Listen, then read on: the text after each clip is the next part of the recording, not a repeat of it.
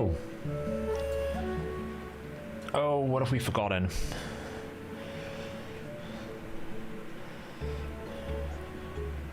Hello everyone, welcome, welcome. I am a bit all over the place, as we have come accustomed to lately, but we made it. Not too late today, you know, only like 12 to 13 minutes. That's pretty good going. The cat has been fed. That is exactly why I was like 5 minutes late. Because the cat has been fed. Now, I've modified my audio a little bit. So do let me know if my microphone's a bit quiet. Mic noise. Hang on. Oh, yeah. Oh, 1 second. Ugh. Give me a moment. I thought this was going to happen.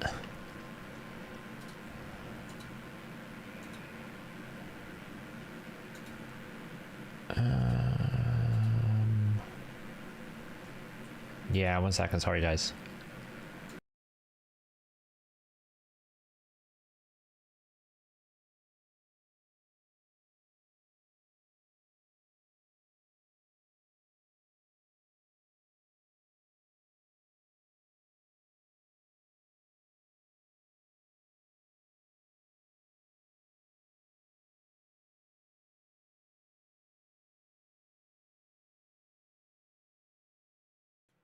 There we go. That is a bit better. How's that? Yeah, sorry. Yeah, so I had to make some modifications because a couple of the videos that I've been releasing lately had some feedback on it. So I put a cloud lifter on my microphone and it keeps... GoXLR is really annoying because it has like a profile and it's got 2 saves. I thought I'd saved the profile. I hadn't saved the mic profile, so it reset itself. It will be quieter now. It will be quieter than normal. I probably just need to lift this up a little bit. Mic's a bit low. Yeah, I need to figure out how to increase the volume. I mean, the mic is very, very high. Hang on.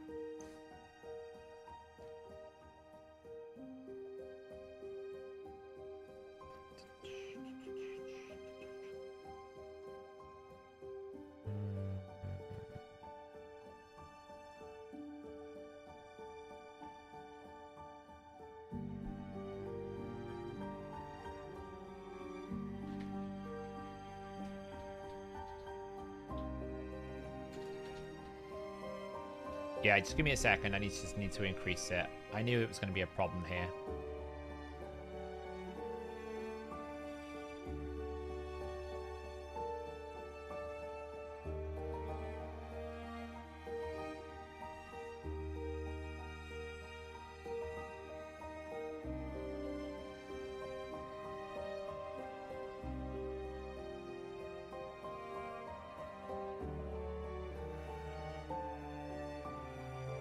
I mean, I can increase the gain, but I think that's just going to make...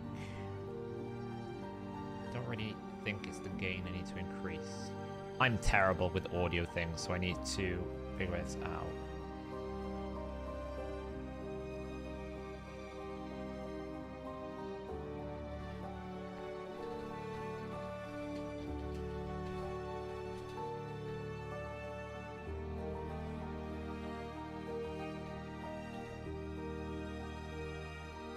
Well, we like to change it up.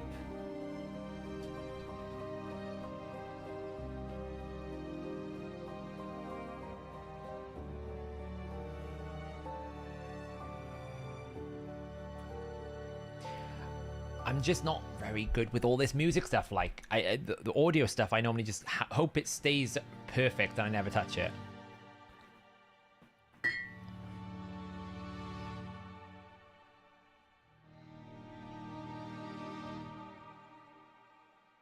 It's not Fateless music, no. It is absolutely not Fateless music.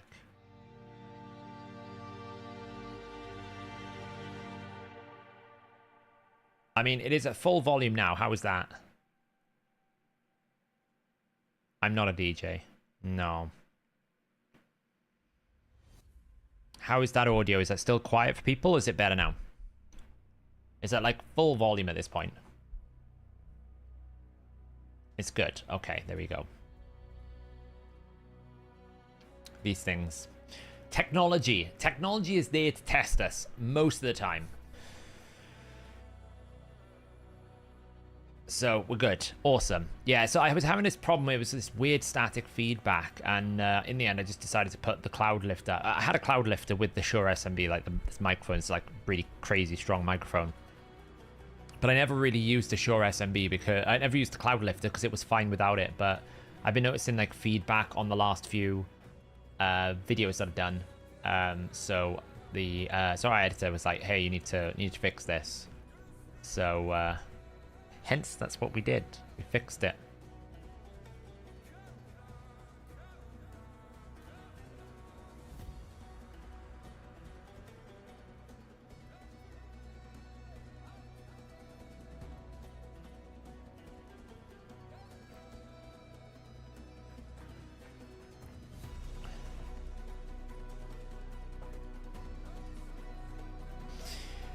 So, there we go. I'm a bit small today. About the same size as I always am. Didn't hear the static before. It's one of those things that when you're editing yourself back, you hear it. I don't normally edit all the time now. We have a team for that, obviously. My time is spent on many things. And they were like saying, oh yeah, there's a really annoying feedback. And I edited the Scored video on Sunday, and I heard it. And I was like, yeah, I see what they mean. That's not great. So I wanted to fix it. So will we see the Fellhound combo or mainly Siege? The Fellhound combo? The Fellhound combo. I don't know what you mean. You haven't played Raid for 2 weeks. Wow, that's nice. Yeah, I don't really know. Like, I get it. I was a bit late with the Scored video. I probably should have done it on Saturday, but I wanted to spend some time to just assess the damage. And I needed some more time to do that. I'm pretty confident that what I didn't really understand is how people were saying, oh, halfway through the fusion. I'm like, the fusion started Friday, really, because although it started Thursday, nobody should have actually done anything until this Dungeon Divers event was on. So ultimately, the fusion started on Friday. And I released the video on Sunday. So at worst case, you missed the Dragon Tournament. But to be honest, I thought my video was pretty much like, hey, don't do the fusion. The fusion's bad. So if you suddenly were like, oh, I've watched your video and I should have done the fusion, I'm like, then you got the wrong message. Right? That the point my video was kind of making was like, you might not want to carry on doing the fusion. Not necessarily that, why aren't you doing the fusion? But there you go. But I mean, that's the problem. I don't have the test server, right? So I'm not going to just like release videos based on an assessment without having access to information. So, but yeah, people were not happy with me because it was too late. They'd already started the fusion. I'm like, well, you know, I get it. I get it. I was on the edge of being way too late, but you know. What are you going to do, right? What are you going to do? Honestly, to be honest, I pulled Shard for the Epic. The Epic was really good. Is any fusion bad? Well, it's not bad. So here's the thing, Donovan. What I was basically saying was it's the worst fusion of 2024 because it offers nothing unique. So far in 2024, every single champion, whether or not that unique stuff is valuable, because some people are saying, what, you're saying Incarnate's better than this champion? And I'm like, well, yes, because Incarnate has something that no other champion has, which is this unique ability to protect Arbiter and reduce Arbiter's cooldowns, right? So it has a unique skill set. Whether or not that unique skill set is actually any value is a whole nother question. But the point is, this champion can do something that nobody else can do in the way that it does it. Whereas I feel like any Hex champion with damage can do what Scorer does. He's a bit like Jetney the Giant. Jetney the Giant was basically, you know, drop defense with damage. So if you miss it, you're like, well, you know, it's not the end of the world. Like, if you don't get him, I think he's easily replaced. He offers nothing in his skill set that is totally unique. This is bugged to hell, so it's not accurate. So I can't make an assessment on this. This is really poor because it basically weakens this. And essentially, when you build Scored, you have to choose between making your team better or making him better. You can't make your team better by making him better, if that makes sense. Because what I mean by that is you will probably want to bring more than one Hex. Because if you have just him as Hex, what happens if the Hex doesn't land? What happens if he gets consumed? You lose Hex damage. Most teams have multiple sources of Hex, which means you're likely to have Hex already out on the enemy, which means you can't place the Hex, which means he does less damage. So you end up in this weird situation where it's like, well, either I make him really good and the team kind of suck, or I make the team better and make him suck a bit. That's kind of like where you're at with it. What I will say, I actually think his best place is wave clear. I actually think this ability on a wave clearing capability is pretty good for a progression-based champion. So if someone is like progressing through Dragon, progressing through different content pieces, then I do think he's quite good for that. Actually, I think that's his best area. I think he's not as good for Hydra as I've seen. And I kind of was seeing a lot of... I was basically seeing a lot of content creator videos all saying, oh, look at the damage he does, look at this, look at that. And I'm like, yeah, but you're not putting it into context for people. A lot of people would look at the comparison and go, oh, I know Michinaki's good for damage dealer, or I know like Marius is great for damage dealer, and he's beaten those champions. And it's like, well, yeah, if you put the context to it, if he's predominantly the Hex champion, then yes, he will, because all of the damage that everyone else in the team does is going to be counted to him, which is going to overinflate his damage numbers. Can I show you a build? Yes. I will say I don't know if my Michinaki is the best build. I have been lethal at 239, 267%. So when I put my Hydra stuff on, it'll push him up a bit.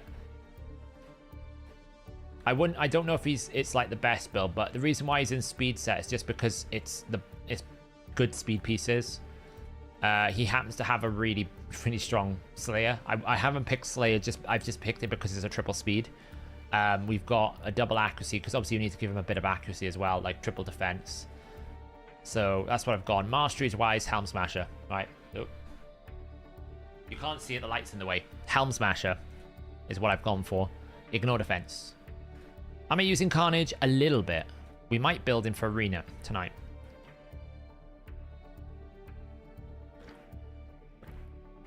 Now, don't get me wrong, I am doing the fusion. So everything I said in that video, I'm technically being a hypocrite, but I'm obviously doing the fusion for any content needs, right? I always do the fusion so that I can do it for content and various different things. But if someone was basically saying to me, hey, I need a fusion to skip, which one would it be? This would be the one that I would skip this year, because it's the only one so far this year that doesn't have some sort of unique mechanic or isn't very good, or is very good, right? We've had, if you think about it, we've had Zenogre.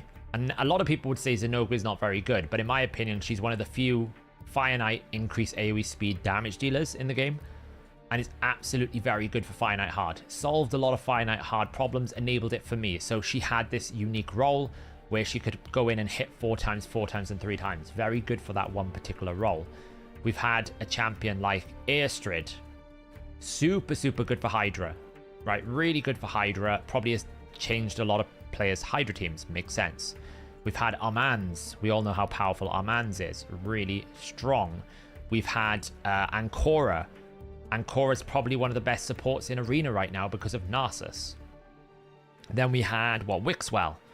Wixwell has unlocked Clan Boss for a lot of early game and mid game players, and his Yannicka teams does something very unique. So you can see why I'm saying, like, of all the fusions so far, like, ever since Wixwell, it's gone downhill, right? Packmaster, you could argue, is not very good, but at least Packmaster offers an AoE block buffs, which is not very frequent.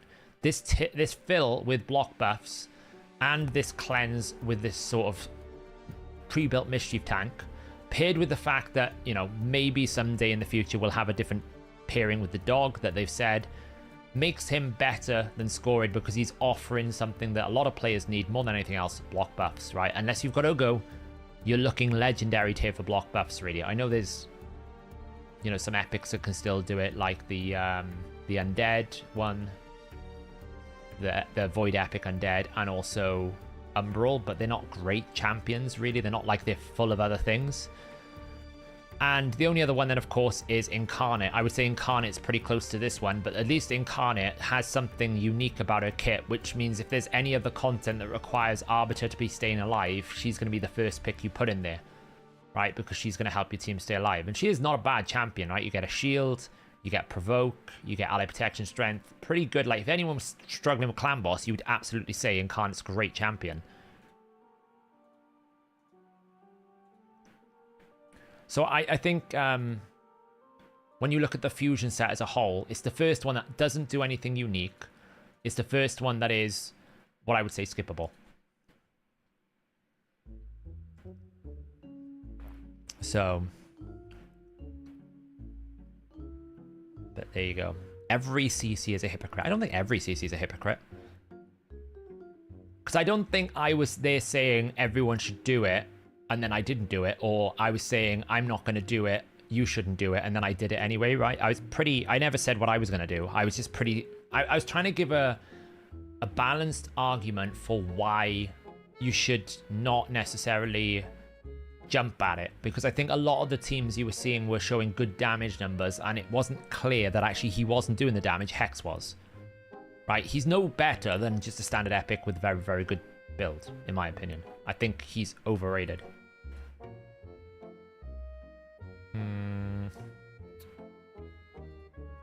Right, I actually think that. I don't think he's better than, say, a Skunk. I don't think he's better than, say, a Whisper. Shamael. I don't think he beats a Shamael.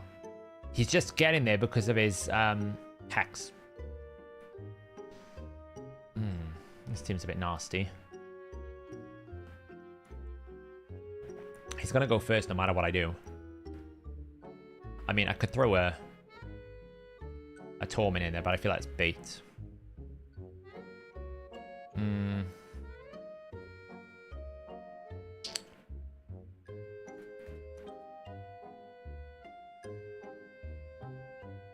The song's got a bit weird now.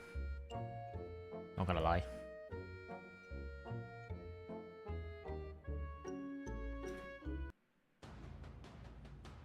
Yeah, it does depend, absolutely. And I think that's a very good point. Like, it might be that is the best option for your account because you really need a Hex champion. Maybe you don't have a Hex champion. I just wanted to make sure that people were doing the fusion because they wanted to do the fusion, not because someone in a video kind of showcased really crazy damage and then are disappointed because they can't reproduce it. Especially when a lot of those teams were using, like, multiple 6-star legendaries. Which, you know, is always a bit of a problem. Right, so the problem we got here is... Well, we got rid of Stone Skin. It's not going to matter, though. Because we're going to get CC'd. Hello, Putty Cat. Maybe this does damage. There we go. Whoops. That A2 really was the end of him, wasn't it?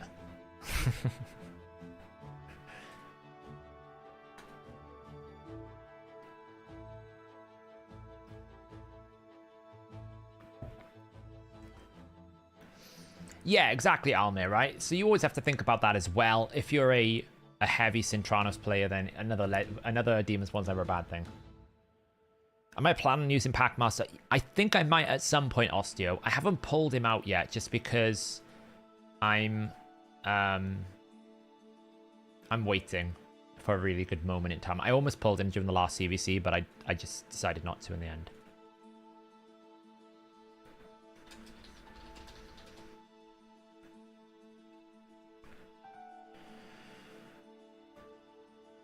Yeah, exactly. You're right, Ranesh, right? If you've got... There's no way, right? A properly built Marius, a properly built Michinaki, there is no way that Scorid matches them. Not even close. Like, absolutely not even close.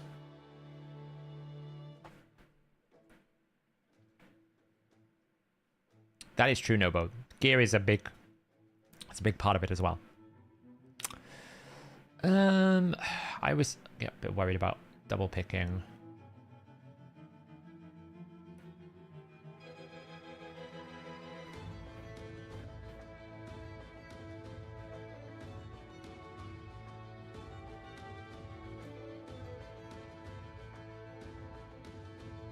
He can, JB, but what I'm saying is you could easily just bring a proper damage dealer. I think that's what I'm trying to say, right? You could just bring a proper damage dealer and it would do exactly the same thing. So it comes down to, do you have good cursed and do you have good damage dealers? If you lack good damage dealers and don't have good cursed, then it's different. It's all subjective.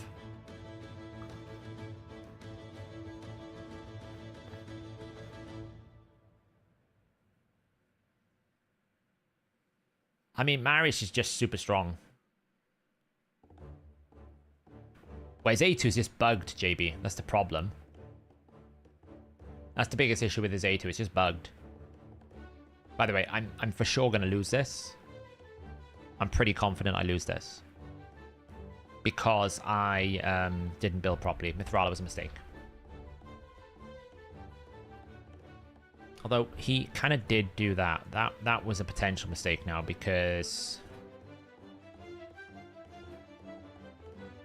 Oh, that was actually a bad mistake because he allowed me to block revive. That's awkward. We're going to hold on to that. We're going to get rid of the buffs. So he doesn't have increased attack. She's going to revive, probably.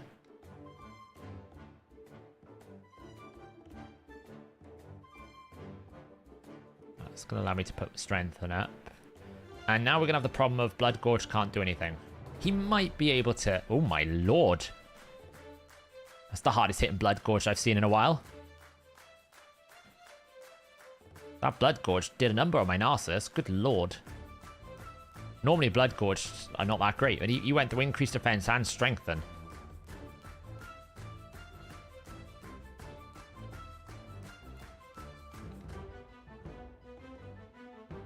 Oof. Problem is, he didn't get the Marius, and Marius is just too strong.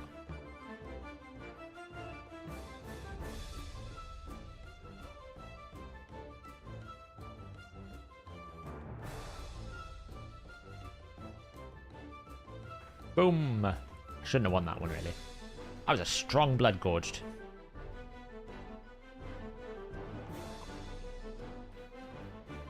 Yeah.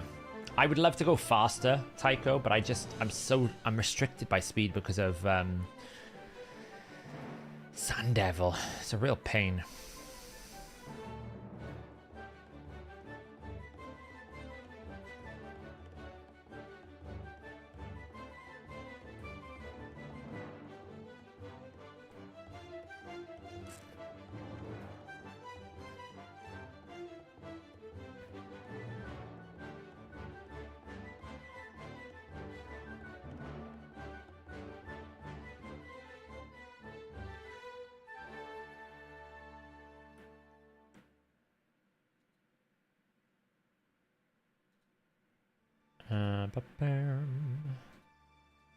Only thing is I have to pick Marius more frequently now because more players have Marius than they ever have had before.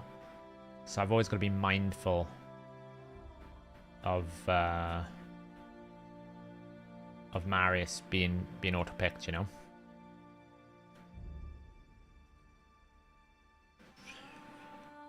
Oh, we're going to have a Galath there.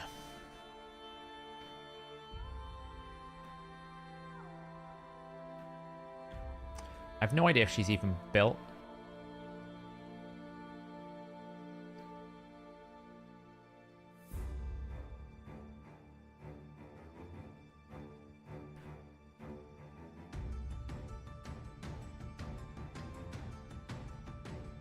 Let's take away our mans.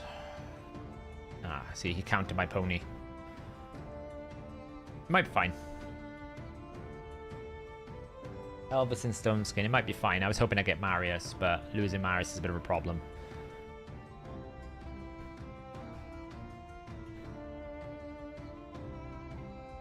Ah, nice Tycho. Yeah, I don't have another Newt, unfortunately. Ah, it's just all Stone Skin, isn't it? This is the meta now. Everyone has Stone Skin. It's just... I can't do anything.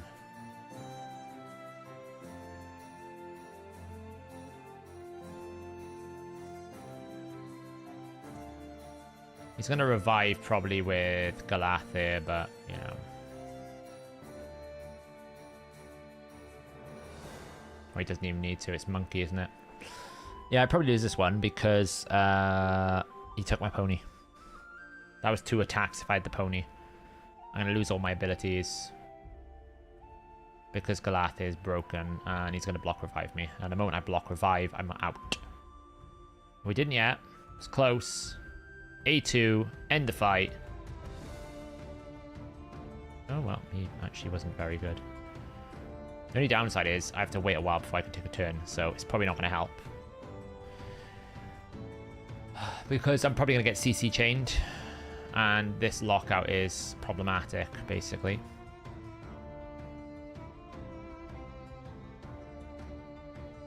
Might stand a chance here.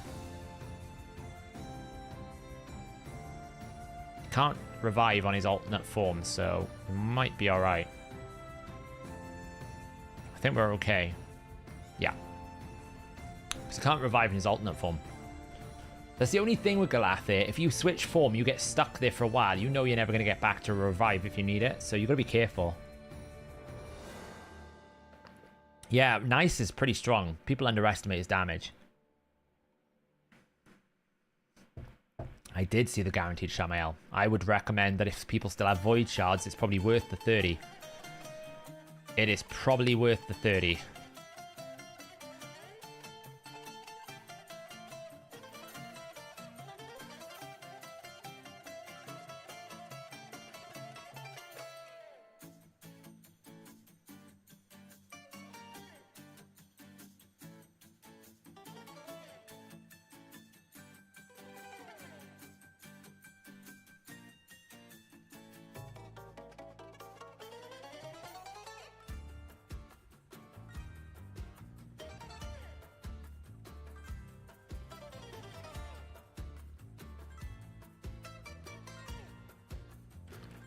My Shamaels are not 4-star now. I've got 3, but I have got like 5 of them already. I could make more, but they're used for Faction Guardians.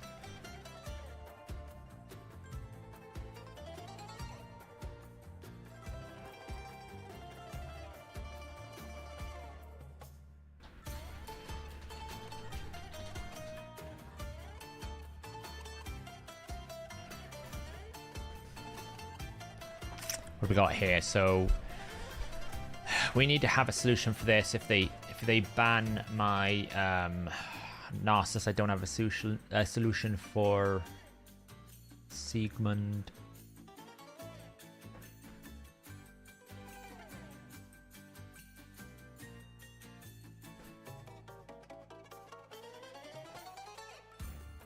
Why'd you do that? I mean, unless you're full stone skin, which you could be.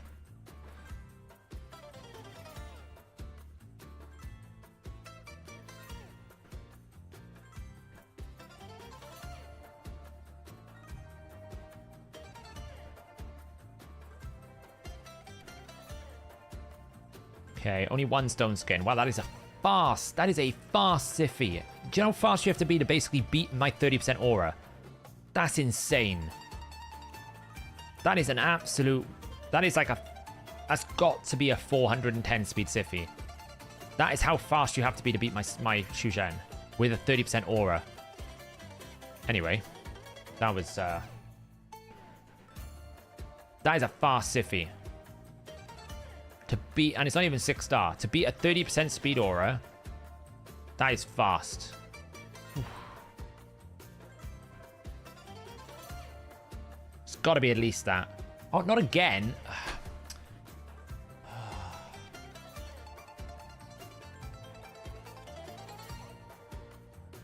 And he got first pick. Well, at least we know we're not going to win the speed race now, so I better ban his Siffy.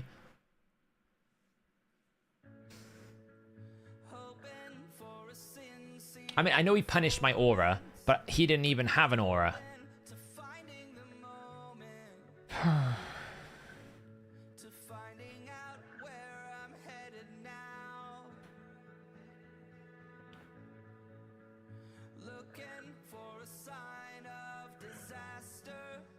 I'll have to ban the Siffy, because I can't win the speed race.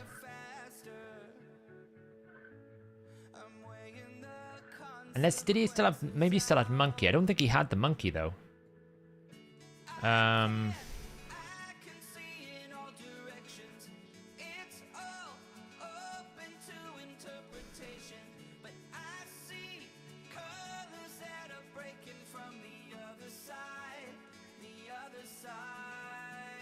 to ban the Iffy, because otherwise I'll never go first.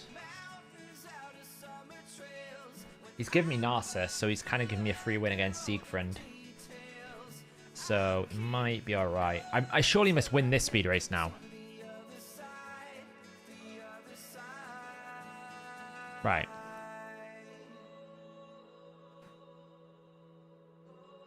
Well, he's got no revive, so... Crixia can lock me out. I will kill her before that monkey comes back. I should do. Or not, apparently. Well, that's good. That's going to buy me some time.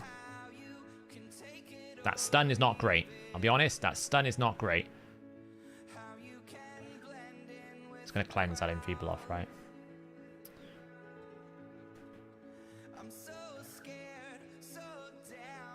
It's fine. Easy win. Easy win. I mean, I don't know why I didn't ban the Narcissus, because Narcissus is the only real thing that I could stop with Siegfried. Not really sure what the decision making was there behind that. Narcissus will bypass it. Narcissus' A2 will ignore any damage reducing effects, Drayden. And the way that Siegfried's passive is coded is it will reduce incoming damage by 100% if he was to take fatal damage, then apply block damage. So because he can't reduce it, he effectively dies before he can put the block damage up. So anyone that either disables his passives, or like someone like Karato or Narcissus, they cannot be stopped. He can't stop them. He can't stop them at all. He used Rotus instead of Monkey. I thought so, yeah. I thought so. That was a fast Iffy. Oh my god, we got Fatalis Blade Master. I gotta be careful with Fatalis because he's actually terrible, but the people who use him know how to leverage him, so he ends up like catching me by surprise. But again, as long as we bring someone that ignores shields, it's not really a problem. Like this, right? As long as you bring someone that ignores shields, he will not be a problem. I'm beating out a Baron ban. Probably shouldn't have picked Baron. I probably should pick someone like, I don't know, another Reviver. He's thinking. He's thinking we're going to take out the Armands. I've got kind of a bit bored trying to counter Armands, so I just kind of ban him now. It's too much hassle a bit.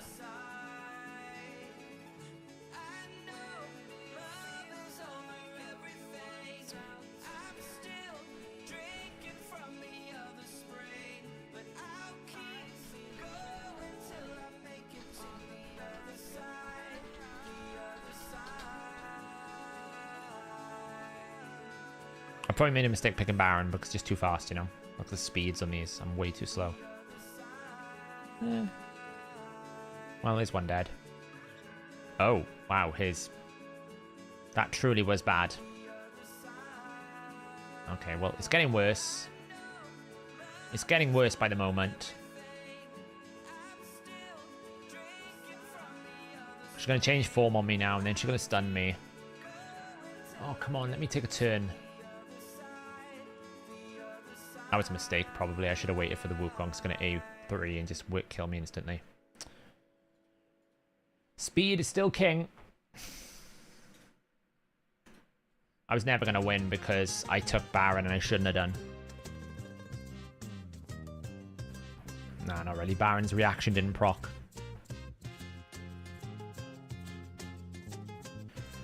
No, it just means that we can kill him quicker, Tycho.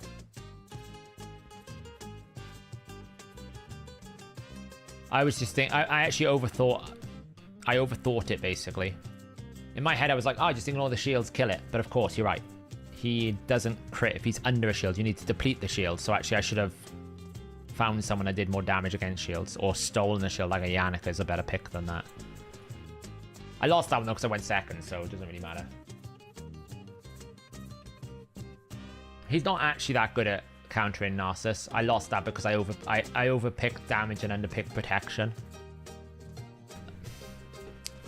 I actually feel like him not having a 6-star Leorius is wrong here.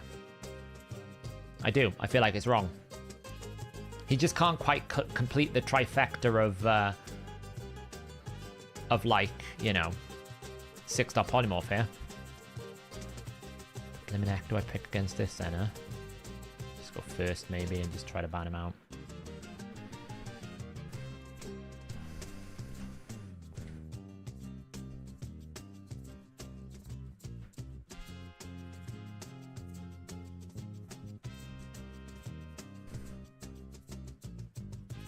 I'm waiting for it to be triple stone skin as well, just to really rub it in.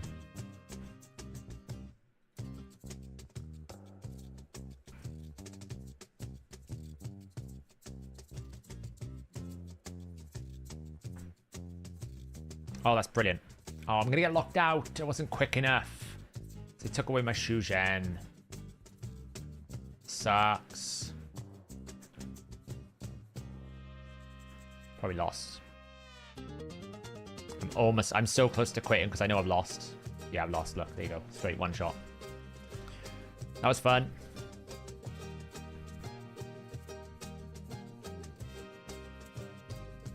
I took my Shugen, so I didn't have the double boost. The only hope I had was basically one-shotting them. So because he took away the Shugen, I couldn't one-shot, unfortunately.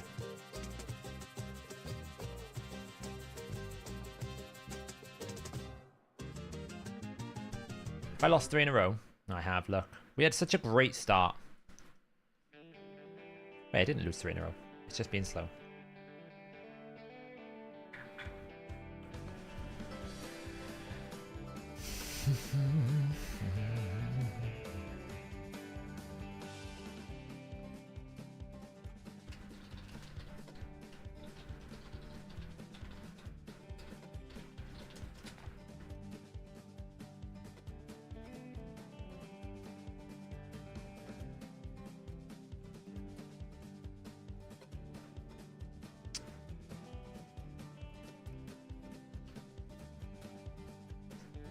It technically is Nobo. We're warming up ourselves for the arena. Airstrid. Okay. These speed teams, man. Why not?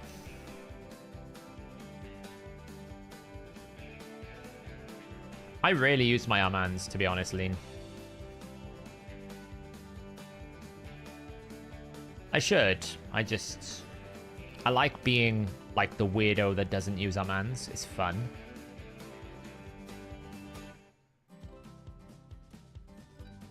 Alright, well. Don't you mind me. Oh, he took my Ancora, the one that I couldn't afford to lose. Oh, that sucks.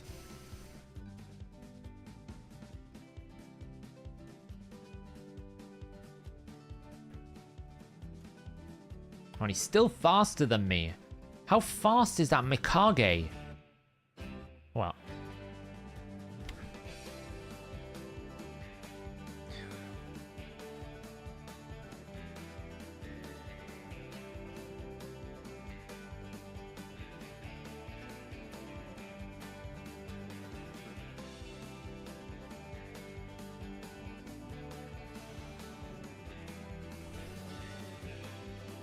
Legend has it. I'm able to take turns. Can I take a turn? No.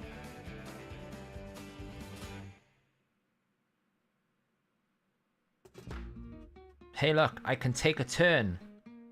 Wow. I mean, the longer this goes on, the worse it is for him. Or it's getting worse.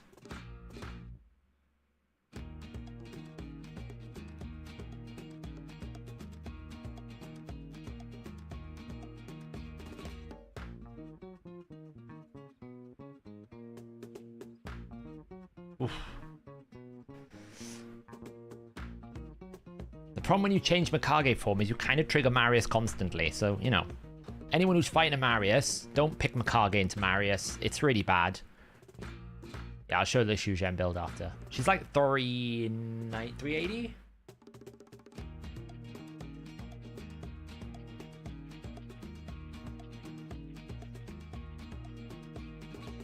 He did. You're right, John. He did avoid lockout because he locked me out on cheat form. So glad to hear, Whiskey. That is what we like to do. Oh man, limiting. I know limiting. Yeah, the thing with the Armands for me, if I know I can try and counter it, I know the enemy's always going to pick it. So if I can always counter it, I get 2 free bans. That's the way I look at it. It doesn't always work out. And sometimes I'm left to rue my... I'm going to lose this. I'm up against a proper Kraken here. No shot. Yeah, Marius is probably one of the best things I've ever done for Raid, to be honest. He's so good.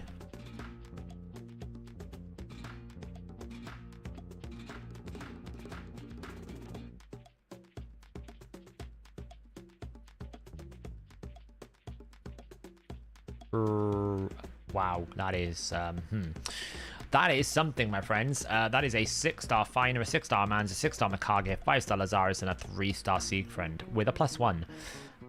What do we do? Do we like... I don't know what to do. I really just don't know what to do.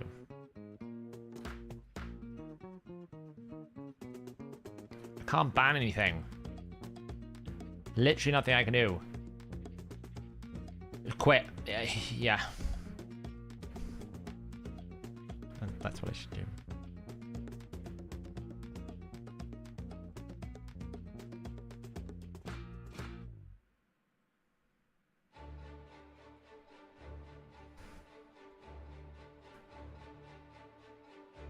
Yeah, you're right, Doctor. You're correct. Alt F4 is not a bad option. Is Marius good in PvE? Marius is good everywhere. Marius is probably the best Hydra damage dealer outside of like the big 6 kind of ones, you know, outside of like the massive ones like Garl and stuff. He's probably right up there with one of the best damage dealers. He's brilliant. He's basically a replacement Newt in all content. You know, he's insane.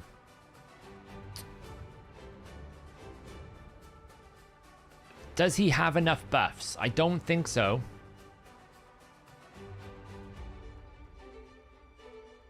It's not over yet. It pretty much is, but it's not over yet. Oh, way better than Warmaster. He's at 30%. He's basically 3 times. There you go. Yep, that happened. He's 30% max HP AoE. Warmaster's 20%, because he only hits twice. He also brings AoE increased defense, AoE increased accuracy. He AoE's on the A1. You can't termite reduce him. He's just a monster. He's a monster in the limited role that he has, which is boss killing, right? He's pretty good as well. I mean, Slayer makes up for his damage losses. So Slayer kind of uplifts his damage when it's a bit weak in terms of his A1, which really helps. But even then, like, in Arena, his Enfeeble's crazy. Like, he cuts through Hydra heads like a knife through hot butter. It's quite insane.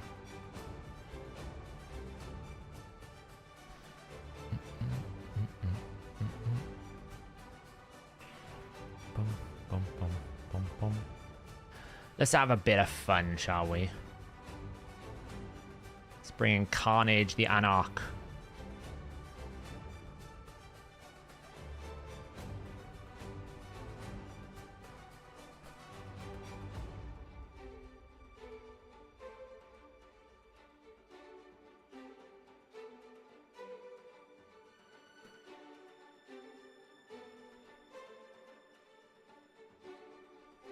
Probably lose because I think I just get bombed out, but we'll find out.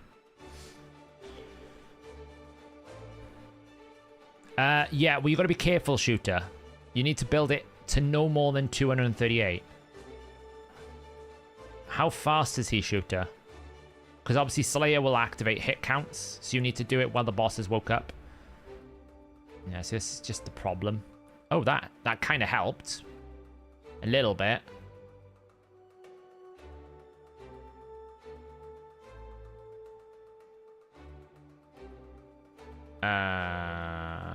Let's just do that. Lovely. Now he can't do anything. This is great. You can throw out bombs if you want. Oh, you're dead. Never mind. Tell you what. You're dead. Wow, double weak hit. That's great. Don't you just love it when you get a double weak hit? But guess what? He's about to get one shot. And there is nothing he can do. Oh, well, he'll die probably. Oh, that didn't really do anything. Oh, well. An ode to Carnage the Anarch for basically just being Giga Chad.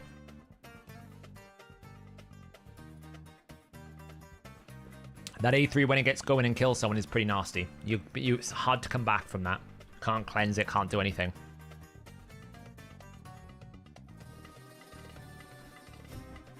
I might use this defense in Siege actually. I might use that for Siege. It's really strong. Can we get it? Oh, we need a bit more. Got to set our Siege defenses. I got to remember which one I'm actually meant to be going in. I've set our own defenses. I can't even remember.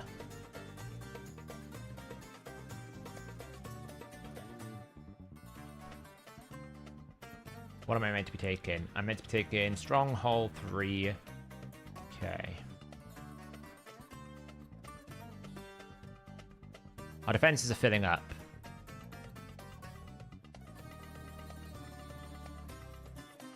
But I might actually use that as defense because it is quite difficult to beat in the sense that it's a 33% aura to start with, right? That's the first thing. Oh man, I'm going to fight my way up to here. That's annoying. Like if I try to find a strong team like this, for example, it's very hard. The only downside is it's a bit slow. You know, I might have to drop.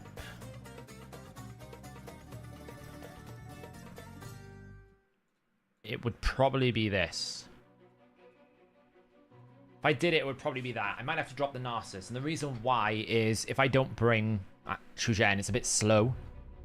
I need something to like initiate the fight in my favor. But if I do this, for example, I can just give him a turn, find this, and just... Now what can they do? And this is the reason why I think it's really strong. Because now I can just do this, and there's literally nothing this team can do. They're enfeebled. Like, I can then steal some buffs. I can put that across. There's nothing they can do. They have block passive, block active, seal, weaken, enfeeble. Like, they're literally so useless. It's so easy to win then. So I'm thinking that's a pretty good defense. Basically, we'd need to make it go like there. It doesn't really matter which way it goes, actually, because I think on auto, if I build it logically here and I say I want you. If I say I want you to do first, second, third, first.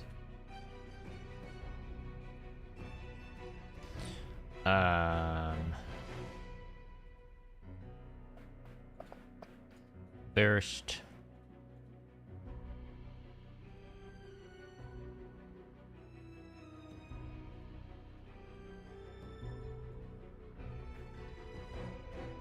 Then on auto, it should always buff Carnage. She should just give it to Carnage. Carnage then does that, spreads the debuffs. You hope he actually picks on someone he can kill. But then this happens, and you're like, okay, well, great, you can't do anything. Guess what, guys? It's Pony Marius time. There is absolutely nothing this team can do, because he'll never recover from this.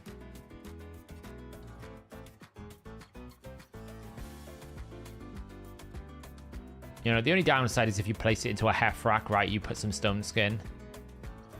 Like, it'll lose to this, probably. Because I did that. But then that's where Marius comes in, because he's pretty stable to be a second DPS. Marius is kind of like the second in command because he places the enfeeble. The idea is when you have block passive, block active, seal, and enfeeble, they literally cannot do anything. There's nothing they can do.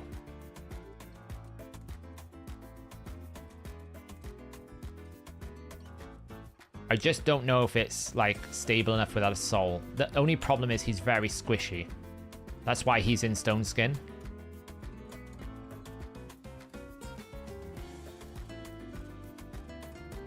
But it's hard to really get a gauge of the strength here. Like, this would be a good example.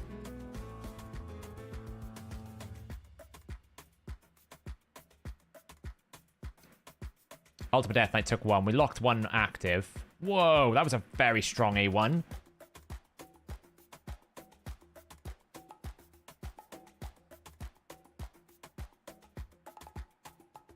Let's see if we can actually survive now. That's the question. Oh, man, he's just A1ing constantly. It's horrible.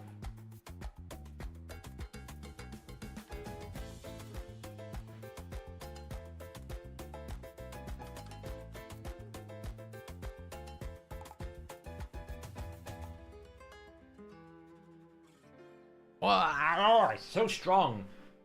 This blimmin' Rhodas is nuts. And I'm not getting any luck. It's just A1ing everything to death. And this is the only thing I fear about the team is, like, against this, all Rotus has done all game is just, like, A1. Just constantly A1. It's all he's done. And he's just killed my team. You know, and it's not going to be able to defeat that. Because of the Rotus. I mean, that is a very strong team, to be fair, so... You know, not much I can do about that. Ultimate Death Knight kind of ruins it a bit because we lose the second hit. Oh wow, we just straight up killed them.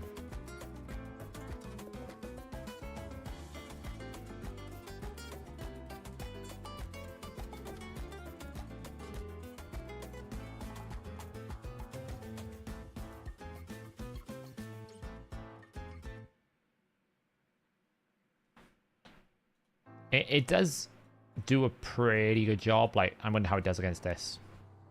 I'm playing on auto because I want to see how it works generally. Somehow he missed the block passive skills. How did you miss the block passive? The one thing I needed it to miss. I mean, this is why I was saying, like, with Marius, it's really strong with the three of them. Like, the two of them together actually does a number on teams. Because that was over very quickly. It's got potential. I might try this defense and see how it does. Wow, that's tanky defense. Well, yes, that's why Xu Zhen is in the team, Darky. And it's not going to do very well into this, right? Because... But this is why Marius is in the team, to try and help reduce the durations.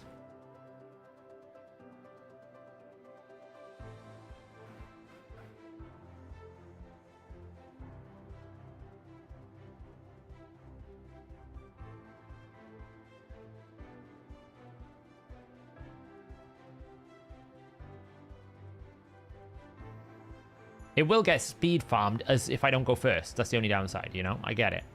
But, I mean, I think that's the case for most teams. It's very hard to not get speed farmed unless you're going to run 4 Stone Skin.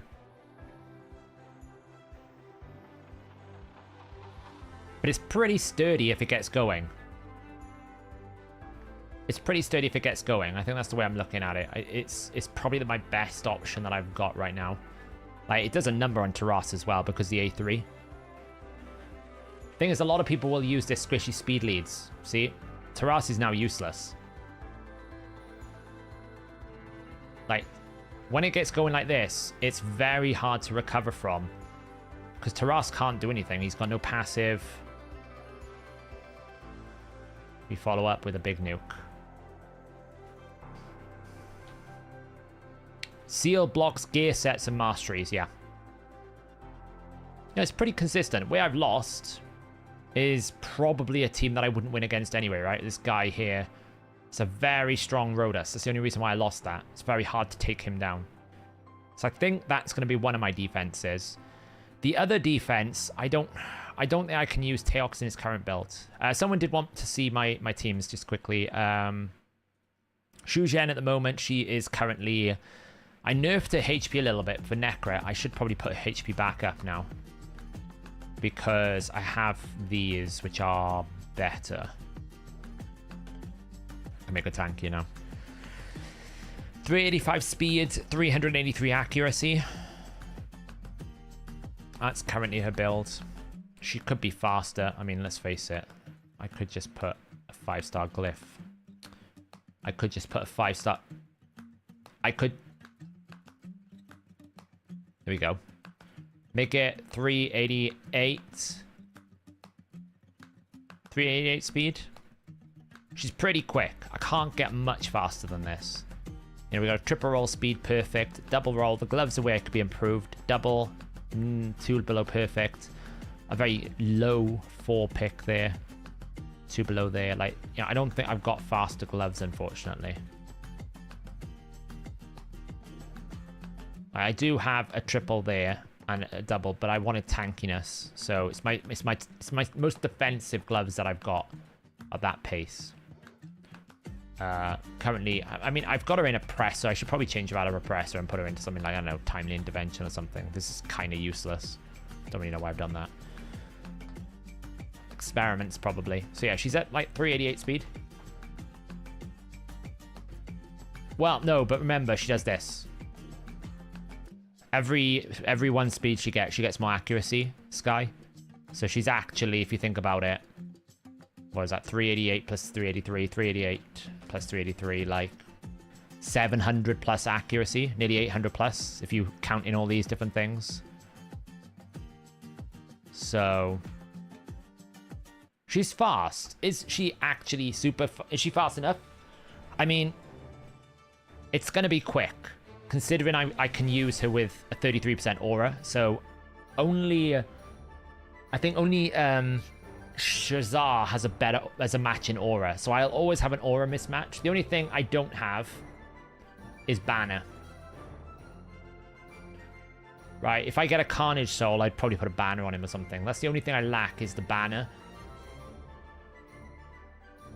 I mean, it is slow, but it isn't slow. Cool. Like, it's slow if you're trying to fight the top 50, but I would probably lose to the top 50 anyway. It's probably fast enough for top 200, top 250, you know? As in clans. Right, when we look at this clan leaderboard. Right, we matched up against OBV Hope, which I think are like here. Right? These we won't beat. Right, they're literally... We won't beat those. Because they're the top tier clan. But against the top 250 clan, I should be able to beat, like, you know, Saints of Death. Like some of these. It should be fine. Hey, GB. Yeah, but I mean, 1-star banner is not much, to be honest, right? What I mean by banner is when you get to 5-star, because you get a good penalty. I mean, it is not bad. I could switch it to 1-star, but to be honest, the 5%, like, polymorph is just a bit more impactful at 5% chance. So, Soul Reap's terrible. I'd never pick Soul Reap, to be honest. The only reason why this guy is Soul Reap is because if I change it, it'll cost me gems. Soul Reap is terrible. Soul Reap's awful. I'd never use it anymore. So yeah, I mean, once I get a Soul on Carnage, then obviously we can start really ramping up. But, yeah. Should really book his last one on the A1, really, if I think about it.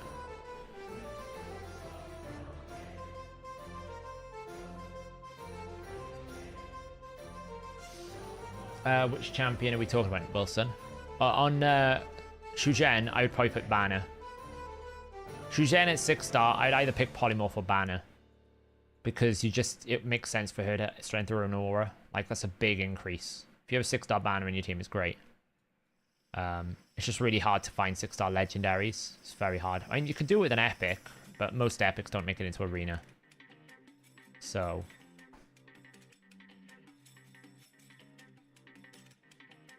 yeah, Soul Reap is pretty good on Constantine and an E3 because it's passively blocking Revive. What soul would I put on Baron? Probably either Kraken Roots because he is a one-hit wonder, or I would probably put something like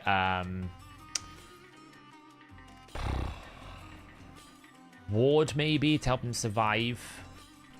Doesn't really matter, but definitely not polymorph until 6-star. It's probably okay. It's just not great. Yeah, well, the problem is Soul Reap is coded as AoE. So because it's coded as AoE, it's punished by AoE penalties. So...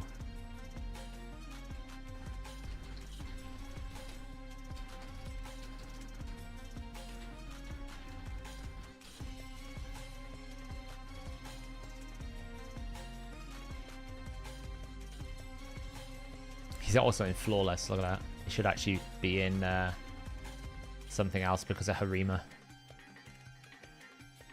Right now he's got, what, 75%? He should actually be in Helm Smasher instead.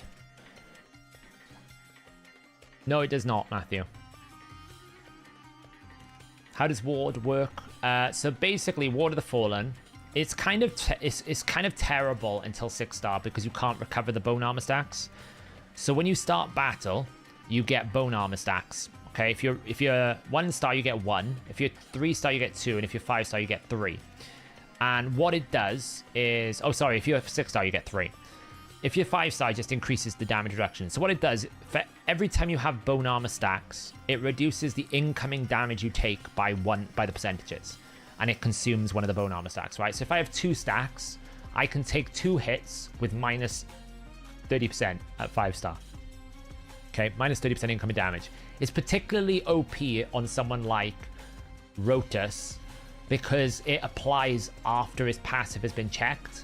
So essentially, like, you could end up being 70% health and proc your extra turn because it was 50% before bone armor kicked in, which gives you essentially 2 activations of your passive without healing instead of 1. So you should always pick Ward of the Fallen, even at like 1-star or something on your Rotus. It's too good. At 6-star then, whenever you deal damage, for every dead enemy that's on your team, you'll generate bone armor stacks back every time the little zombies go charging in. Right, so I think I've got a 6-star here I can test it with. I'm pretty sure Roxam is in here. Yeah, I can show you.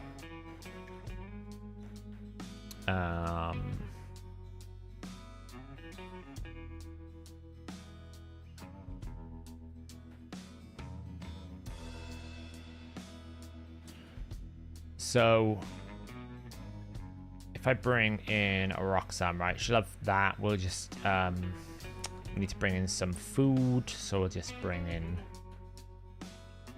hopefully we won't die. We might die. Honestly, auto climb.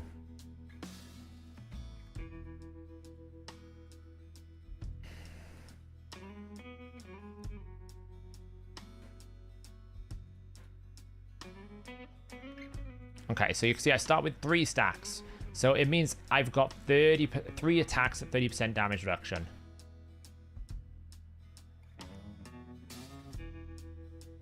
Now, whenever I attack, you'll see that a zombie will start charging, and it does max HP. Every time they do that, I'll get a stack, right? You can see I've lost my stacks. So now, when I attack this person, boom, I get 3 stacks back. That's what you need at 6-star. Until you get to 6-star, you can't regenerate them. So below 6-star, you're essentially getting a reduced initial hit. It's kind of like a weaker version of reaction in the concept of what it does. It drops the incoming damage you take. So it gives you an opportunity to go first. So below 5, you're always looking at it as a concept of being able to get ahead of the curve and hopefully you can survive. Above, when you hit 6-star, then you can start considering using it for other places. The only thing that's annoying is I had this grand idea that you can use it on Artak in Ice Golem to reduce the AoE damage. The only problem is it takes so long for those skeletons to animate that actually if you do that, you will you'll effectively take about an extra minute. I think that's what it works out, about an extra minute or so is what it will take you to do an Ice Golem run, which is kind of annoying. But that's what the purpose of the set is for. It's basically designed as like this solo monster kind of concept that keeps regenerating as you get to 6-star. It used to be extremely popular on terraces until they changed the stats around. Now it's kind of like a good Rotus. It's always good for Rotus. It's like probably the best blessing for Rotus because of the way that interacts with his passive. Then it's just kind of like, if there's nothing else and I want to try and stay alive, he's pretty good for it. Oh. Yeah, it's because of the way that it interacts with his passive. Essentially, his passive calculates the extra turn before the Ward of the Fallen does. So you'll get the extra turn, you'll end up at 70% HP, and then you will still have, like, that extra turn, which means that when you take the turn, you still have the passive to proc again, where before it would be like, unless you healed at all, then you would just get one shot the next time. So it gives you quite a huge power curve. I'm pretty much done, by the way, with Centralis. I'm not doing any more. I just held on to those till the last minute.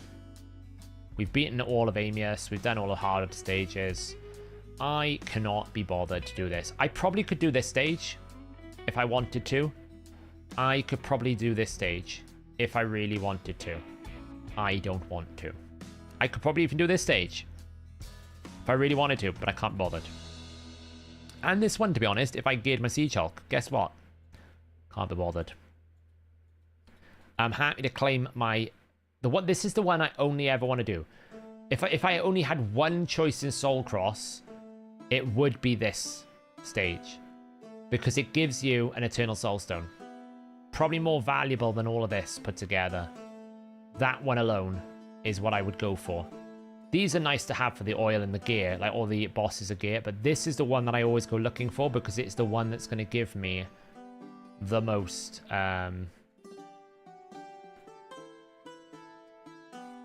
amount of stuff.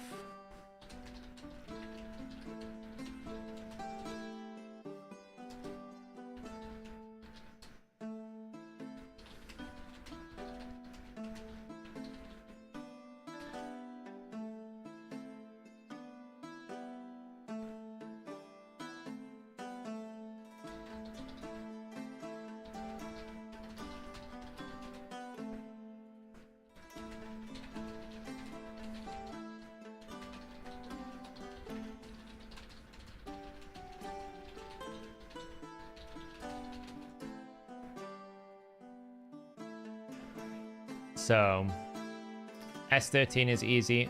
I mean, it's not because the Ultra Cleanse end at the end of the wave. Like, I'd have to rebuild my Siege Hulk and I can't bothered. That's the thing. And what am I gaining? What? A couple of hundred Eternal, like these coins? Like,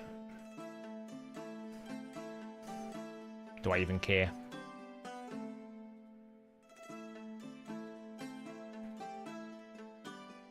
So... I don't have Sulfurium. I don't, unfortunately.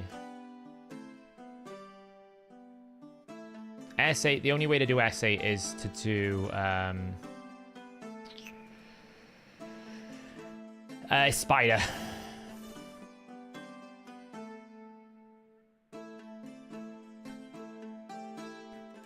Spider's the answer here for me. If you have, like...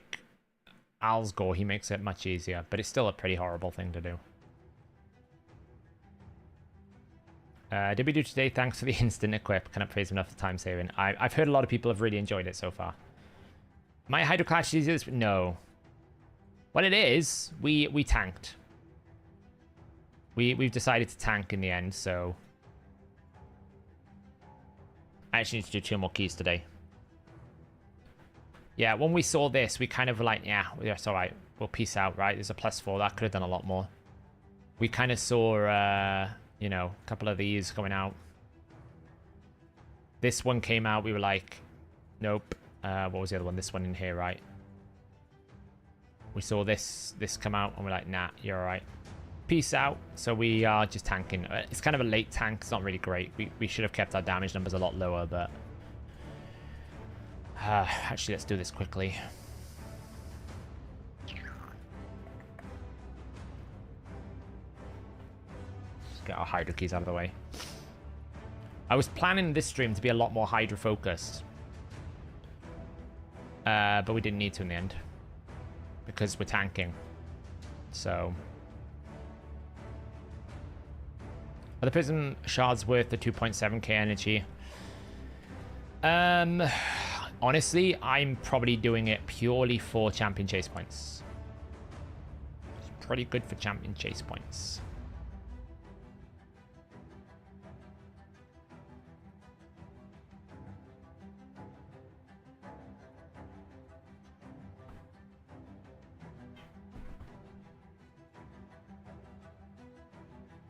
Would you favor Marius or Taras? Marius. I'm pretty much going to say any champion you could throw at me, with the exception of maybe Teox and Toshiro, I will probably pick Marius. Because he's the most efficient head decapitator in the game.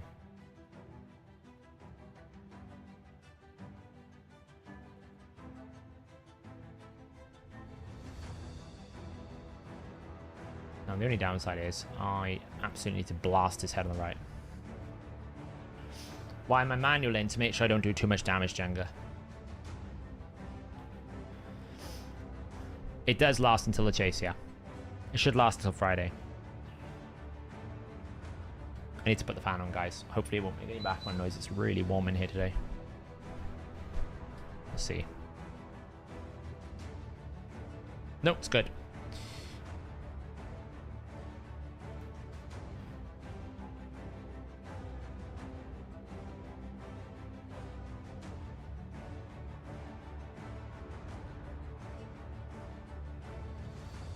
Here we get to die from reflect.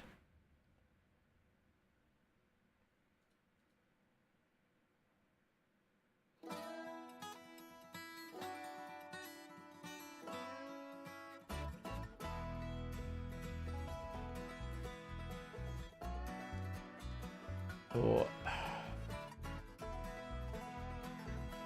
This reflect buff is the biggest bane of my existence at the moment. It is what kills me more often than I can even dare to imagine. I can't A2 because I one-shot myself. So I can't even buff strip it at the moment.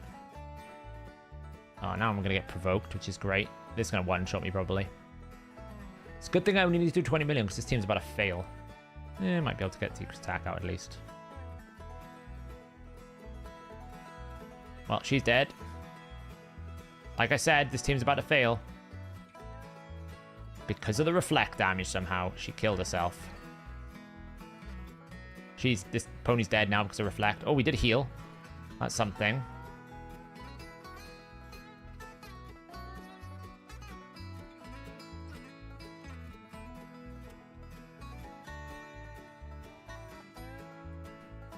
It's a good thing Brutal's only 30 mil, otherwise this would not work. I mean, it's questionable whether I'm even going to get there at the moment. Max HP. There we go. See, Marius is super good at being able to break ahead.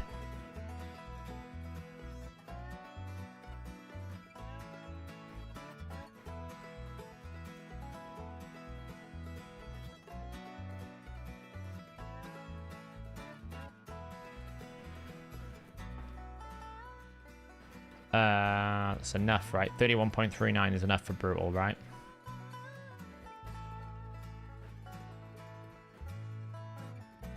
I'm pretty sure it is.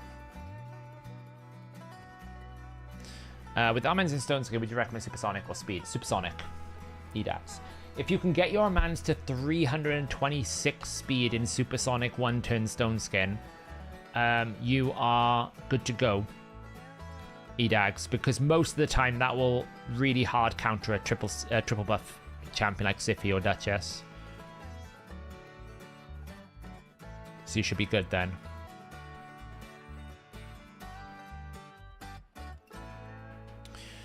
Necmo, this.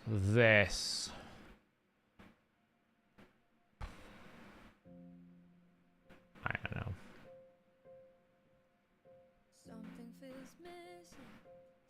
Let's see how hard we can make Whisper hit, or shall we?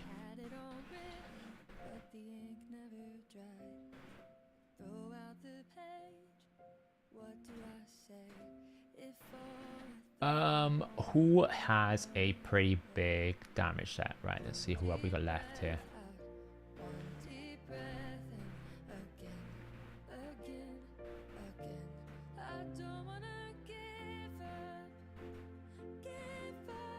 Who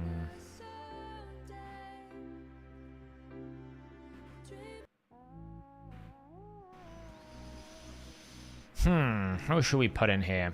By the way, we're warming up the Nobel, bringing him out of the vault when he gets buffed. Has he been buffed? He hasn't been buffed, has he? We're still waiting, right?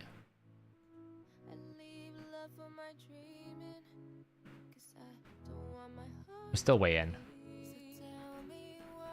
How do I make Whisper do crazy damage?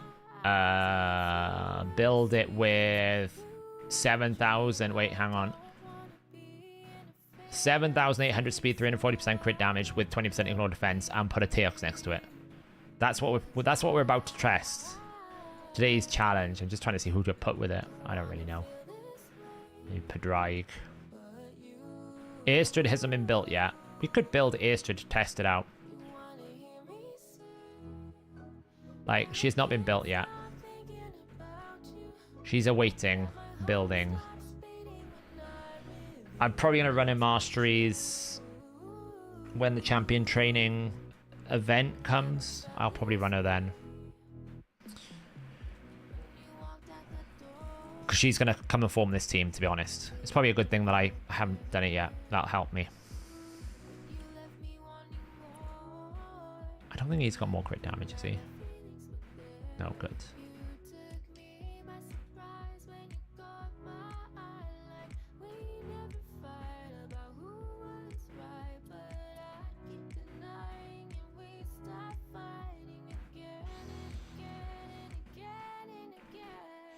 Guess we just run Balinor, shall we? See what happens. I don't have War Master, no. Nah, man. I'm a prime.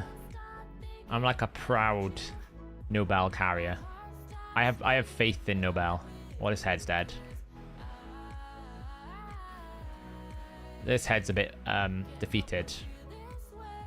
Well, we'll build the head up first. There we go. And we get the decreased defense. Now throw out that. Lovely. Give it a little bit of a boost.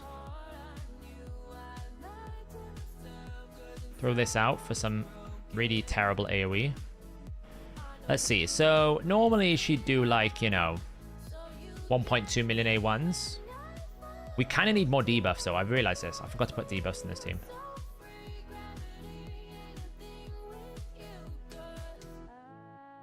We kind of need more debuffs. Doesn't quite hit the same when you don't have enough debuffs. Like, it'll still be good. It's just not going to be anywhere near the numbers we want, right? It's only a 1.7 mil. We can do better than that. Like, let's drop the Val. We don't really need the Val. Let's bring the Riho. Let's bring the debuffs. Hey, Limitin. It was a good fight. You kind of wrecked me. It was a good effort, though, from my side. Like, the moment I saw your name, I was like, I'm done for. So we just wait for those things. We boost. We decrease defense. Lovely. You just go whack that.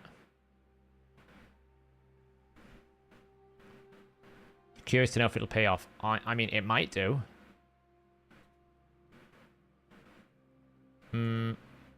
Let's just go defeat this head.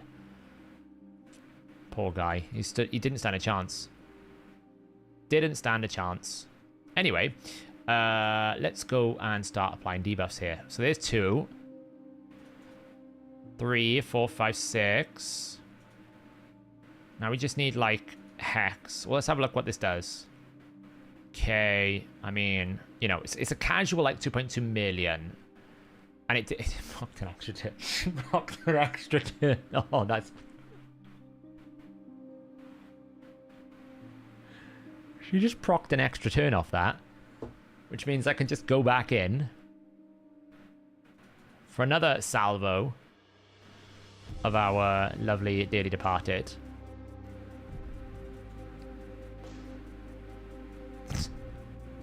We haven't even got max debuffs yet. Oh, there we go. We're getting closer now.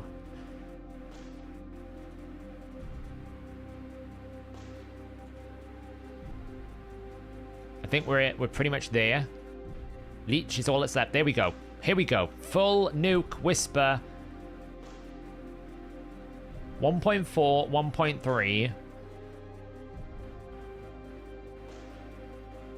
2.5.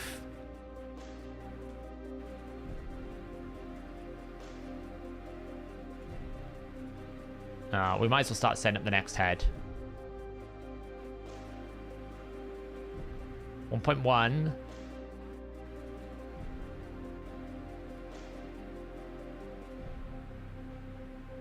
Hey, look. Go again. 1.3. 2.3. Oh, I could absolutely optimize this to the nth degree. I could bring protection sets. I could bring, you know, feral sets. But I mean, like... And this is what I was kind of trying to say with Scored. It's like, if you take out Teox, like obviously Teox is a massive outlier, but her damage here is just as good as Scored.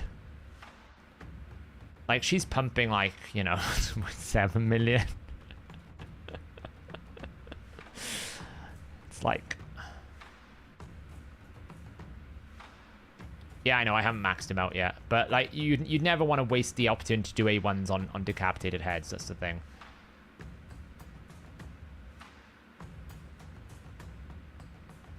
Like, yes, of course I could here, but, I probably should finish ramping him up. Yeah, I know. Now he's ramped up.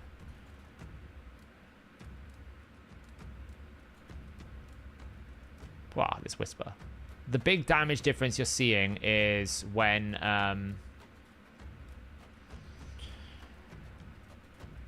she hits Helm Smasher. Yeah, I'm having a bit of fun. Don't excuse me for having a bit of fun. 2 points. It's obnoxious damage. It really is obnoxious damage. I know it's only hard mode. Look, I get it. Like, I'm not trying to say this is like, wow, look how much damage I'm doing in Nightmare, but it is quite funny. Just the volume of damage. Well, he's kind of feared himself now, which is a bit stupid, but hey. Just keep A1ing. I mean, keep in mind, there's only like 2 lizards here. I haven't even got 3 or 4 lizards. This is just 2. I don't even need neck mode, to be honest. Neck mode is going to probably get replaced with Airstrid, and I'm just not going to bother with any of his bonuses. The only thing I do like is I do miss the damage reduction part of his bonuses. They are quite nice. Let's just do that to get rid of this head. Like, the I do miss this. That's quite nice to have, to be honest. But, you know, in the end of the day, when you can, like, one-shot heads, does it really matter? Probably not. I'm being honest. It really doesn't matter when you're doing this much damage to, like, we're at turn 8. I'm at 100 million.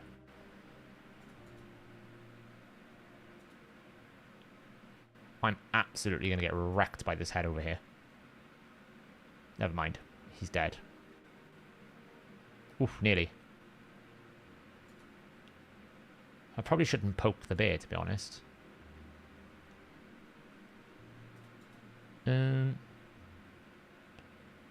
Unfortunately, there is no hex out, so...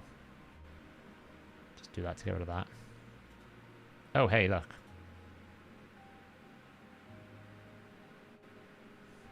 I actually think Whisper with him is probably stupidly fun. Hey, Nova. Thanks very much. Not sure the best way to build him. You normally stay in his base build, Chase, and you build him... He's kind of balanced, but I think in his base build he prioritizes attack over HP. But you do want a bit of both. You probably build him like you do Rotus, where you basically scale on both stats. Look at this damage here. 1.2, 7.1. Plunk, 1.9.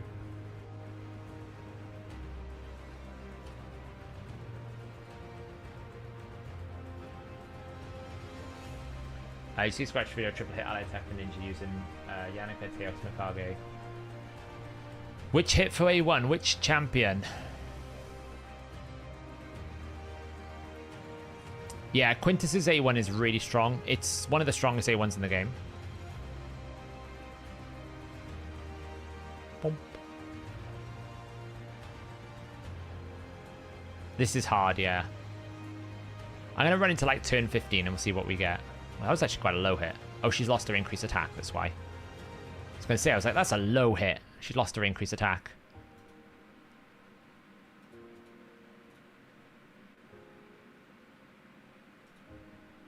Oh boy. Full debuffed up. Here we go. Full maximum damage. For a good old two... Oh, she didn't hit Helm Smasher. Ah, she ruined the fun. If she hits Helm Smasher, that's like a 2.8 million probably. Easily. Man. Ruined the fun. Oh well.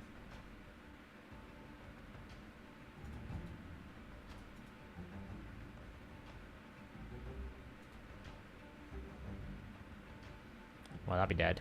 Boom. La bump. Oh, she got double cooldown. That's the thing, right? Because we're hitting so hard, she's activating Cycle of Violence, and she's also activating her Merciless set. So she's actually getting like double the bonuses. It's a little bit disgusting, if I'm being honest. Like, boom, 1.9 million. A1s. I want to try a Fenax as well. I think Fenax would be doing crazy damage. It's a shame that Franox's big damage is only on the A2. Because that would probably do a lot of damage as well. I don't know if Fenax would outperform a Whisper because her other abilities just hit so hard. Ow. That hurt. Ow. That fear hurts. Cleanse that away.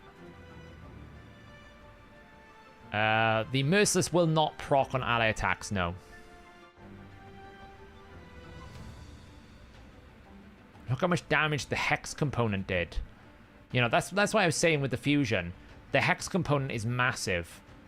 Like, I just did 250,000 damage to that head on the left with Hex. No, nothing else. It was just the Hex bonus. 117,000.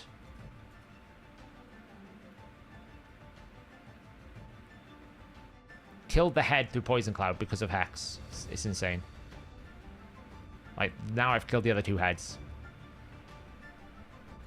So, like, when you're assessing scoreage, you're like, well, yeah, sure, he's doing lots of damage, but how much of it is actually him? And how much is it just this broken Hex component that works in Hydra so well? Like, we could literally just keep doing this for days. Plonk. 2.4 mil. Plonk, plonk. Plonk. How much decreased cooldowns are happening for her as well? Every single time she goes in, it's just decreased cooldown, decreased cooldown. She's not even running 9 out of 9 Merciless. I actually need to see if we can build it. Because I haven't been able to get much Merciless, so... That's her passive, yeah, Drayden.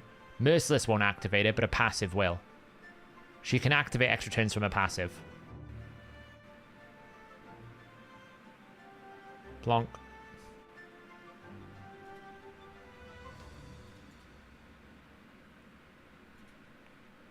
Plonk. Oh boy, here we go. Just look at the Mischief Head's damage. Just getting chunked away. Let's do it over here.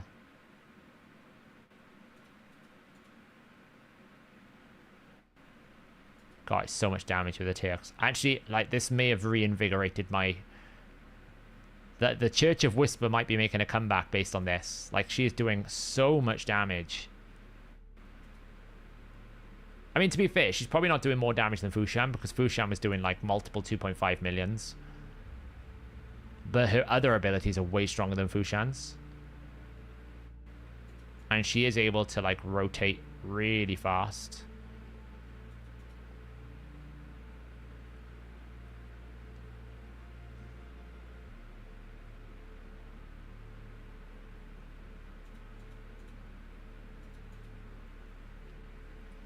What's my favorite champions for Hydra? Whisper. Probably Necmo, so powerful for it. And Kantra. Good old Kantra. I don't use her anymore, but she was so good. Her A2 is pointless, to be honest. What? Whisper? Nah, it's still great. Plonk. 2.5 mil. The only thing is that is what Fushan was doing, 2.5 mil. So it's not like it's a lot more than Fushan. Nah, Ninja won't. I think only Ninja, if he's got like a high level Nature's Wrath, can do it. I think that's the difference, right? If you've got like a rank 5 Nature's Wrath, then maybe Ninja, but I don't think it beats a Whisper. It depends, right, on your team. Like, can you support Ninja with only like and still get these debuffs in?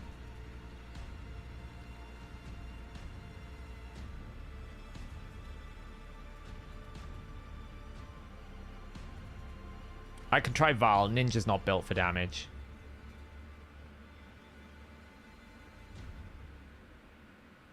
Plonk. Wow, this is one for the ages, this. Let's see how much he did then. Nekmothar out damaged. See, this is what I'm saying, right? Everyone looking at this, you'd go, oh my god, Nekmothar is an insane damage dealer for Hydra. Look how good he is. Nuts damage. Well, yeah, because like 70 million of that is Whisper. Right? 70 million of this is Whisper. Yeah, it works with Garrel. I don't know if it's better than Crushing Rend. Gorge. It would be at hard. It would be on low difficulties. On Nightmare, maybe not. Do you know anyone knows someone has a beginner's guide to Hydra? Check Nub's channel, Lean. Nubs has done a very good job of covering it over the many months. See you, Drayden. Thanks for hanging out.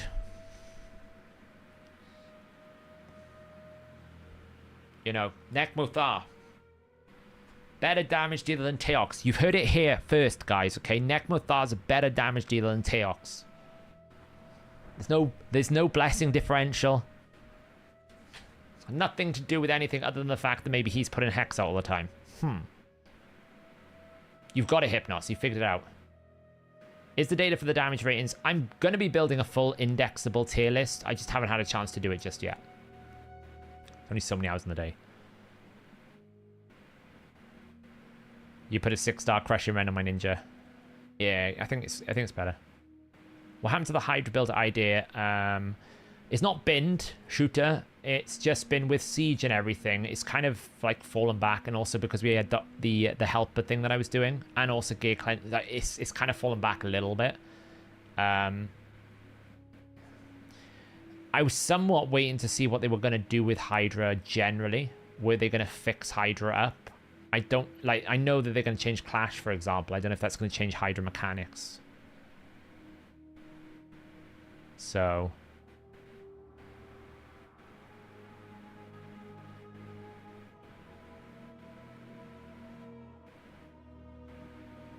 who's MXPJE? I don't know who that is.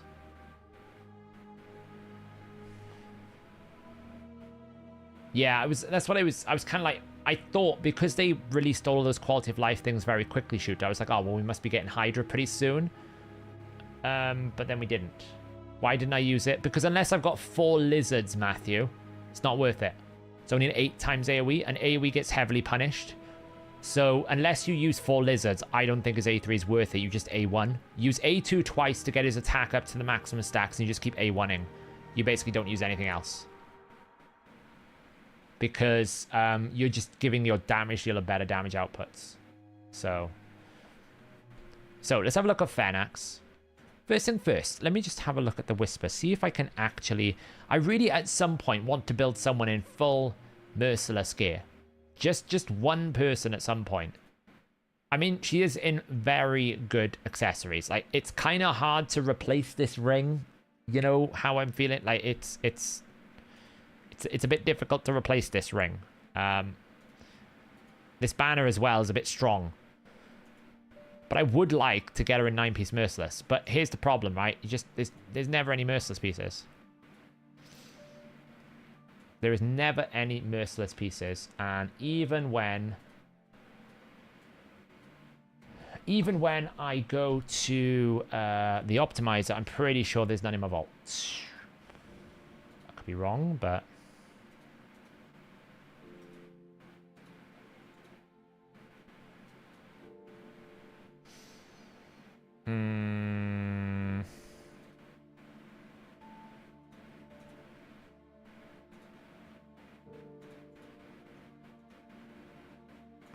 Swear to God, if I have to let my stream deck connect one more time to YouTube, I'm going to lose my brain. I really am.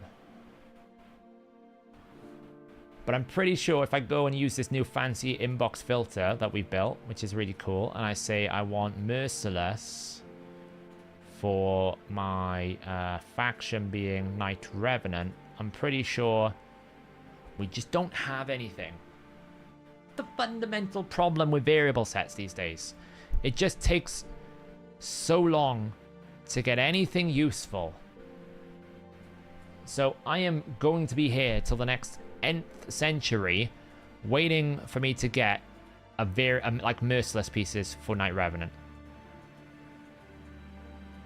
Right. That's all I've got. I've one crit damage amulet. So frustrating. Can I share the TX builds? I can.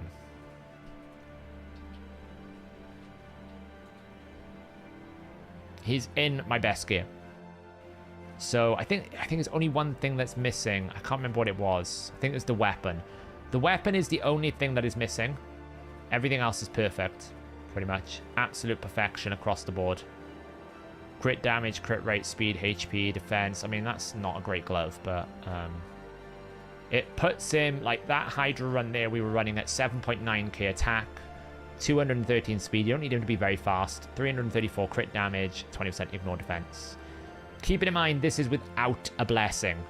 Imagine the power of this with a blessing. We are talking 8,600 attack, 370% crit damage.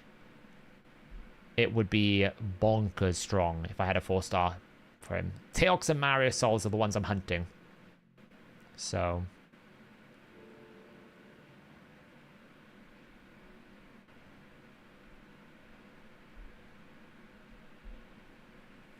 am I going all in tomorrow? What's tomorrow? Oh, for the Awakening boost. I don't have many stones because I've been pulling them inefficiently. I'm not spending.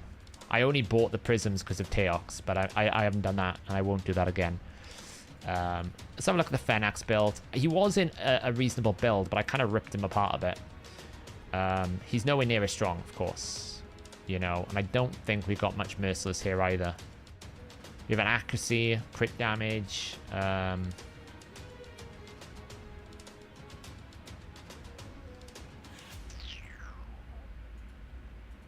We have nothing in the vault.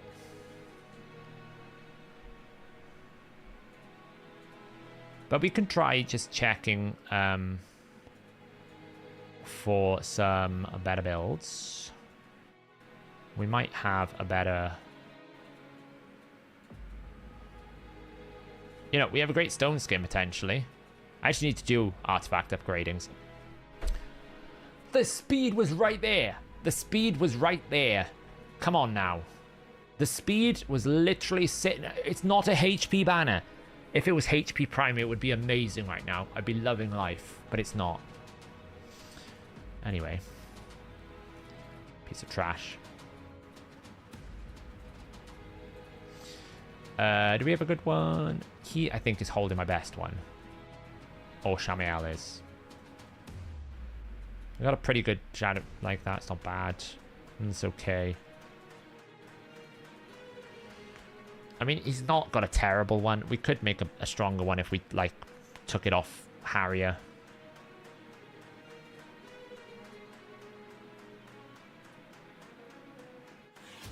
I don't want to use that just yet. His ring is great, his amulet's great. So then all we need to do is... We did get a new chess piece today, which is glorious. This is what I like to say when the stars align, right? Why am I keeping this piece? That's terrible. I never want that piece. Where is it? This is what we call when everything kind of like comes together and you just love life. This was what my day started with today, and I knew it was going to be a good day. It even rolled crit rate, and it rolled the attack percent. Look, I didn't even have to rework it. It was when your Christmas all comes together. How much axe is my Marius? It's like 380. He does have an axey chest, though, because it's the best. Nah, I'm not going to rework it. So today's a break in my day. Today feels weird being more productive getting shit. Yeah, I mean, it is weird.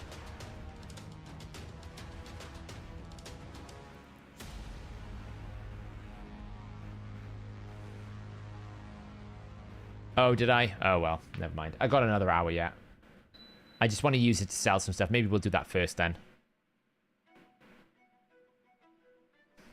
I hate the pop-up. It's why I leave it all the way to the end. It was absolutely perfect. So, I mean, I can't necessarily find it, but I could easily swap it across. And then we can find, like, a crit damage or crit rate in, say...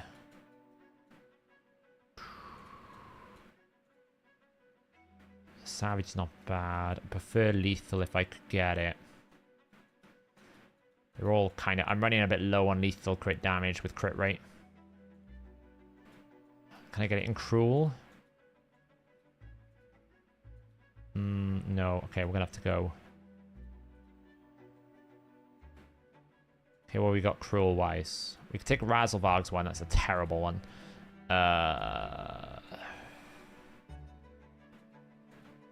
Just need a good one. Okay, you're not good. What do we got for lethal?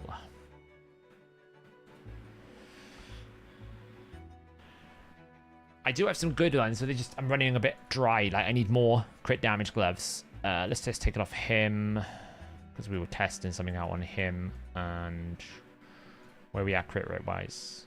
We need like, what's that? 16% in cruel. Lethal, sorry. What do we got? 16%. That's 13. 24. Could do with some more speed, though. Might have to take the 24 and just hope the best. What's Nobel taking there? Not quite enough. Alright, ooh, 20%. That's crit damage. Damn.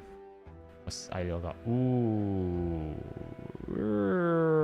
I mean, it's good. It is good. Oh, wait, I'll get 10% as well, right? I'll get the set, so I actually only need 6%. That's better. I only need 6%. Because I'll get the set bonus as well, right?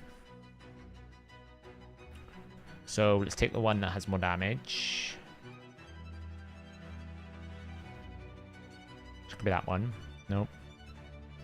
That one. Jetney the Giant. I have no idea what other pieces are on here. It's super sub-optimized, right? It's super... Crit damage? Damn it. Crit attack percent. Attack. No! Okay. Attack. Well, that was a bit disappointing, right? Let's face it. So, it's not going to be the best build, but we're going to go with a 5.7k attack, 318% crit damage, okay? As a comparison. Fully mastered and everything, but not as strong as Whisper, right? Whisper was rocking 7.8k 340% in Merciless. Fenax wasn't rocking that. Fenax is rocking about 2,000 less attack.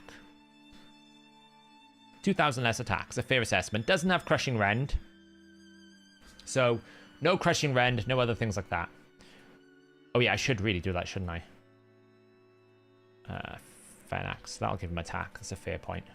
Can I just find a better weapon for him? Is that the... I've surely got a better one than a 5-star weapon.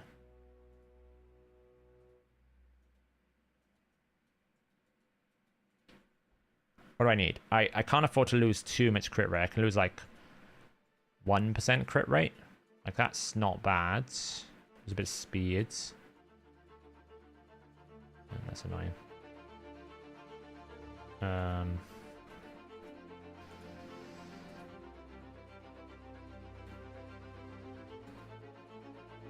It's the best one, really. Hey! It was all planned. All part of the great plan. It was all part of the big plan, see? Now we're pretty much cost neutral. Which is great. This one deserves a bit of a boost. We have to do the artifact enhancement anyway, so... Well, that was a bit sucky. Right, okay, so... What was it? We said it was 7.8. It's now 5.9, so still about 2,000. But he's got a bit more crit damage now. Let's see how he does. Hopefully he has enough crit damage. I think he's still enough crit damage. Find out. Oh no, we won't swap gear with Whisper. I mean, I could, but I'm not going to because inventory space. Right, so let's build this up. There's first usage. We're going to save onto that.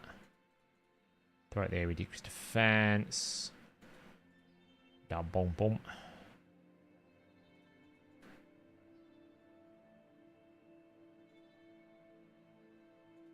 Just throw in a bit of an AoE there.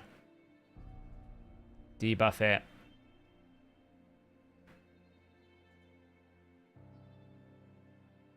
That's fine. I don't really care about that right now.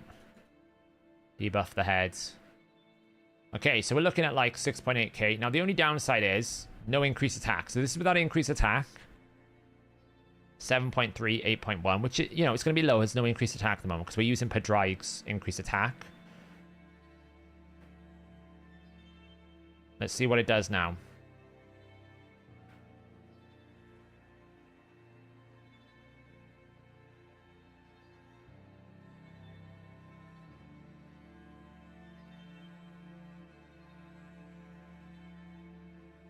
Okay. 1.1, 1.7. It's not bad. If you think about it, that is not bad considering he's got 2,000 less attack.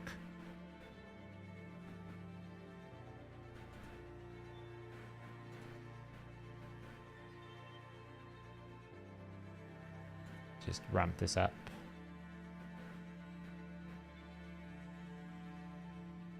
Right, it's not bad. It certainly could be better.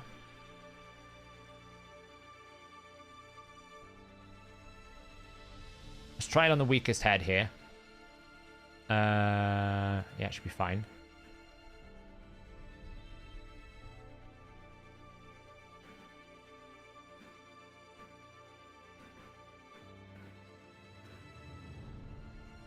What are we looking at here?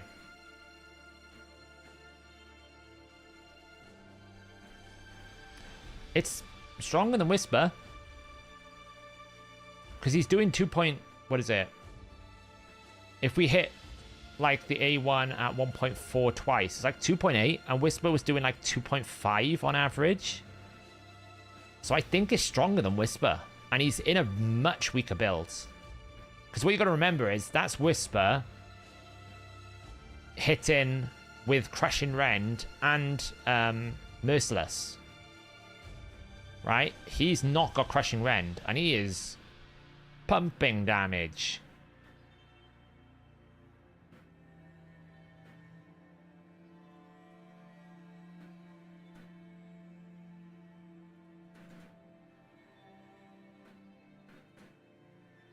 Also get a little bit of buffs. Look, we can apply some debuffs there. Might as well use this while we're waiting. Get him fully stacked.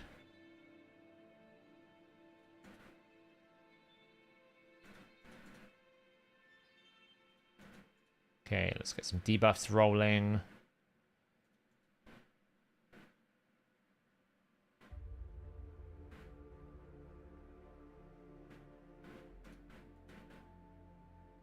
But she does not weak it. You are absolutely correct. She does not weak it. So that's something to keep in mind. How much better would Fennex be in crushing? Well, a lot. Because if you think right now, he's never really ignoring defense. Right? That's a factor. He's not ignoring defense all the time. So, whereas Whisper is going to have 31. Well, not on this level. Lower. It's not as strong on this level. Whisper will get a lot stronger in Nightmare. On this level, it's a bit less because the defenses are lower. But like, if you think here right now, he's only doing 389,000. Whisper was doing like what 2 million on the Suffering Head because she's able to breach more of the defenses. So you know, I mean, I don't think that had actually decreased defense out, so that's a factor. Yeah, see, like it's gonna struggle to do an awful lot. Still be good, like, but it's you see the difference there with the Helm Smasher proc, by the way. The first one was 688, that was a Helm Smasher proc. The second one wasn't a Helm Smasher proc, it was like 400, 420, you know, it's a lot lower.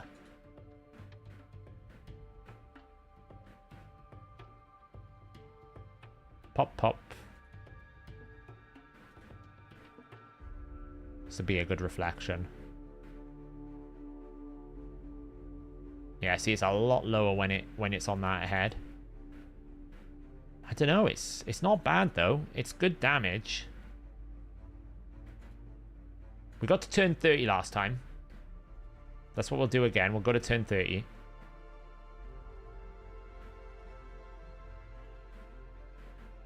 Like whenever you're using your Teoxes, by the way, guys, you want to always make sure you can bring someone that can debuff a lot. It's really valuable. This is how you use him.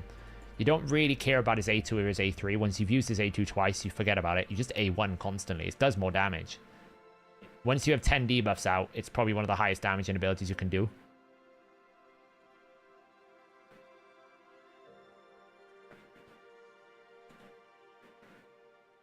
Like, we're getting so much more damage here. It's obnoxious.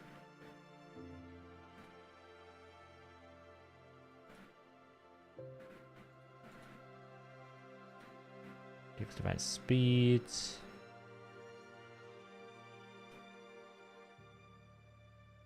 Lovely. Makage Patrike for Fenax. Maybe. Now what? So I mean, that's like a 3.2 mil and a 2.3. 3.2 plus 2.3. His A2 can't match that. So that's why you never see me use his A2. And if you don't use his A3 and you don't use his A2, then really the only reason why you bring more lizards is if you need to stay alive. And if you don't need to stay alive, then there's no real reason to bring any more lizards, which is why you're seeing so many teams run without any lizards with him, because they're just using his A1 as like this massive damage DPS stick for their damage dealers. Right, just pick the enemy head, debuff it to the hell and back as quickly as you can, and then smash it and use Hex to kill all the other heads. Because you're doing so much single target burst that the other heads just get annihilated from Hex. Look at the damage already the Wrath head has taken. Obviously, we didn't get much there because of weak hits. That is the only advantage Whisper does have. She'll never weak hit. Right, she will never weak hit. Whereas Fenax will. It's a factor. You could, instead of using Fenax, go towards a Constantine. Constantine is a better option, maybe, because he's Void. Not as strong, I think, as Fenax's A1, but it's not far off. We'll have a bit of a comparison now on the website. Just fire this out, I guess.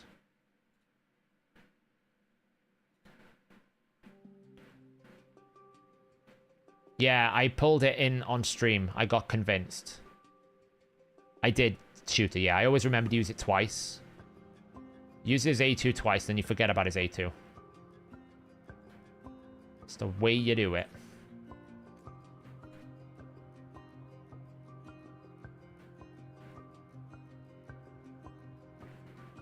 Oh well, this is a bit doomsday-ish. Let's just get rid of those. Thank you.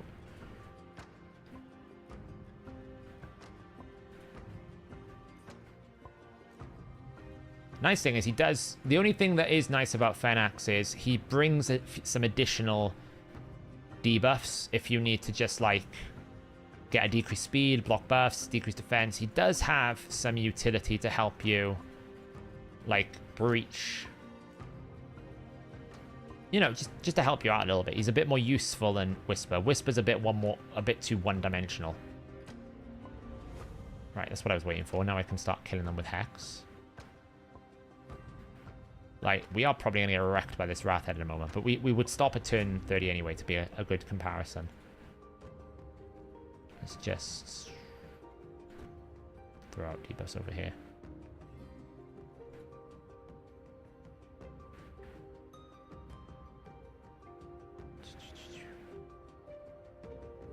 Peer pressure. What for? What's for Noda? I'm so gonna get wrecked by this Wrathhead right now. I can feel it. I can feel it coming. Oh, there it is. I knew it was coming. Teox is down. Fenax is somewhat alive. It's fine. We got to the 30 turns before that happened. I knew it was coming. There we go. Okay, so how did Fenax do? A lot less. Whisper did 96 million. Fenax did 48 million. But he was weaker builds, right? No Crushing Rend. He was only in 30%. I think she was in 35%, right? So 5% more difference in terms of ignore defense. Affinity issues. And basically minus 2,000 attack. Right? If you basically take that minus 2,000 attack, it's kind of nuts.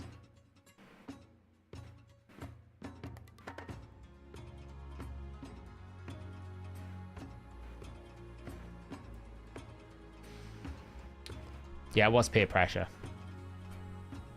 I'm not going to complain. It was a successful peer pressure. You can peer pressure me all you want if you do that.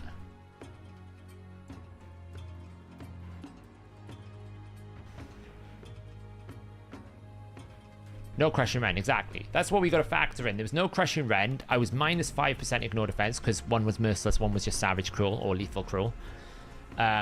Minus 2,000 attack.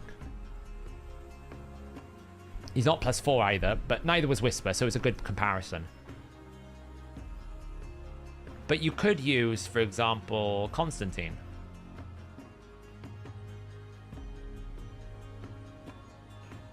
I don't know what kind of build he's in. Yeah, he's lacking some damage, but if we just give him, like, crit damage gloves, something like that.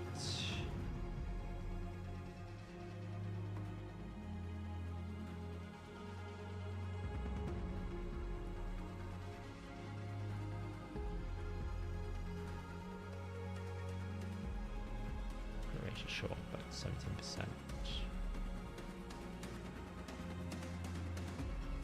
Why is Kyoka wearing an attack percentage chest? I'll never know. So we can compare it this build. So, like 3052, because he has a similar thing, right? Double hit on the X-ray one. So we can try this one.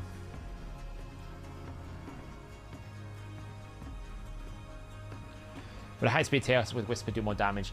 You actually don't really want him to go that fast, to be honest, because, like, I mean, you could. I don't think you need to, though, because he's going pretty fast as it is, and you don't necessarily want him to outrun his own increased attack, right?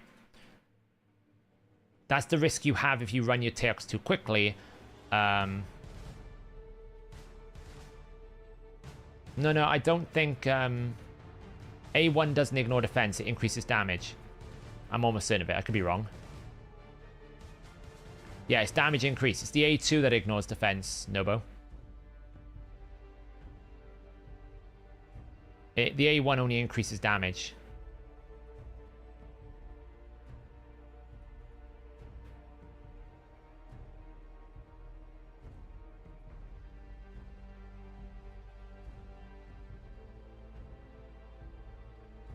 But yeah, Teox, you don't actually want him to go super fast because otherwise you end up in this situation where he effectively... let's have a look here. Constantine, K, 900k. That seems lower than Fenax.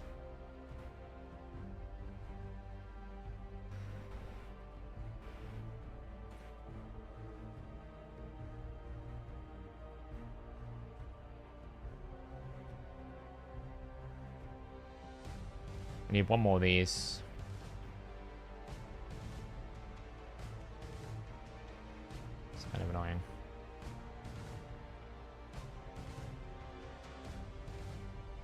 Oh, he's talking about Phoenix. Phoenix doesn't ignore defense though, does he? Phoenix doesn't ignore defense though. Can we not kill my Constantine, please? All right, let's just leave him be. Thank you.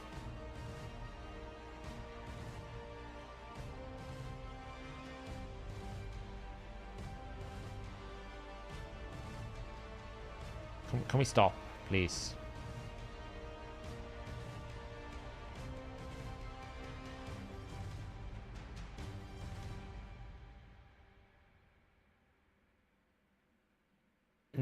I don't know which one you're talking about. If you're talking about Teox's A1, it's increased damage, it's not ignore defense. I'm sure of it. Look. The damage dealt by this champion ally will increase by 10% for each debuff on the target.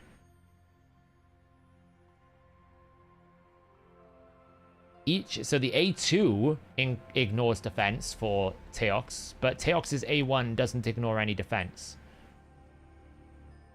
So you still, it doesn't do anything to defense. It's pure damage multiplier. That's why you need more debuffs.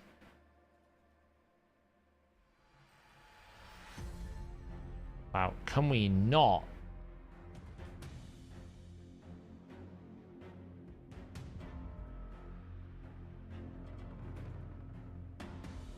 Wow, I absolutely can't kill that Mischief Head. He's going to full heal, I think. Well, we might be able to do that. There we go. That's what I need to happen.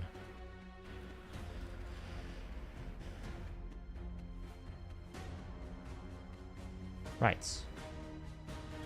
Please.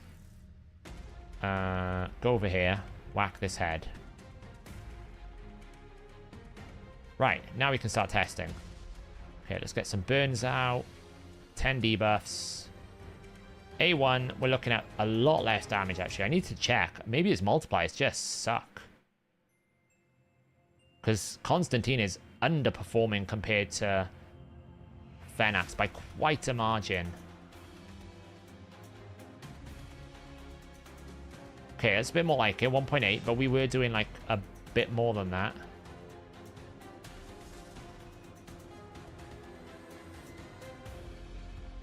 Yeah, let's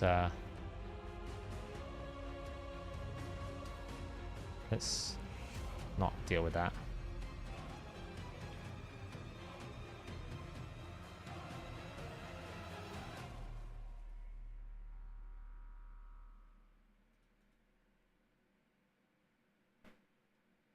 Yeah, you can tell the damage difference already, right? So I don't think Constantine is very good, actually. Like, compared to Phoenix, Phoenix is absolutely doing a number on Constantine. And Constantine's build had more stats in it. Being honest, it had more stats in it.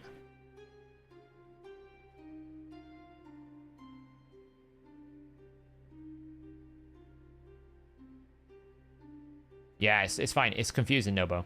The A2 ignores defense for Teox, but the A1 is raw damage. That's why it's so strong, because essentially, like, every debuff is worth more damage. It's crazy.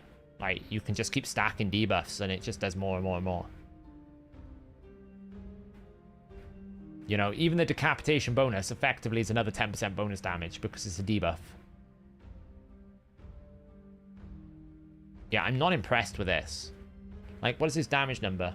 16 million. How much is the multiplier different then? Let's have a look.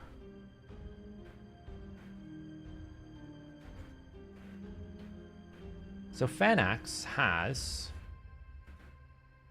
a 4.1. Okay, what's Constantine got? 3.6. Yeah, it's weaker. It's quite a lot weaker, actually. Ninja's A1 is nowhere near as good as Phoenix. The only reason why you might say that Ninja's A1 is good is because you can overinflate him with his passive. But it's actually a significantly less valuable, right? So if you think, Whisper, Ninja's going to give himself 100% more attack, so therefore he doubles his multiplier. So 3.7 times 2 is effectively 7.4. Fenax is 8.2. So a ninja will get outperformed by a Fenax in a like-for-like environment, and you can match up to Nature's Wrath, and you can put debuffs with Fenax. So ninja will never beat a Fenax if it's in a similar like-for-like build. I know he gets like 25% more crit damage. That's a bit of a value. But theoretically, purely based on math, a Fenax should always outperform a ninja. A1. If you base it purely on just math.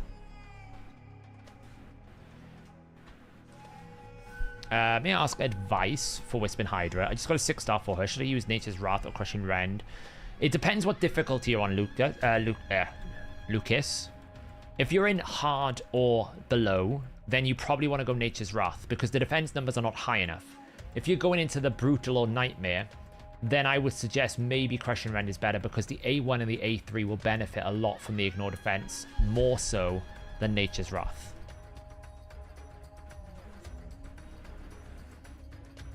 Unless you pair with Mikage. Even then, though, it's not that much better.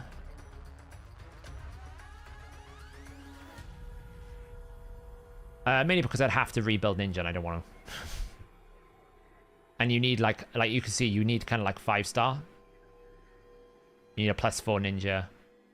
Yeah, I saw Scratch's team. I'm saying, like, if I was to put a +4 Fenax with 5-star Nature's Wrath, with a +4 ninja and 5 stars Nature's Wrath, Fenax should probably win. Right? Fenax should win because the math is better for him. He has a stronger multiplier. So 5-star, yeah, it should be. Because you can easily get the bonus, Joe, because he's got lots of debuffs in his set. Yeah, but you can, like, Ninja's A2 is not going to be that much better than Fenax's A1. Just keep A1ing everything. Like, yes, okay, you activate HP Burn, that'll do what? 200,000... 200,000, 600,000, and then if he hits for 200,000 3 times. So his A2 will do about a 1.2 million. That's a Fenax A1.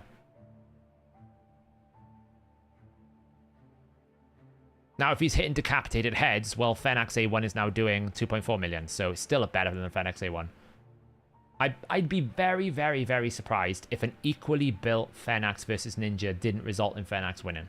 If you A1'd a lot. Can't you use Marius for Slayer? He will get tons of turns, surely. You can use Marius for Slayer. Yes, that's how I have mine built.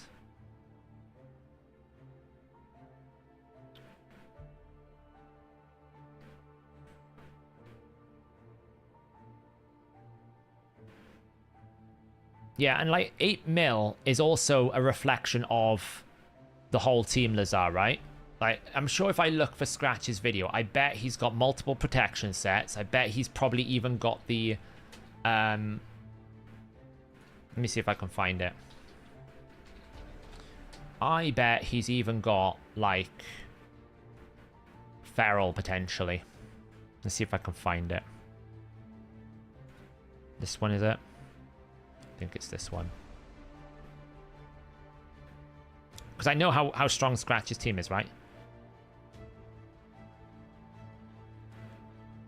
Right, we're talking this one, right? This one we're talking, yeah?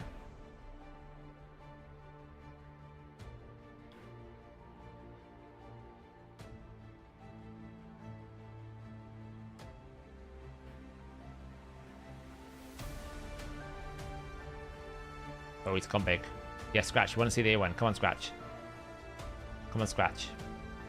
Come on, Scratch.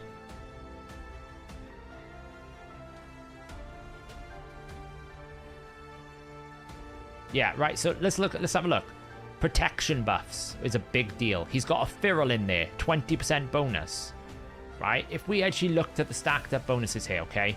He's got Mikage, so he's giving his ninja 30% more crit damage, but it's a little bit more than that because it's 30% plus 25%. So it's like, what's it? Like 39% or 38%. He's got protection set probably on Incenser or Cruel set. He's got protection set on, I bet, Feral.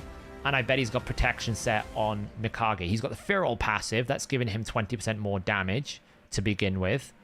And then you've got the Teox on top. So it's like, well, if you take out that ninja and you put in my Phenax, he's going to do the same thing. Because I don't have the Feral bonus, so that's minus 20% damage. I don't have the crit damage buff, that's minus 39% or 30% crit damage. Right, you start taking away these bonuses. I don't have the protection set. That's like probably multiple instances of 15 or 10% bonuses. So actually, when you start pulling back the layers, you actually realize they're not that far away. Like let's see if we can get some examples here.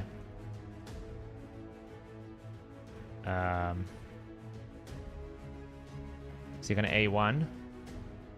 Like, what do we got here? Look. Protection Krisk to begin with. So that's 1 buff. It's a protection Feral. So that's 2 buffs. It looks like it's a protection Mikage. So that's 4 buffs. So he's got 20% bonus, plus 20% bonus, and then a 30% crit damage bonus, which means that crit damage bonus is becoming an extra 9%. So he's got 39% bonus. On top of the fact that I wonder if someone's in Feral. Maybe. Maybe his Incense is in Feral or something. Right.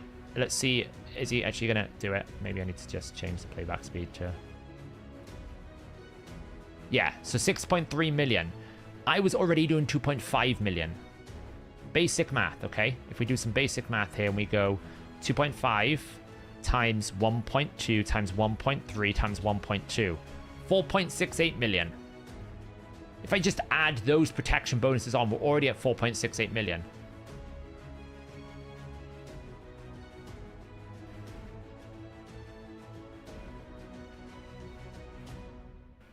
He doesn't have the 9-piece. It's close enough, though.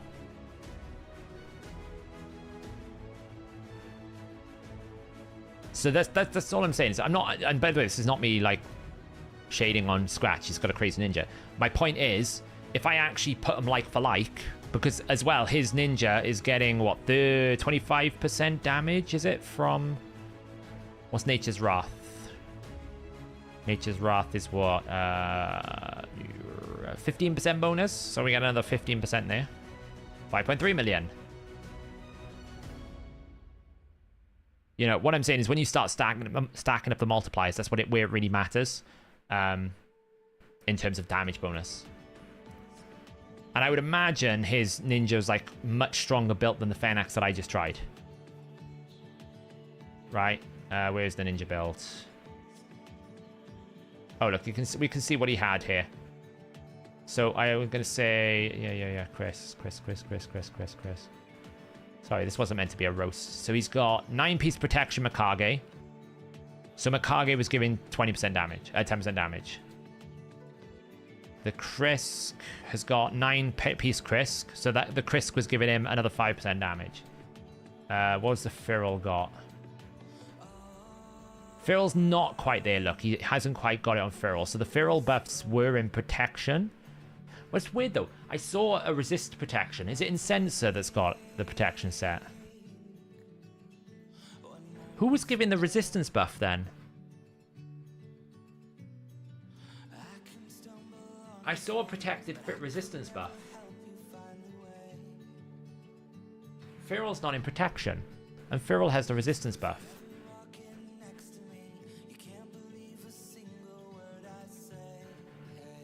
One... Yeah, but it was protected. So what was... Is Feral protected? Oh, Feral is just protected, is it? Okay, got ya. Then his Legate Teox there, doing crazy amounts of damage. Actually, my Legate is stronger than his.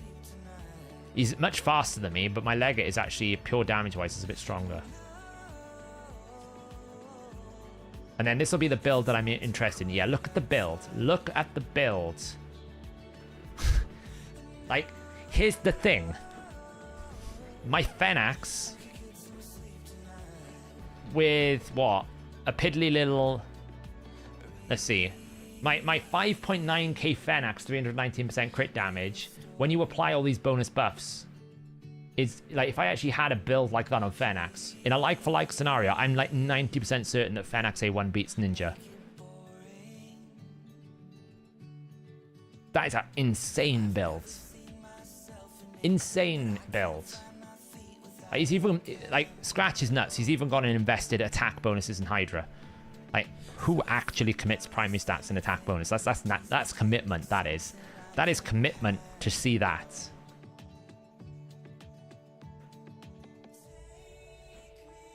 That is commitment.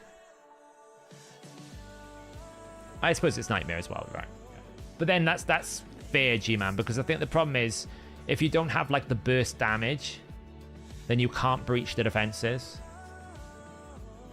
So if you can't breach the defenses and you can't take down the heads, you don't get the damage bonus.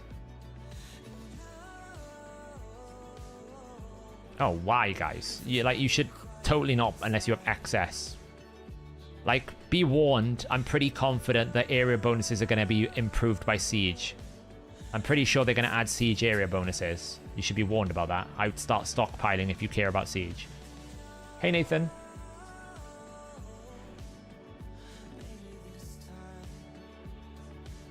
$10 million one hit. I don't necessarily think he will beat Ninja. What I'm saying, he should match him. That's what I mean. That's what I'm trying to say is the math suggests that an equally strong Phenax should, because they're both sharing an epic blessing, they should match, right? They should equally match. Like, my Phenax here he's basically near enough 5,000 less attack or 4,000 less attack.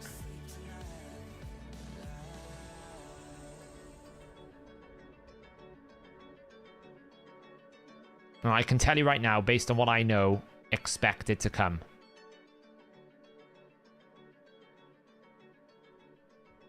So, but yeah, I mean, it's crazy damage, you know. It's, But the thing is, the biggest problem with all these teams are, if you don't have the Feral and the Incense to back it up, it's hard to build this team. Because dedicated Ninja and Teox means you've got only 4 people really left to make the team survive.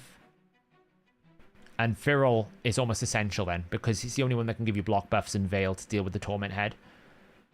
It just becomes a bit of a nightmare. But I would say he's budget Ninja. Like, Ninja's easier to scale and build. You'd have to work harder on Phenax. Like, my Phenax is only a +1, for example. So I don't have all of the bonuses from Empowerment yet. When I get the bonuses from Empowerment up, then I can start really trying it. But I've only got, like, I think the 2 Phenaxes at the moment. If they do a Prism Shard event, I might go a bit harder in trying to get the Phenax up. Because, to be honest, a +4 Phenax is really, really good. But yeah, in theory, he should never match. He should never be able to beat a Phenax, because Phenax's numbers are just better. He's got a better multiplier in the A1, right? He's easy. You can stack up Nature's Wrath. It's not a problem. Actually, I should probably change him to Nature's Wrath. Actually thinking about it. Maybe we do that now. Actually, let's do that now. I mean, we can see how crazy we can build Phenax. I really need to do this artifact. How long is left on my gear cleanse, actually? The free swap. Actually, let's do this first. What I want to do is find all of my gear that's rank 4 or below that I've got equipped on someone and sell it. Okay, good. 5-star gear. Let's have a look.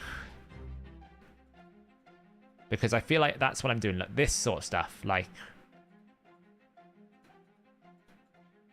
obviously, it's free to do this way. That's why I want to do it now. This is what I saved my 1-hour thing for, by the way. Is this. Cleansing all this crap. Look at it. Even unequipped. I generate so much silver doing this. I have to do it one by one, though, because I don't think I've got enough space, so...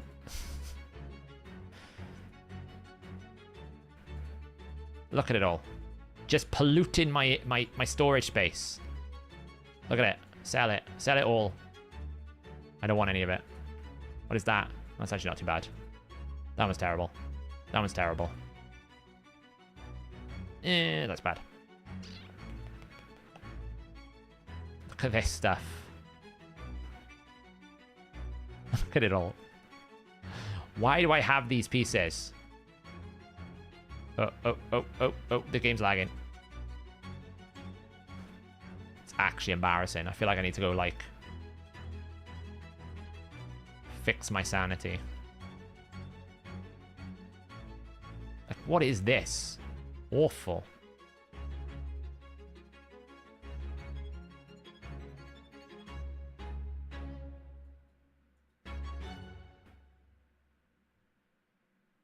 Look at it all. Look at it all. Just sell it all. Should probably be careful about what I sell, actually, because maybe some of these pieces are actually needed. Umbral is just losing all of her accessories. That's how bad I've got there. I'm using a 5-star revenge thing on Gandalf. No wonder why he doesn't do any damage. I obviously, sets you need to keep a hold of. And obviously, like, stuff like that, I would always keep. If you've got, like, a quad like this, you've got a quad roll, I'd always keep that. But some of these other ones are just so bad, like, I don't know why I'm keeping them. Like, if they're triple rolling or anything, it's fine. But these split rolls are just... like this. What am I doing? That is a mule potential, right? That hero, that champion could be muling for me. Instead, she's holding on to, like, you know...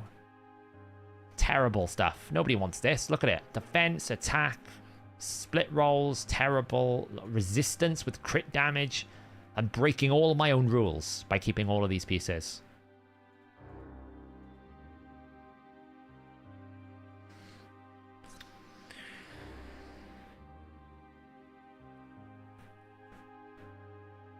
It's fun, Daniel. It's difficult for me to do any content these days because some of them are alright. Like, some of them that have, like, triple rolled are probably worth keeping, but these quad rolls, these, like, split rolls are like, what is that? Just sitting on mountains of silver. Mountains and mountains of silver. Like, what is that? That's terrible.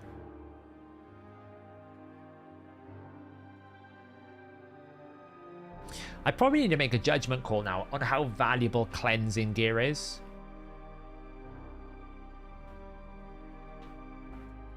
Like, and refresh gear. Because I always used to have this mentality that you just keep everything, right? Just in case you need it. You never know when you need, like, refresh gear, all that kind of stuff. But I'm starting to wonder now, maybe it's not worth keeping anymore.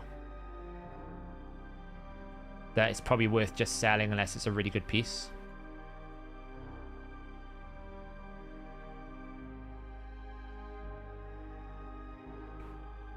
I mean, yeah, that is my life, so I'm used to it.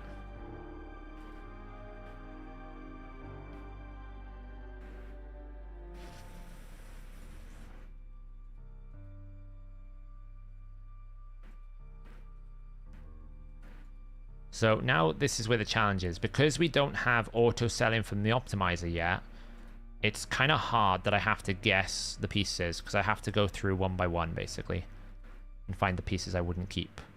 Then once we've done this, I can go back in and start muling properly again and efficiently with actually pieces I want to keep. None of this terrible stuff. Like, that is terrible. I never keep that. That's terrible. That's terrible. One of these nights I'll get everything straight. It's triple rolls. Some of the pieces I know I'm using on different champions for different reasons. So, like, that's terrible. Like, some of these pieces probably date all the way back to me starting my account. Absolutely. This piece here, absolutely, is an account starter. We used to keep these back in the day. How much gear cleansing do you actually use? A lot. A lot.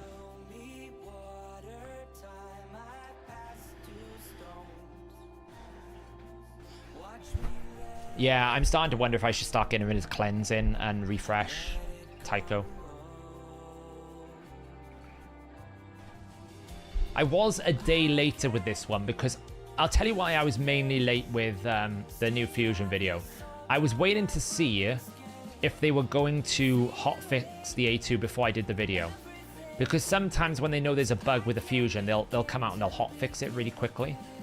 So I was waiting to see if they were going to do that. And then when they didn't, and then I was like, oh, well, I better do the video now. Because we all had those maintenance windows. I probably don't need all these, like, really bad pieces like that. I can probably get rid of some of these if I'm being honest.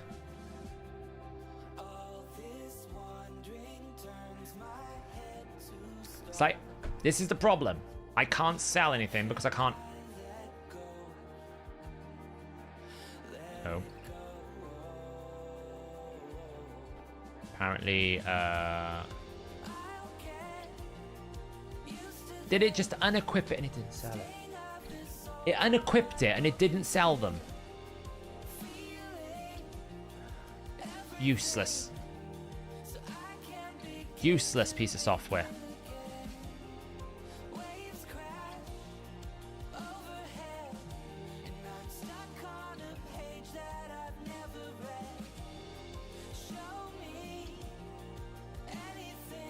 Anyway. I don't really need these, like, poor boots. These can go. I can find better ones than those.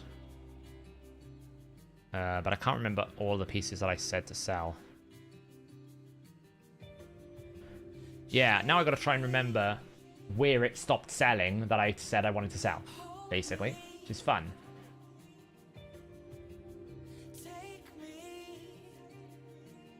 So I suppose what I should do is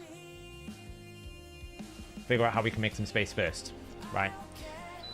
And this is the idea. If by, hopefully by cleansing, we can mule some more. That's the idea, right? By cleansing some of this terrible gear, I can start putting some of my better gear in my vault and actually keep hold of it. The only problem is we need to cleanse first to do that. And it's not really easy to do. Like, you know, she's chilling here. Isbale does not get to chill in one vault without becoming a prime hoarder of something. Yeah, Thunderbolt just happened outside there. Ooh. Oh, she doesn't get that. Oh, look, there's pieces I haven't rolled. Oop. I didn't want to roll to 16. Well, good thing there's an artifact enhancement event on. That's all I'm saying.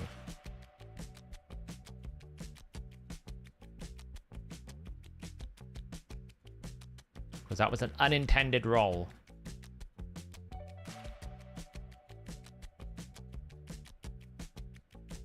It's proper thunderstorming outside. Let's see. I mean, I'm never really going to need that attack. You never know when you need attack percent gauntlets, I suppose.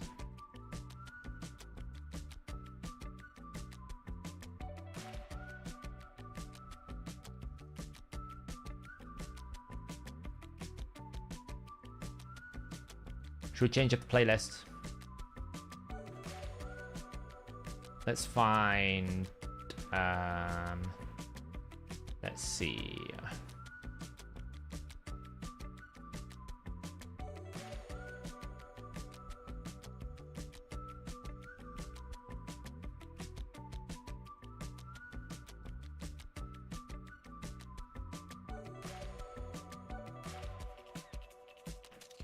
But...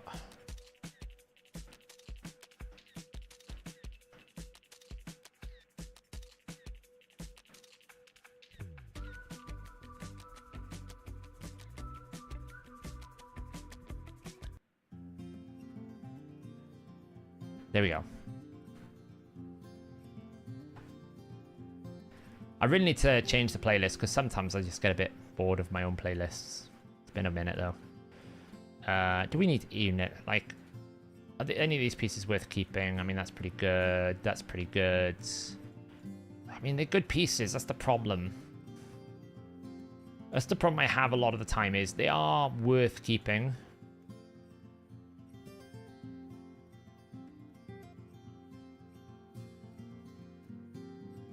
Just sometimes you never know when you're going to need something. Isbel, you've served the purpose. Now go back in the vault, wherever you've gone. Isbel, back in the vault.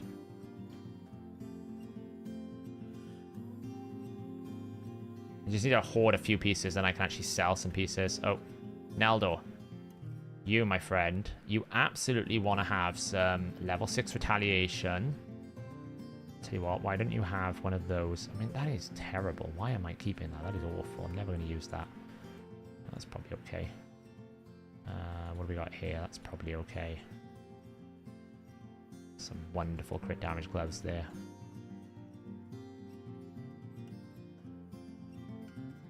That's actually quite a good chest piece. Why am I keeping that? It's terrible.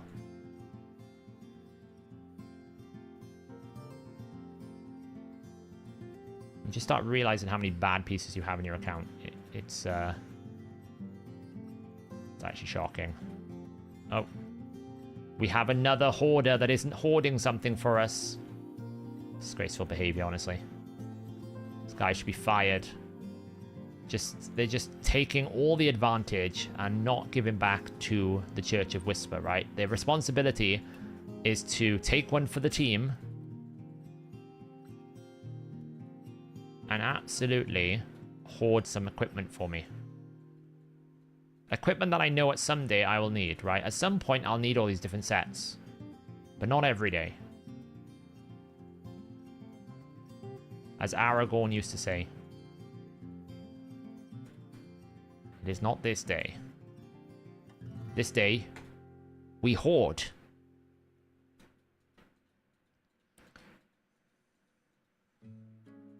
You never know when you need Stalwart, G-Man. I know plenty of people that sit there and go, oh, I wish I had this, or I wish I kept that. And I'm like, I kept that, and it's now proving to be useful. Now, don't get me wrong, there are absolutely some pieces in my inventory that anyone who saw me holding on to would be like, you are a disgrace to call yourself a raid content creator. I get it. Nothing about my build is perfection. I do get it. But you never know what crazy oddities the optimizer can pump out, right? Sometimes weaker pieces just happen to be really good and it just kind of works. So you're always kind of on the lookout for these like exception cases. Not all the time. There's plenty of pieces in here that I absolutely know you would say you should instantly sell, right? I get it. Like that probably wouldn't be very good, but you never know when you need a retaliation set. So you kind of just go, you know, like this one here. It's not the best piece in the world, but tell me how many crit damage with double crit rate have you got?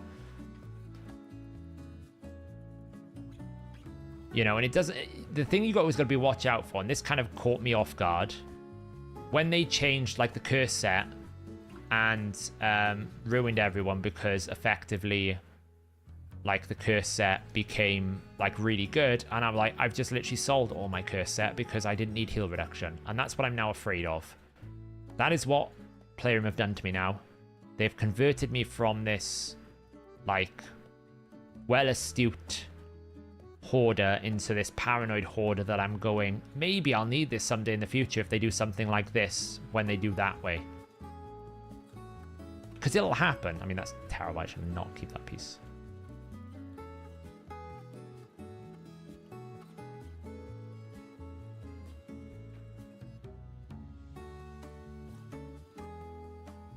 It's not really FOMO though, is it?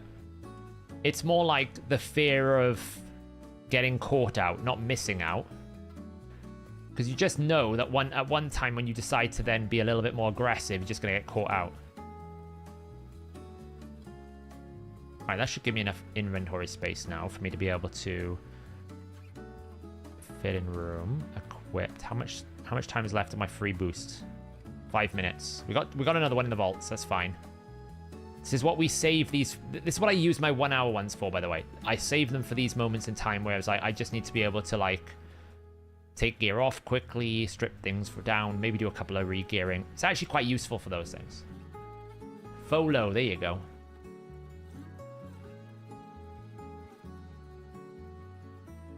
I don't really like sell files. I have a principal problem with sell files in that it kind of takes the education away from you. Right? because you're not really using it to help you learn. You're using it because you don't want to learn. That's my problem with sell files. And I'm sure it is beneficial, and I don't hate I don't have a problem if someone wants to use them, but I personally have a fundamental problem with them because I find them to almost like remove the goal of learning.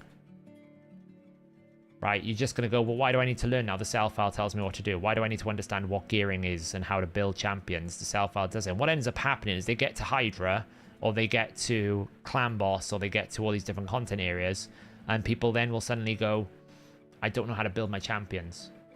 Why? Because the sell file has just done it for me, or this has just done it for me. And I'm sure it's a bit of a generalistic take, but that's my problem with sell files. It encourages people to not pay attention and not attempt to learn, which is why I'm much more aligned with the way that we've done our system, because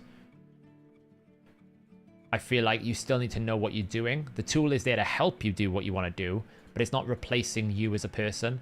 I feel like all that sell files do is just replace you. Right, that's just my opinion.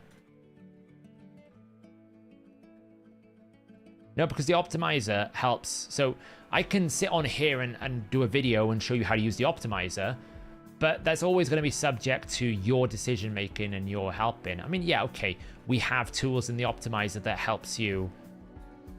Like, you can share with your friends and your clan members to help you gear cleanse. Right, we have those tools there, but they are done in a way that hopefully I think helps people learn. They're not built with the incentive for you to just basically go to your friend, do it for me, and I don't have to ever worry about it. Some people might want to do that, right? We're not going to not offer the service. But my personal opinion is I would rather people come to me and go, how do I gear cleanse? Rather than someone come to me and go, can you just gear cleanse for me? You'll get a better response out of me if you go, what should I keep? Is this worth keeping? Can you give me some advice on this? Have you got a video on this? Then if someone just said, can you just do a takeover for me? You probably won't get a response out of me for that, if I'm being honest.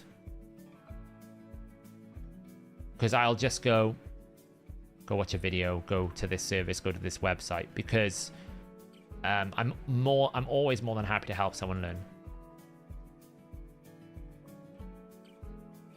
Relentless, you just kind of keep all of, really. You just never know when you need it. Should you go Helm Smasher or War Master and Gwydlyn? 6-star question, man. Helm Smasher. Bastion.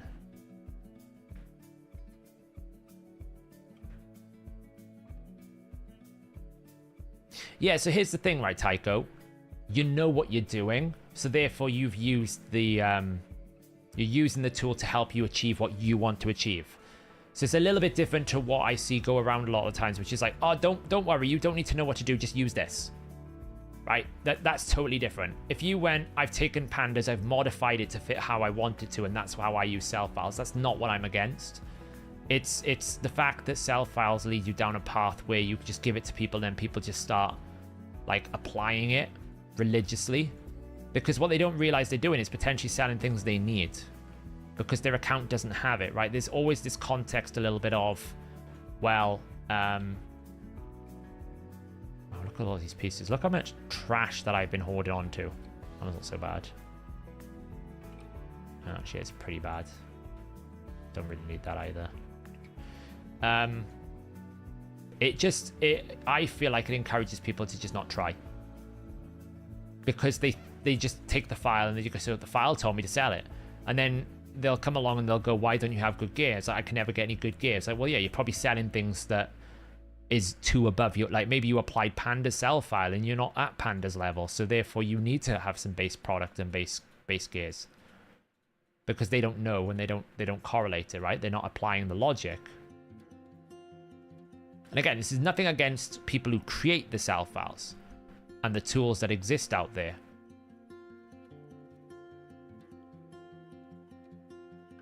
Have I... Oh, I've used my... Hang on. I need to use that one. There you go.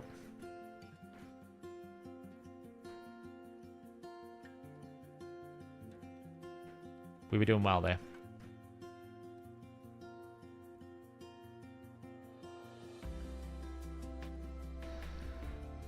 When's the gear cleanse? I've recorded part 1. I'll show you a preview of part 1 after I finish this bit here.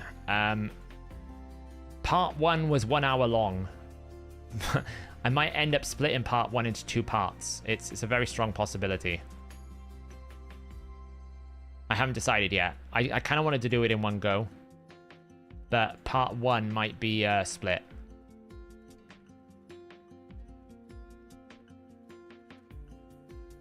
Oh, this piece is terrible.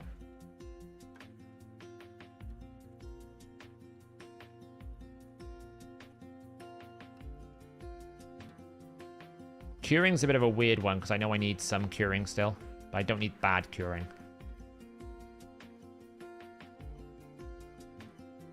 That's a bad piece. That's okay.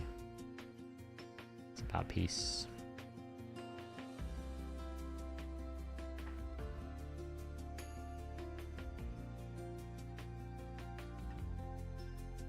Am I excited for Siege? I'm about as excited for Siege as I don't know, a panda on leg day. Answer no. I don't know. I just hope our matchmaking isn't as bad as it was last time. We got screwed over by matchmaking because we got a top 50 clan and everyone else was getting like top 1000 clans. It was great. We were like fighting 5-star mythical champions and everyone else was like, yeah, we just crushed them with our standard 2 stars. It was really easy. We didn't even pay attention, didn't even require strategy. And I'm like, great. Which again, I'm not salty about losing to them because we should lose to them. I'm just annoyed that everyone else, like, I'm just annoyed that like people like IPR, which are like the top 2 clan in the server, they got like top 1000s, yet we managed to like get a really bad matchup. It's kind of annoying.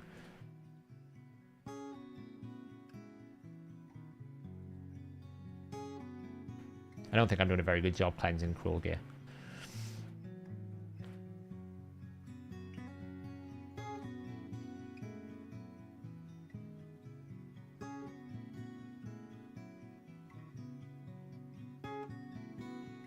Most of this stuff is terrible.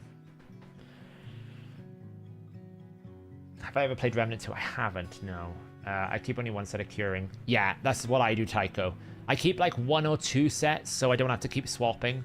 But I generally, I've aimed to try and keep 2 good pieces of curing sets just in case you need them for some areas. For that exact reason, if you're fighting into like Cintranos or anywhere where you're losing lots of max HP, it's just handy to have them.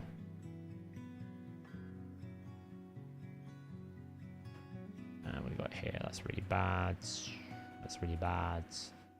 I'm never going to use that.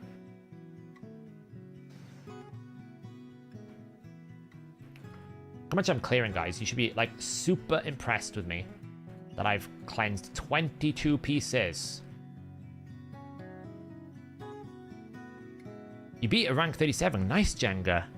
I mean, we got close, but like our members are good, but not all of, like our members are good at the game, but not all of them are good at PvP, right? PvP has its own skill, and I think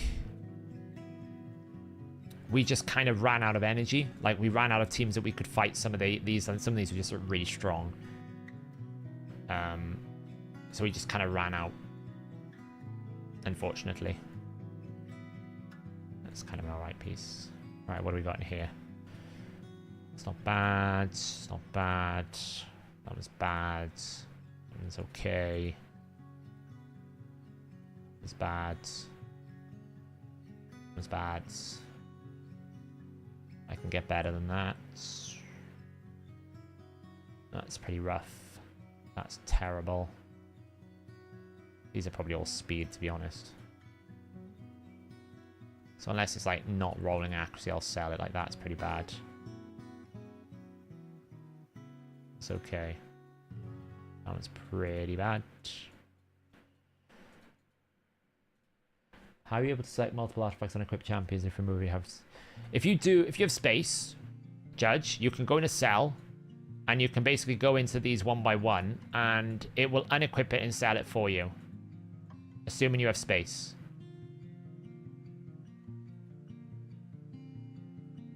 Right, you can do it if you have enough space.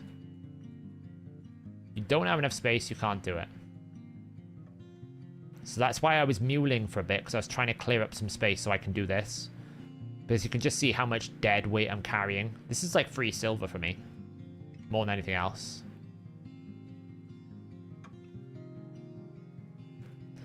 I have a mind in my brain. I can like, I know which pieces I've got on champions that I'm using for a purpose. Which is why you're seeing me like not sell things like the Cantra one, because I know it's a build that's good enough. So I wouldn't modify it. But you can see I'm looking through to find bad pieces that I don't really need. Like, that's okay. A lot of these mythical pieces, if they roll well, are probably worth keeping, but like this is terrible. I should never keep that.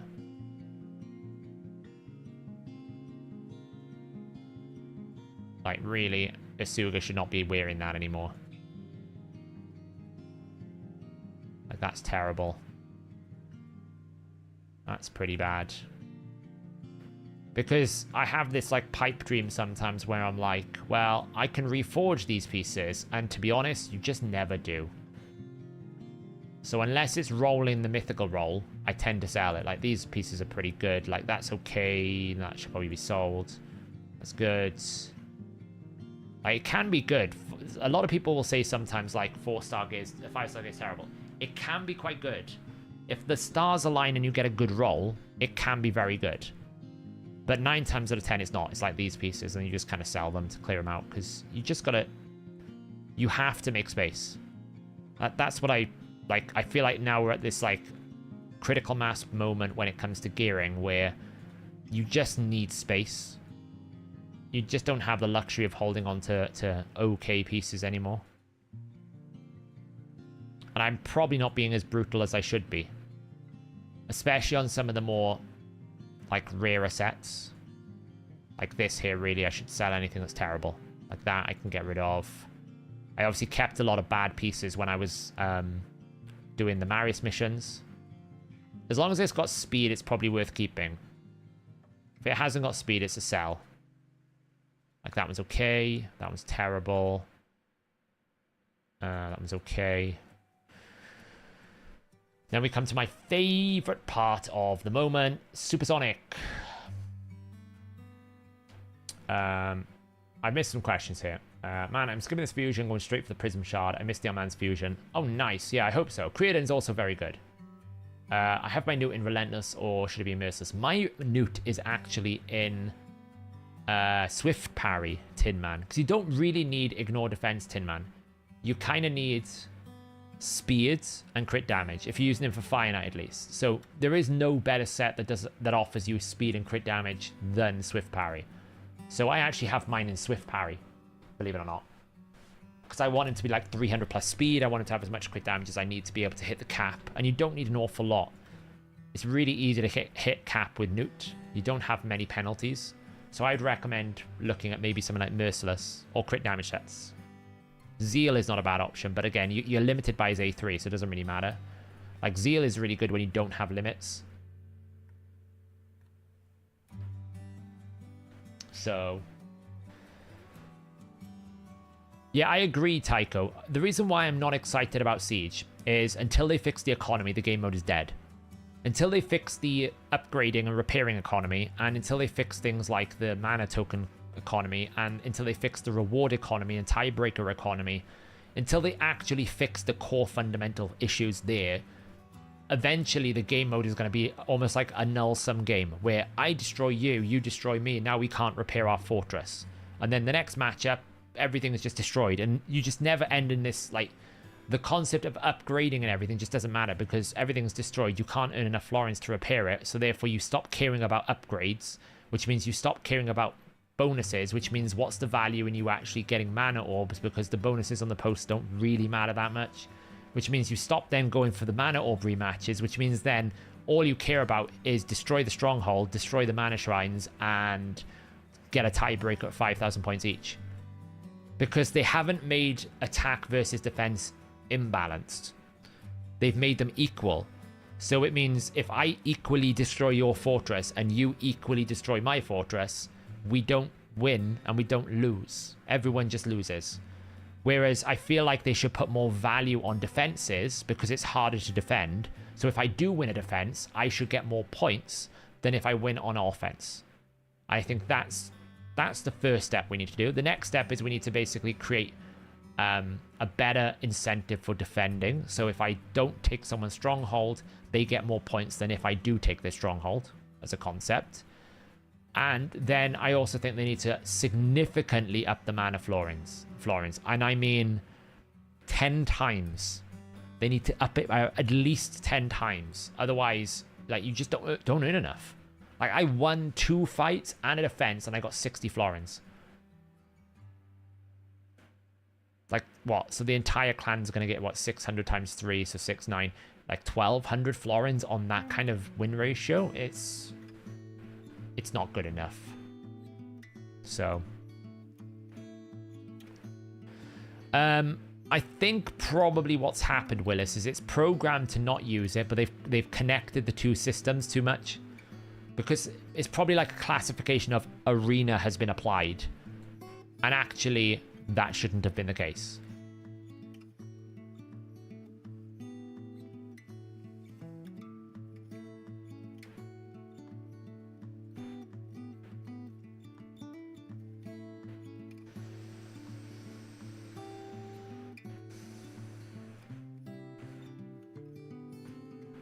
I basically only keep supersonic that's speed accuracy now.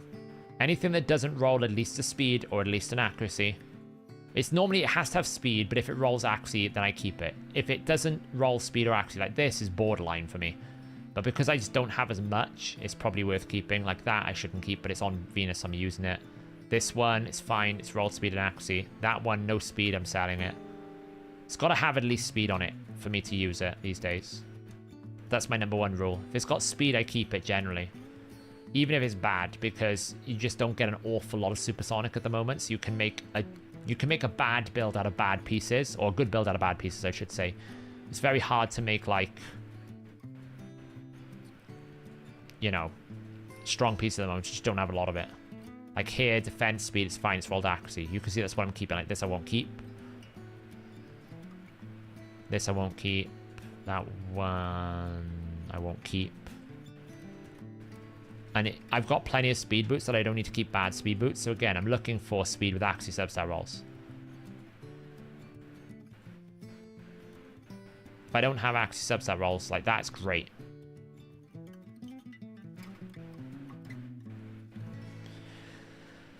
Where are we at? Merciless. Merciless is kind of a bit awkward though. You kind of want either speed accuracy, speed crit rate, either damage. You can build them in so many different ways that as long as it's rolling the right stats, it's okay. It's a bit weak, to be honest. No speed on it. That was terrible. It's all over the place. And again, sometimes you can make a good build out of bad pieces here. But ideally, you want it to roll at least a crit rate or crit damage or something. Or speed. Like that one's not got anything there. And I probably need to start being more brutal with these pieces now. Because you do come to a point in time where you are starting to get a lot more of them. So therefore, you can be a bit more aggressive with what you remove.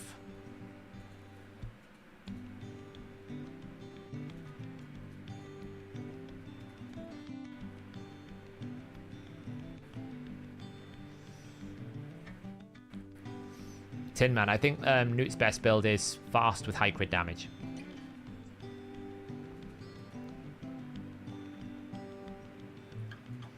So here, I'm looking for like speed rolls or damage rolls, ideally. And good percentage of things, so...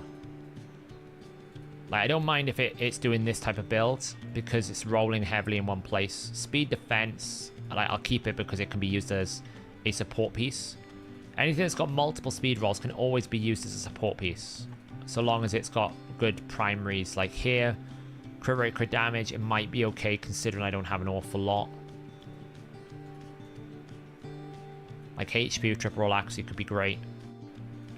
You never know, basically. Like, some of these pieces can actually just help you finish a build.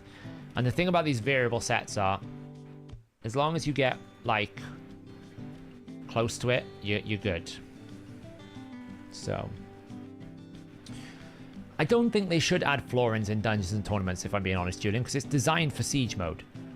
I'm simply thinking, like, as an economy purpose, I should be able to earn enough florins to at least repair my base. You know?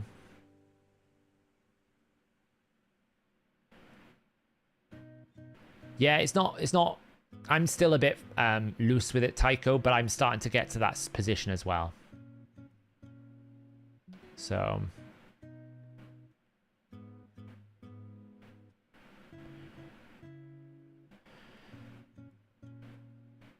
yeah, you don't really need Ignore Defense, Tin Man, because you hit Cap really easy with his A3. He's single target, so he doesn't get punished in Hydra. The biggest problem in Hydra 9 times out of 10 is the AoE penalty on these max HP champions. Well, you don't really get the AoE penalty with Newt, so you can go a lot more aggressive in terms of like speed. You can drop his crit damage down a lot. You know, there's lots of different options you can do with Newt. He's much more flexible than some other champions. That was pretty bad. I have a lot of problem with Slayer because I know we don't know when the next set's going to come. And if there's just one champion that really works for it, then like trying to keep hold of these sets is difficult. I've been a bit more brutal recently, but... like, I know, for example, I'm probably not going to keep half of these pieces. Like there, I'm just going to sell that one.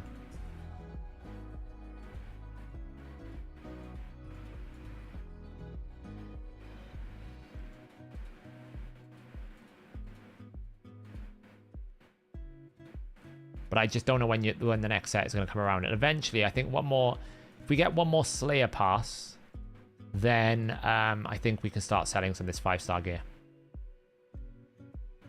Basically. All right, it's not bad. How much is space? We got a fair bit of space there. It's quite nice. We've managed to clear 1437. We're up to 50 million now. It's quite nice. It's not bad. I do have in here a bunch of terrible gear that I accidentally kept. Let's just check some of this good gear out first. Like I accidentally kept an Ice Golem run. I normally auto sell it before I go into it.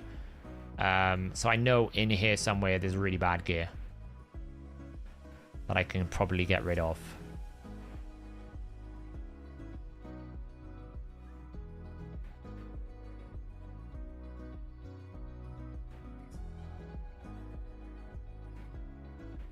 There, see? This is the bunch here. Look at it all. It's probably really bad. I'll probably end up selling most of it.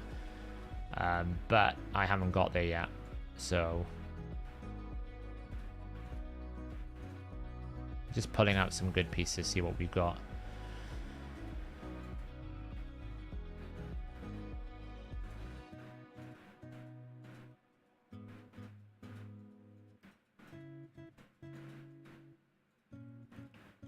So many pieces of gear.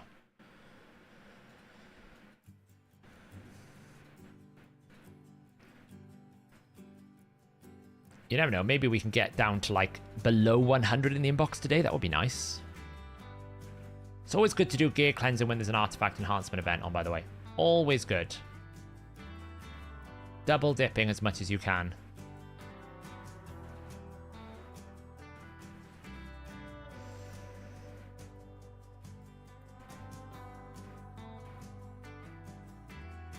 I could have like a killer piece in here that's just sitting in my vault.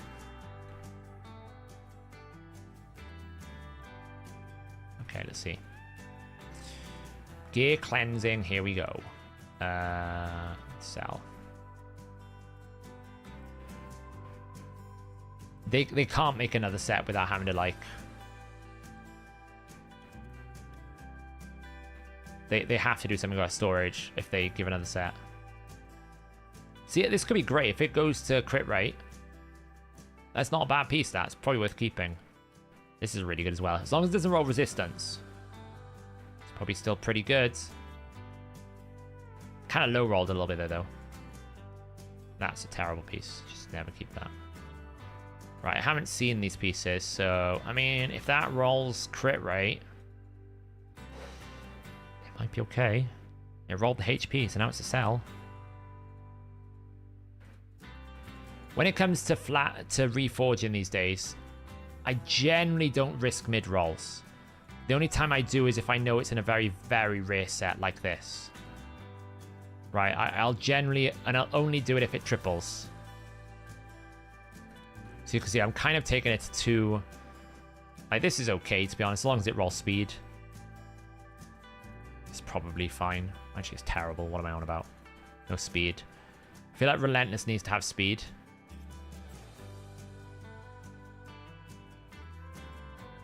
Yeah, the problem is, Kessel, they give you so little that it's almost worthless. I probably shouldn't have rolled that, by the way. I was just not even paying attention. Like, here, really, I'm looking at speed. If it doesn't roll the speed, it's a sell. Like, straight out the bat. Top row, I'm more interested in rolling. Like, reforging if it triple rolls, right? If it triple rolls, I'm more interested in reforging top row because there's less risk. And you might wonder what I mean. Like, you could reforge into a flat stat. You don't want to reforge into a flat stat, ideally. That's the risk you have. If it rolls crit damage again, risky for a biscuit. For a clan boss team, I was let down. I shouldn't have done that. I was let down. Oh, what we got here? Axie speed, terrible, terrible.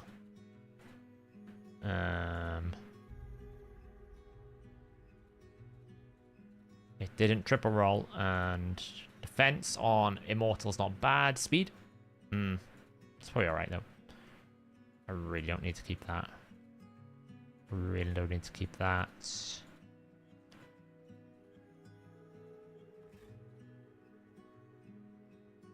Do we know what the next set is? No, we don't know, fortunately. Like here, for example, if this triple rolls something, it's absolutely worth a reforge, right? It's absolutely worth a reforge if this triples. If it's in that state, it's not.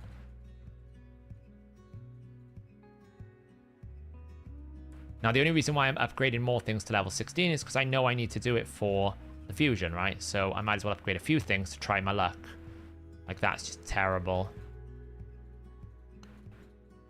Speed or Axie, really.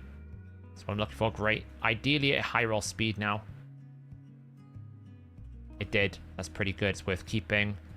This one is... Sometimes it's nice to have an all-around good damage. Oh, we got a triple roll there. Great. Excellent.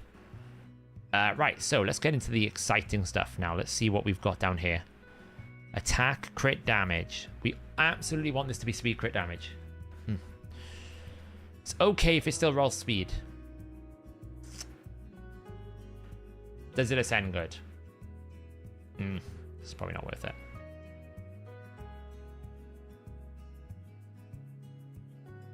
It's never going to need that. If it triples, it might be worth the risk. Might be worth the risk. We're risking it. Oh, God. Do we do it? Do we do it, chat? Do we do it?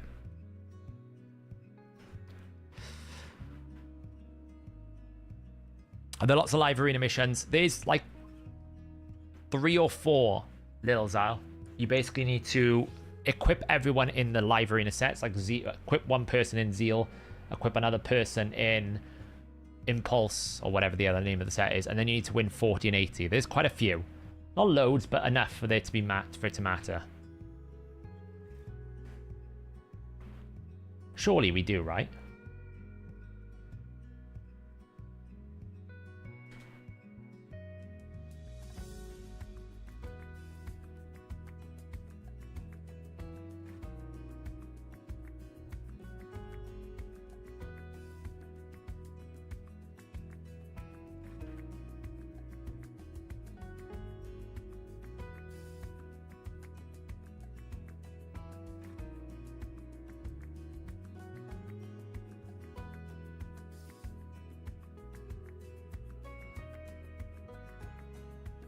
Ascend first.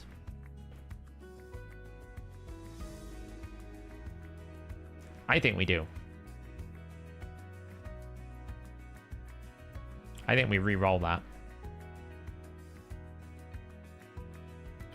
You know, try it out.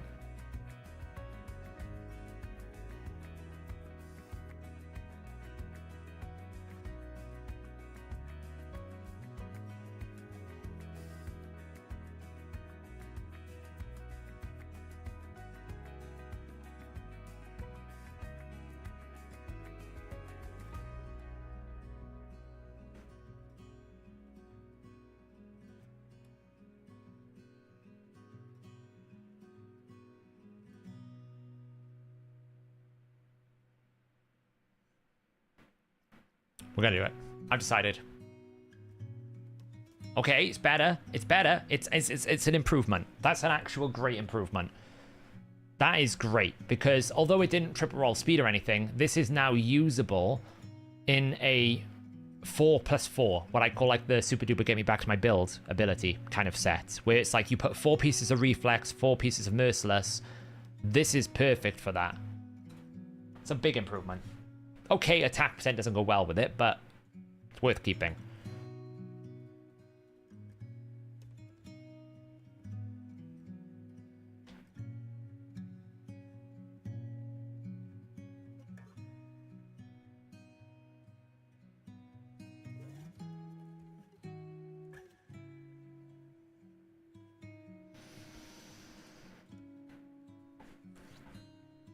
Oof.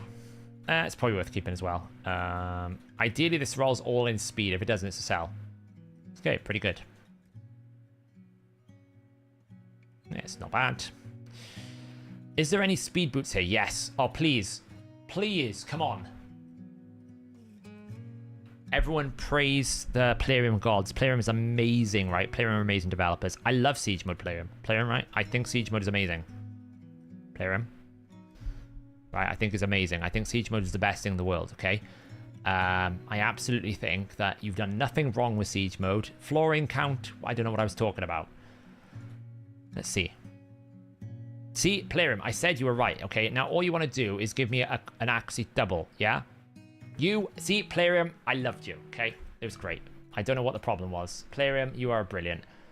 You could have given me speed, don't get me wrong. You know, you still got work to do. Night whiskey. It works, okay? Praise them, and now I've got basically a new pair of boots for our mans, right? A new pair of boots for our mans. I have to now probably do Sand Devil to try and get the dusting, but this is going to be way better. Oh wait, I just got rid of all my... Just knew. Oh, God, life. Where's our mans? Massive improvement.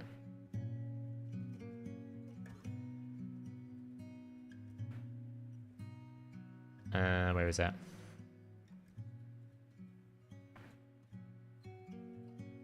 Huge improvement. Once we get the 12 speed, that's a 12 accuracy improvement. Massive.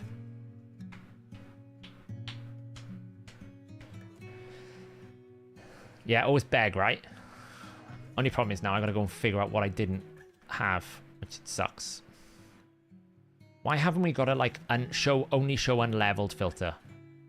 So now I gotta find all these. I mean, probably shouldn't keep this piece, but oh god. Oh god. Not even thinking. Straight in. Oh, it's flat. Okay, it's fine. We never saw anything that just happened there. We just deleted all. Yeah, that didn't happen. Accuracy plus speed. Speed? Nope. Sell. That's terrible. That is terrible.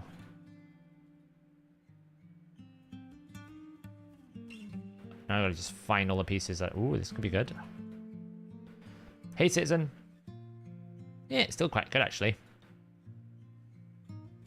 Oh, when the stars alive. I mean, it's still pretty good, right? It's still pretty good. I mean, it's not in the best damage set, but it's still pretty good. I don't know why I'm keeping that. Well, I suppose if it rolls speed or accuracy, it's pretty good. Yeah, it's low rolled. It's not worth keeping for the risk. Alright. Plarium. Siege mode's amazing. Yeah, okay. Siege mode is definitely amazing. There you go. See, guys, I figured out the master plan. Just be a sellout, okay? Anytime you ever need something to work, just sell out. It's the easiest answer here. I'm joking, by the way. Please don't do that. It's bad for your health.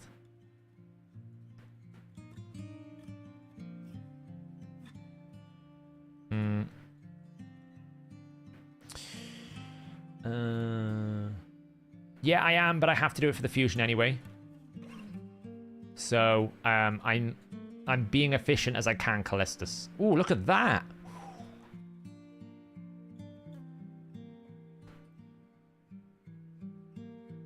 I'm happily losing silver right now. As I said, all you gotta do is sell out, okay? You just gotta say how amazing Playroom is, and this is what you get. Right? You just gotta keep doing it. It's the answer to all your problems.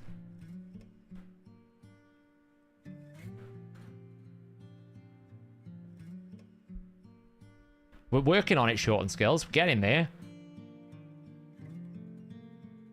We've discovered the new fallacy. Just sell out. Ooh, look at this. See if that's a triple speed. Oh, it's close.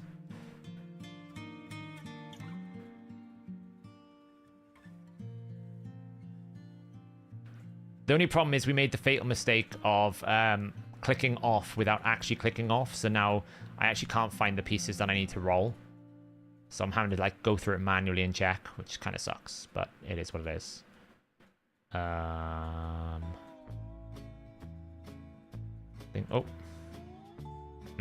It's kind of there. Okay, it's fine. It's probably Slayer stuff I haven't got there.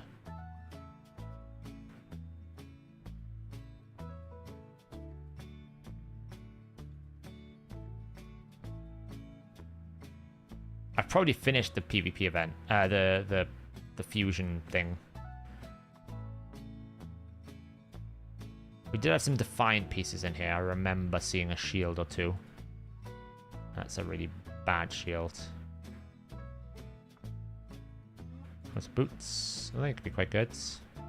Speed? Nope.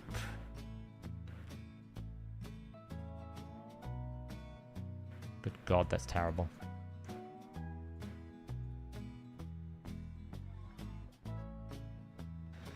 You sense a disturbance in the force, do you? Do you maybe think it's because the fusion isn't as exciting as it possibly is, and maybe the analytics are showing low engagement with events? Maybe. So they've decided to suddenly put a Titan event feeling in the middle of the week, maybe? It's probably not, to be fair. They probably had it planned all along. But I'd imagine analytics right now are not looking great on the fusion. If I looked at our website right now, I could probably tell that the analytics are not looking great for the fusion. Because we can just check by how many people are looking at the fusion guide on every day. It's a very helpful metric. How popular is this fusion? How many page views have we got? It's very easy.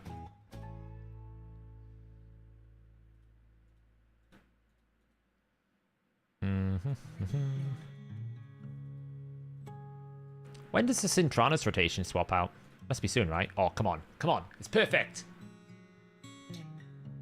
It's rolling in the right places. Don't roll resistance. We'll take it. We'll take it. It's not the highest of crit rate rolls, but it's pretty good. It's pretty good. Kind of want speed here.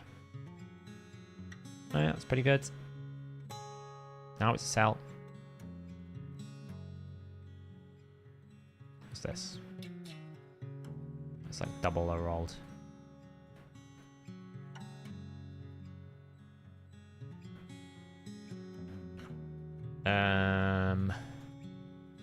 Speed Axie. Still pretty good. Speed Axie is all we want really there. Because Stone Skin, we've got multiple types of builds, right? We've got slow, we got fast, we got damage, we got accuracy, we got all sorts of different things. In this instance, we're trying to like match up stats together. I generally will always keep a 6-star mythical because if it rolls a lot like this, does it quad? No. I don't think I risk it for that. If it had quad rolled, I would have risked it, but I don't risk it for that. Because it's so hard to get mythical chaos ore, and you really want to make sure you put it on the best things. Speed here is probably all I want. Speed Axie. Maybe. It's kind of low rolled. It's funny, I feel like we get too much speed and stone skin accessories and not like artifacts and not enough accessories. So we end up just keeping lots of, like, pieces of gear. Or, like, I barely keep many pieces now from Hydra. I'm really only looking for, like, the standout pieces.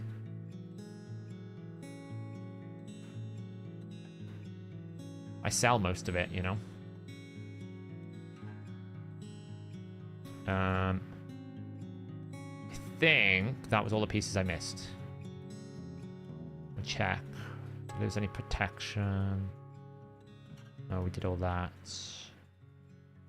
I think that was all of them. Alright, cool. We've probably finished this by now. We must have done, yeah. Some dust there. We can try the boots. How much should we need to shill, right? Okay. You know how I said we really like siege mode, guys?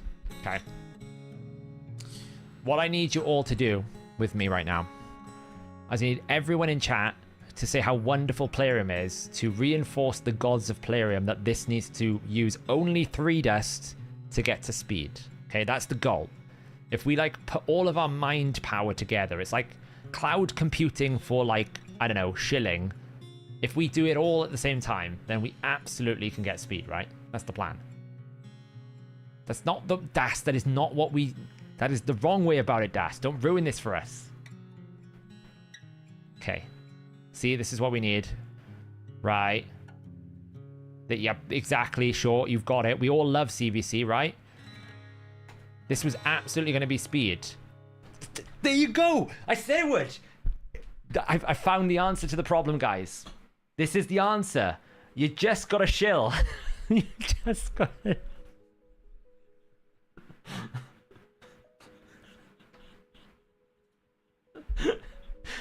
I actually can't believe that worked. I really can't believe that worked. I'll be honest. I'm absolutely amazed that worked.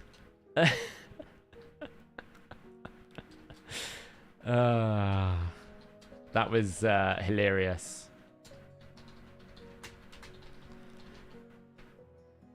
So, guys, what you need to learn now is if you ever want things to go your way, what you need to do is you need to all come together and use your collective brain power to suggest how wonderful Plarium are. And this is what happens. Okay? This is what happens. I might not have test server access, but I've got them on tap. This is amazing now. Armand's is going to get these boots. I should probably just swap them straight away, because I'll probably do the... Like, Armand's has just got a nice little top up there. There we go. We'll gain 12 accuracy and lose absolutely nothing. We lose a bit of defense, but we don't really care about that. To be honest, I can just... boom. Hey, look, and we got some resistance now.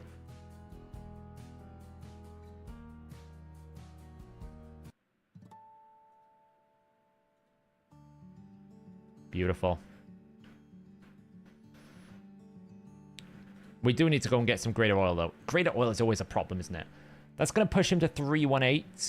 So when we get the rest of it, which is 9, that'll push him to 325, right? I can't do math today.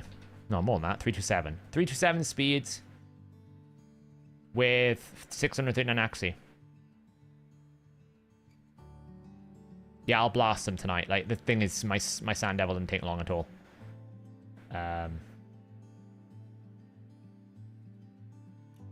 Yeah, it's coming together. He's rocking some good pieces now. The next thing I really need to improve is his banner.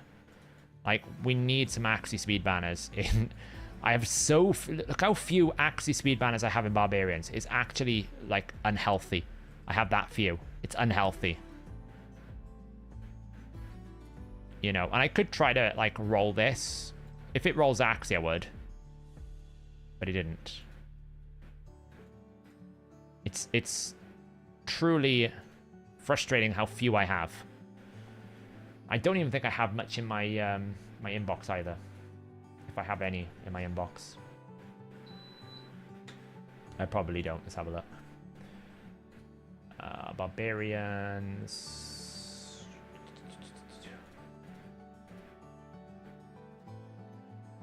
banner. Oh, I have a merciless one in there. There is a merciless. I gotta find that now. That's gonna be hard. There's a 6-star merciless banner in here. And it is for barbarians. And it does have accuracy and it does have speed. Gotta find it though. It's terrible, you can sell that. This is the next adventure. Can we find the merciless banner? That is epic. It's not that. Might as well see what's in there though. It's an epic one. Oh, that could be it.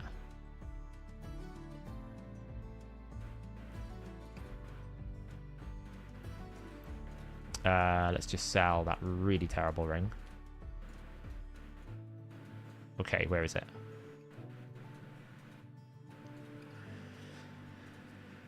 Okay, everyone, all together. Plarium is amazing. Plarium is brilliant. Okay, they're not so much anymore. Siege is terrible again. Damn. So yeah, that's my next area of improvement is trying to find because obviously his chest piece is pretty good. Trying to find a better banner that's got accuracy. Probably as well trying to get like a stone skin amulet that has a bit more accuracy on it. Like that one's not bad, but it's not much better than what I've already got, so it's not really worth it. I might as well take the highest stat. You know, I could... That one's already been reworked, so I can't do that.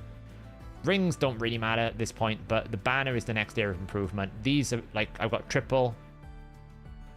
I could try to find a better accuracy with speed in stone skin. That could be an improvement area. But he's not going to get much better than what he's currently got. To be honest, he's got a quad roll speed in supersonic, triple roll in stone skin. We got double accuracy, triple speed, pretty much a triple speed 5-star with double accuracy. This is just there that needs improvement. Yeah, we need to build it up a bit more, didn't we, Dimitri?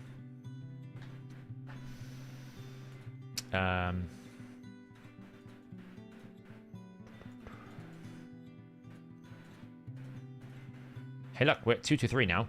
Now, let me find all those terrible pieces of artifacts that we don't need, because I'm pretty sure that a lot of, like, this stuff can be sold. There was a chunk of artifacts in here, like this life stuff, I think. That was just bad, that I accidentally took in when I didn't mean to.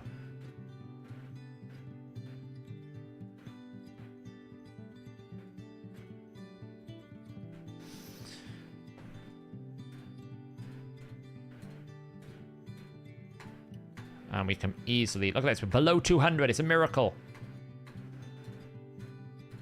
Ah, thank God we invented this gear selling system. I don't know how I'd do it otherwise. All right. Sell, sell, sell, sell. Sell, sell. Oh, that one actually might be quite good. Sell, sell, sell, sell. Sell, sell. Just sell it all.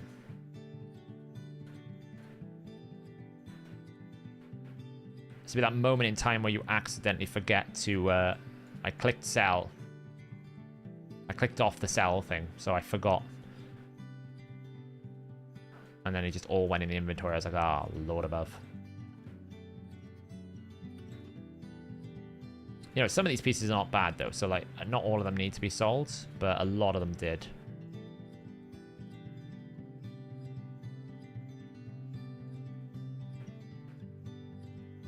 Boom. Doesn't roll speed or accuracy, we sell it. If it rolls the HP at all, we're selling it.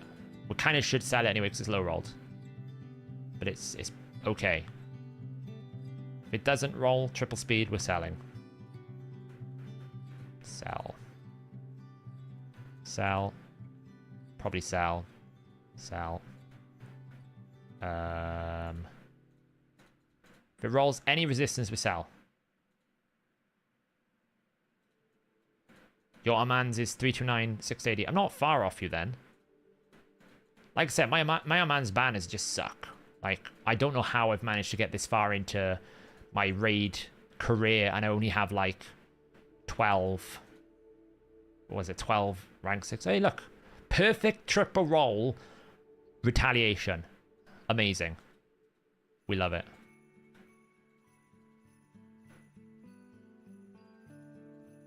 That's actually solid. That one's terrible. How can it do for this piece? Top 3. Quadruple. Oh, it's close. It was close. Oh, he's no stone skin, right? Yeah, that's the problem. The accessories really do hurt you a bit. It forces you down a path. It's probably all right. I don't have an awful lot of provoke. That's why I'm holding on to more provokes that I probably would sell normally. That's probably not worth keeping. It's rolled the crit rate.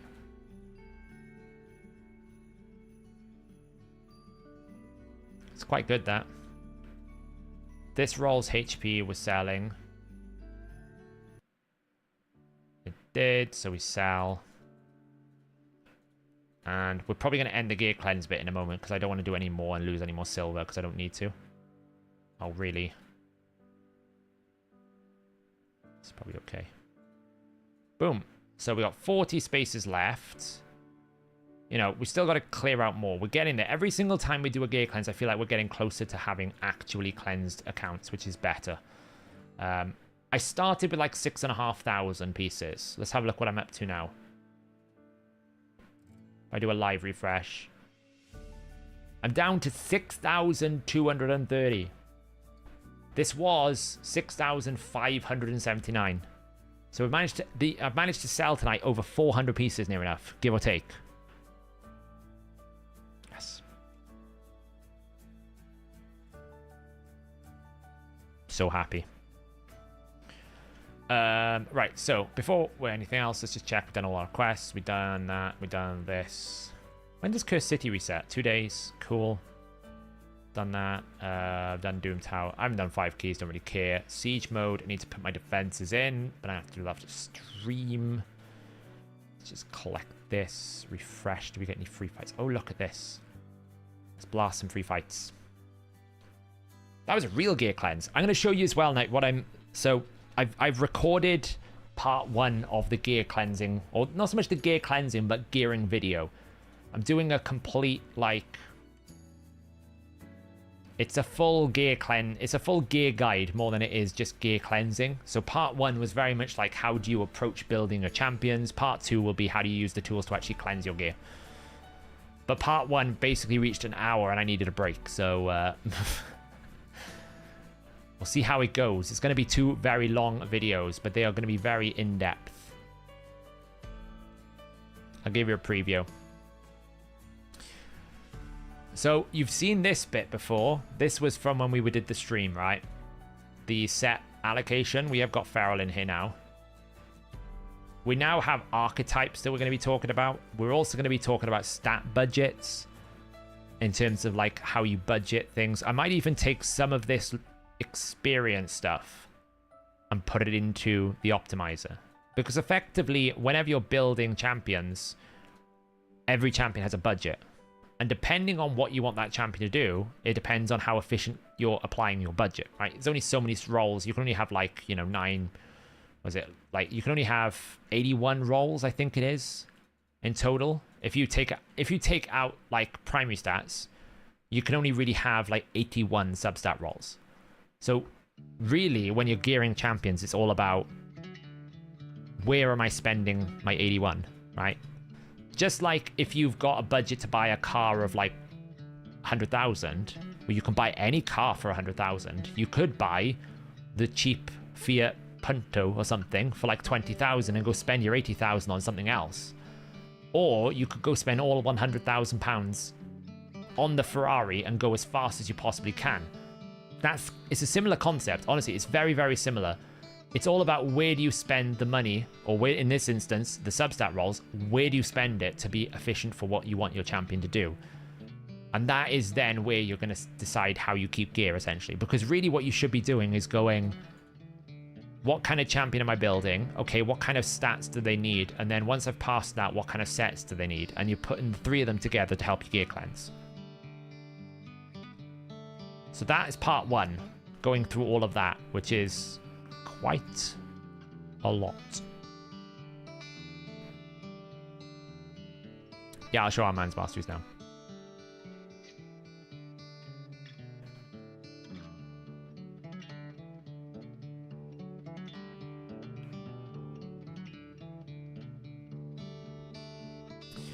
So yeah, that'll be coming out probably, I think, Wednesday, because I just want to make sure I get part 2 done. And that requires me to do some optimizer updates. I've got a very cool Affinity video coming out this week as well, which I think people will be very interested to know about. Oh man, can we kill this Frolny already?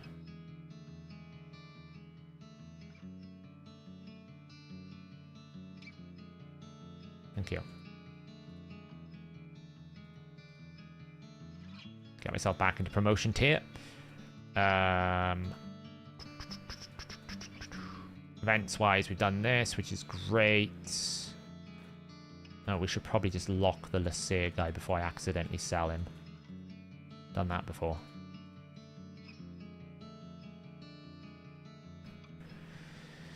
You need resistance, actually, lots of speed. Yeah, she's basically what I would classify as a disruptor debuffer. And disruptor debuffers, I mean, disruptor debuffers normally require just speed and accuracy. But she also requires like resistance because you're building her as well as like a protect revive. So she's like in between, not protect revive, sorry, protect buff. So generally protect buffers need speed resistance because they don't do any debuffing, but disruptor type champions like a Lissandra also needs the accuracy. So yeah, she's a heavy budget. I probably should make an extra archetype in this video now that in this spreadsheet now that I'm thinking about it, which is like kind of disrupt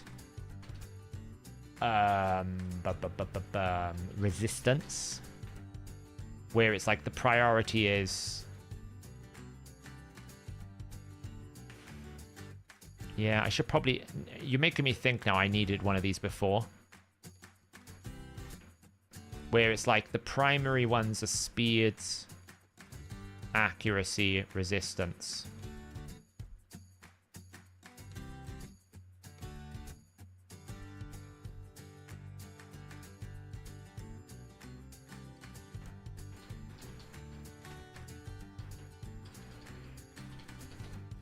I'm doing it now.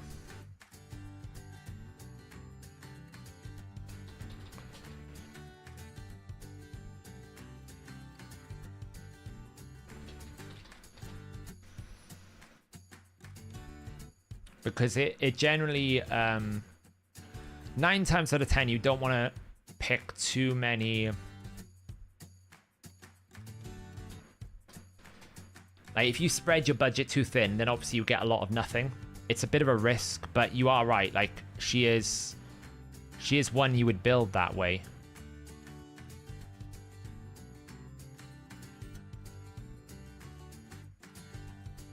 So you'd probably have like speed boots. I'll show you what I'm doing here. Probably wondering what I'm doing. You'd probably have like priority speed here. Your chest is probably accuracy because you need to offset with speeds.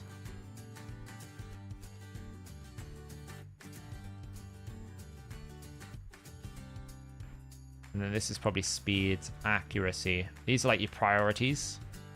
Like probably speed, accuracy. You probably prioritize an accuracy over resistance a little bit, but not too much.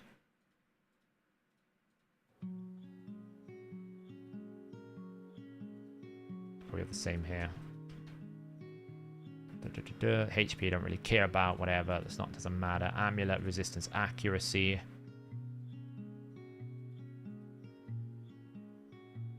Yeah. So you're probably going to have like for a, this would be how you kind of prioritize. when you're looking to build something like a Crixia, this is what you're looking for. It's like speed, accuracy, resistance, speed, accuracy, resistance, speed, accuracy, resistance, speed, accuracy, speed, resistance, resistance, HP, defense. Probably on the boots actually you would have speed, accuracy, that. Speed, accuracy, resistance, speed, ring, whatever, accuracy, resistance, and then probably a resistance banner. So you probably alternate. You could either have an accuracy banner and resistance chest, or resistance chest and an accuracy banner. Well, you know, you'd have the other way. Well, no, it's the Crixias at the high end, I think, that DB's talking about, right? You need to be like 380 speed, 600 resistance, 600 accuracy kind of concept. So this is like how you would do it. And this is the thing, right? You would pick your allocation and you go in here and you go, okay, well, I've got, if I have all legendary, potentially mythical, right? Because you can have 9 rolls on a mythical if you're being like, because you get 4 base. Then you're picking these things and you're going, okay, well, where do I distribute my budget? Well, if I want to do a disrupt counter, I'm looking for speed, accuracy, resistance. So if I get this type of weapon and I only put like, say like resistance, I get a triple roll, so it's like 10 plus 10 plus 10, so it's like 40, and then I end up getting a double roll here. Okay, well, I'm committing, my budget here is like 6.86 out of 9 rolls, essentially, because I'm low rolling. So if you think of like 9 rolls is a perfect roll, okay, so this would be like 7%, 12, so perfect would be here 7. So it'd be 12 times 4. It would be, I think, 30 times just 30. And then this would be like 14. Okay. If we did like perfection like this. Okay, that's perfect rolled at 8. Technically, you can get 9 being a mythic roll. So say like you get a mythic roll on the attack. So the attack goes to 21%. So this would be what you would class. This middle helm here is like as perfect as you could get a piece to roll, in the sense that it's rolled 9 perfect substat rolls. Very, very unlikely. But actually, when it comes to your budget of where you want to allocate, then actually you only want the resistance, because in a helmet you want speed, accuracy, and resistance. So in all eventuality, when you look at this one, it's not actually 100% efficient, because 100% efficient would be you have all of the rolls and all of those stats. Now, you could easily ignore the defense, because even in this build, you're going to have 1 left over. Ideally, you'd want it to be like HP or percent defended. Like, you'd probably want defensive stats after that point. You could easily fill out the bottom rows with defensive stats. But if you didn't, then we basically look at this and go, okay, well, I've got 1 waste, 2 waste, 3 waste, 4 waste, 5 waste, right? I've basically wasted 5 of my 9 possible rolls. So in all eventuality, if I was actually looking at your build and going, how efficient is the build for the role that Crixia needs to play, you might think 48 is an amazing triple quad roll.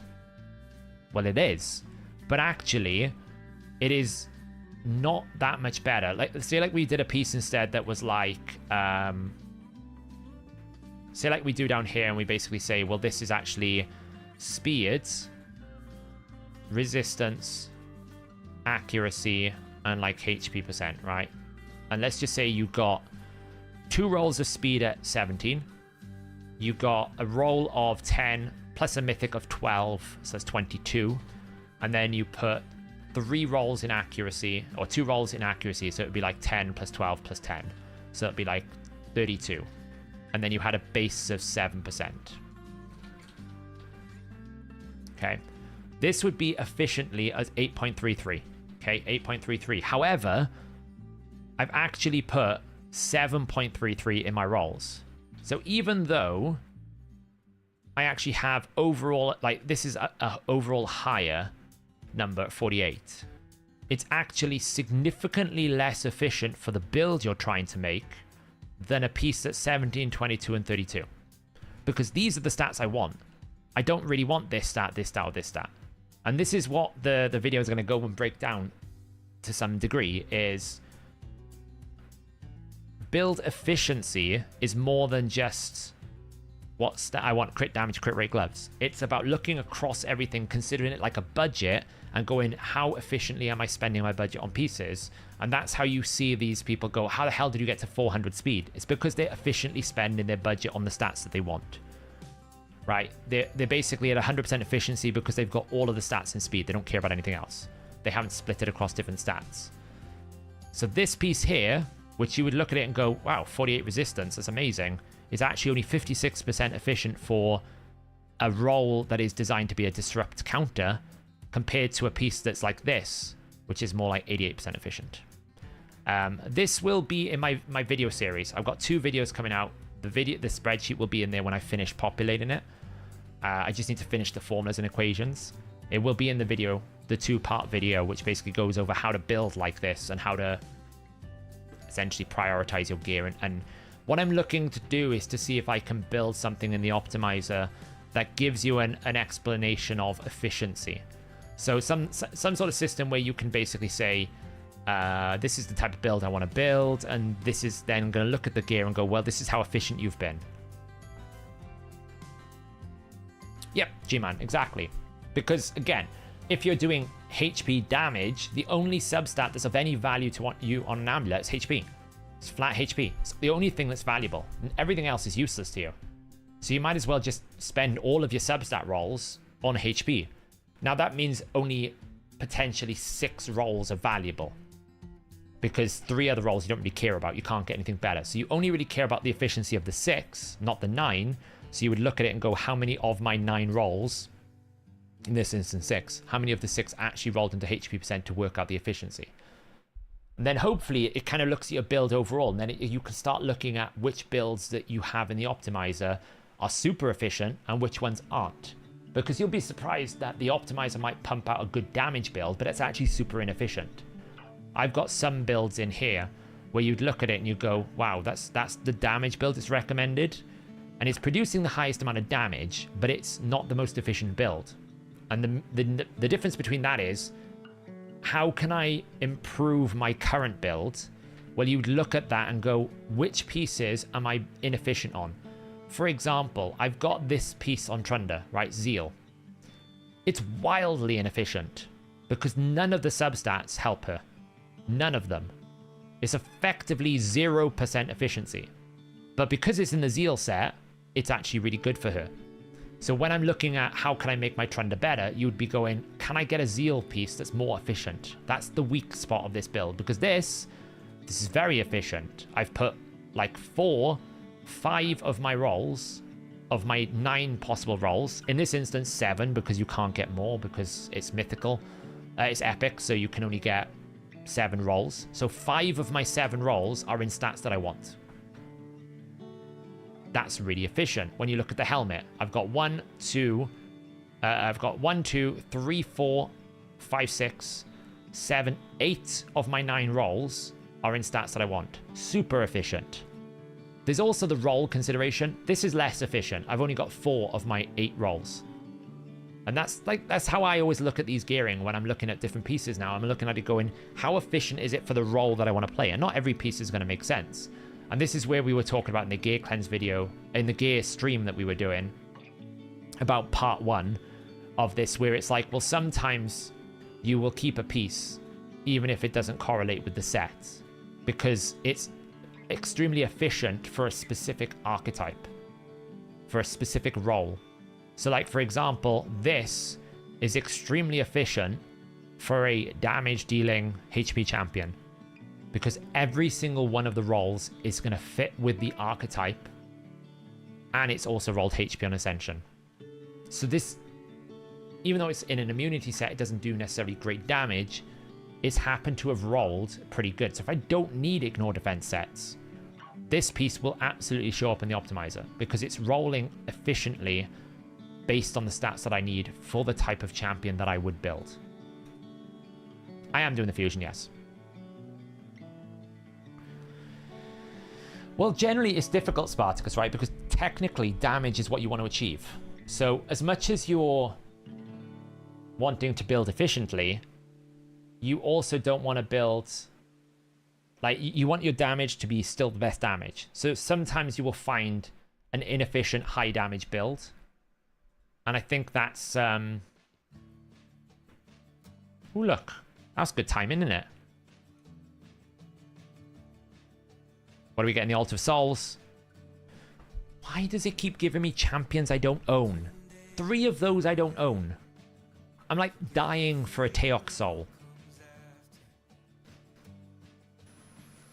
Oh, man. How long do I... until I've got 8 hours till Siege. Crazy.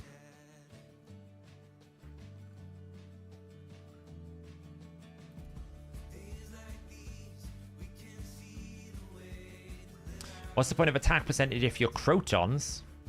What's Croton? What do you mean by Croton? You have to correct your spelling there.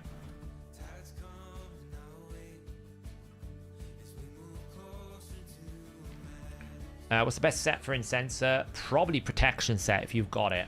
Or Cursed. She does do a lot of buffs, doesn't she? So she's pretty good at buffing, but you could also use Cursed. How many debuffs does she actually do, though? Like, how many debuffs does she do?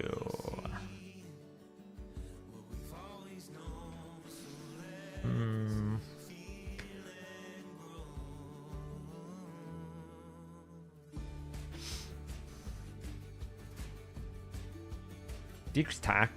I mean, she's not a bad candidate for Feral, is she?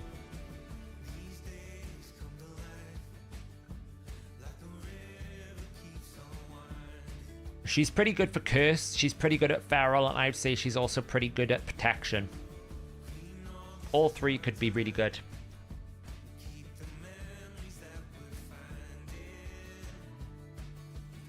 Right, we need to get our man's boots up.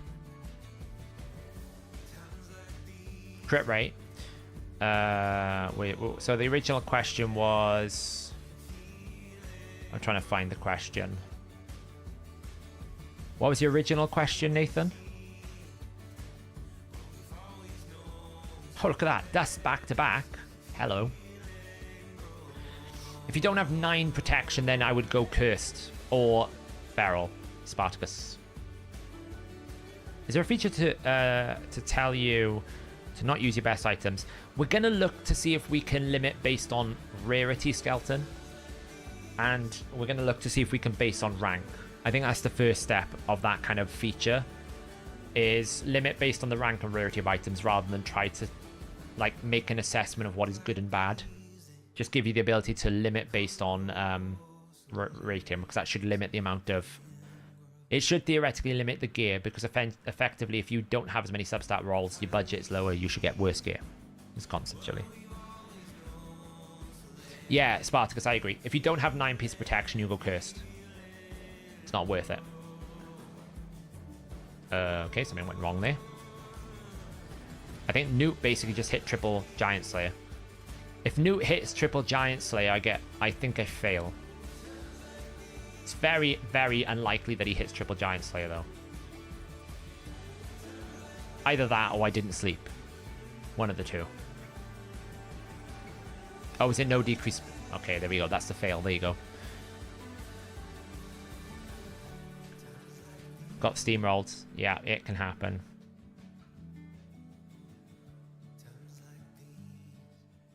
What's the point of attack percentage for crit rate? Well, attack percent if... Oh, man, back to back. Are you serious?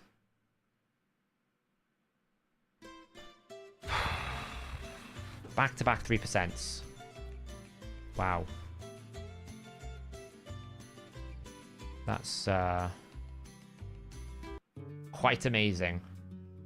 Why not double Newt with Maris? Well, I don't have another Newt, my friend.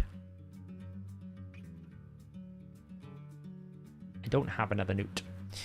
What is the point of attack percentage if you have 100% crit rate? Well, if your damage scales off attack percent, Nathan, then once you hit 100% crit rate, the only way you can increase your damage is if you have attack percentage or critical damage. And you often want to balance your attack percentage with critical damage. So it comes a point in time where critical damage is going to give you less damage outcomes than just having raw stat that matches your multiplier. So that is why you go for primary stat. It could be if you're a defense-based champion, you get defense, for example. You want to balance it between your crit damage and your primary stat after you hit 100% crit rate. Yeah, whenever you see an Awakening boost, I don't think there's any reason to hold on.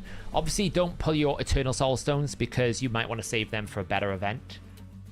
But you're free to. I think you're free to pull your Immortal and your Immortal Soul Stones. It won't be a better moment in time.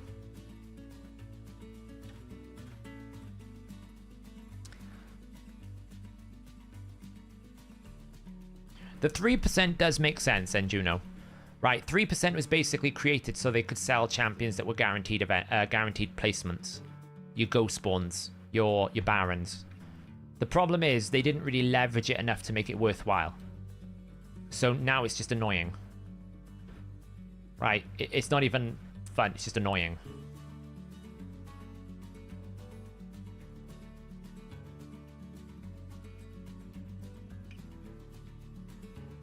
Ooh, more dust. We like it. Yes, true. You could probably save if you want. I definitely think you pull Mortal. That's a fair point, G-Man, that you don't get it 5-star on the 6 on the Immortal. But I would I think it's just probably worth pulling. Yeah, if you have double Newt, this is the team to build, Diego. Super easy. The only thing I have a problem here, Diego, is you might notice something that's happening with this team. I have to use... Dust again, what the hell is going on? I have to use Nia, right? I don't have Kaimar, I don't have Yumiko, I don't have Crixia, so I don't have anything more than a 2-turn reset at the moment. And Newt's A3 is a 4-turn cooldown, which means in order for you to get back to his turn in the same rotation, you need a 3-turn reducer. Which means I have to use Marius. Marius is a 3-turn cooldown, which means when Nia resets him, it resets his max HP. Which means I'm kind of stuck because I have to lock my Marius to this specific speed tune. He can't be more than 239 speed. If he's more than 239 speed, this team breaks. Because you can see that Nia will always reset him, so he gets it back in time. You're using a Crixia over Nia. Yeah, I don't have another max HP. So. What do the speeds look like for Godseeker, Ninja Team, and Sand Devil? If your Godseeker is like... I think it's even easier now. Used to be quite hard. You had to be like a 5-star to go slow. I think you can be like 3-star and go quite slow now. Like, we're talking 200-ish? 250-ish? 230-ish? Something like that. Yeah, I don't have another max HP, unfortunately, so... It is annoying because I can actually make a like 260 speed, 350% crit damage Slayer build, but I can't because I can't use the speed. I have to keep him to this 239. It's really frustrating. Just kind of seem to get mythical boots. Which stage is the highest chance to drop boots? I don't know the drop table, Spartacus, if you mean Cintranos. I have no idea. They're all hidden server side. That should be enough. Nope. He needs more.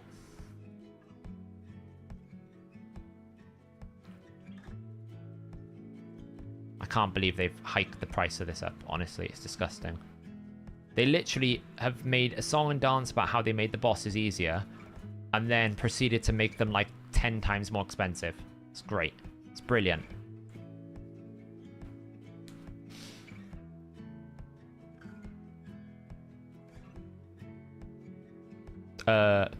That's what I'm on about sometimes. I don't know whether it was decreased speed or sometimes. Sometimes I can hit too many giant slayers and it wakes the boss up. Most of the time it's okay though. Am I going to do some live arena? I don't know, we'll see. It's pretty late here. I'm just trying to get my boots up. I got to set my defenses as well for siege before I go to sleep. So more dust. Good lord, that's the most efficient dust rate I've ever seen. There you go, Madman's got it. No for hard dungeons, I'm stuck on getting mythical boots. Oh, those things are horrible. I got lucky with mine. The boot didn't take me long. The chest piece took me a lot longer. Yeah, right, good. Good. But the thing is, it's so much faster than Godseeker and Eerie that actually over the course of a tournament, because obviously you benefit from having low turn count, even if I fail like at a 3% rate, it's more energy efficient. It's just more energy efficient than running the Godseeker Neri, and obviously faster. So in essence, it's just better for me to run this. Yeah, I was more. How many dust have I got so far? I've got like 15 dust, it feels like. It's crazy.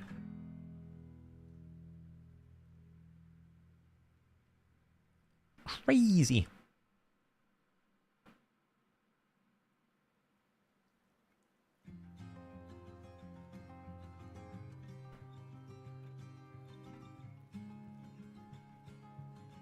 Yeah, probably.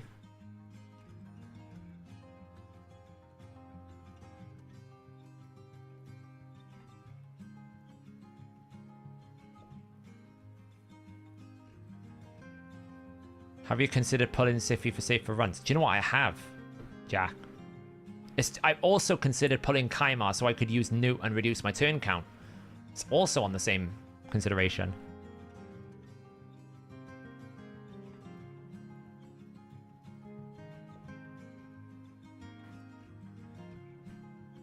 If I have Siffy, 2 Newts, could I do Sand Devil fast, and who else should I bring? So, someone who can debuff a lot, ideally with limited hits. Like, Riho is the best, but if you don't have Rio, you can use something like Ruella or Ramantu. You just have to watch your hit count to make sure you don't break it, but I think it's okay. So yeah, you just stack up the debuffs. You don't need as many now, which is better. You don't need as many as Riho. You only need like 7 or 6 to get your maximum potential because they've dropped it. And just basically run that. You could even run another like max HP if you want, just to finish it off. Like another like Royal Guard, or you could run like a War Master or something like that. Yeah, exactly. There you go. Madman's running exactly what I'm suggesting. Substitute the Riho for something like a Ruella.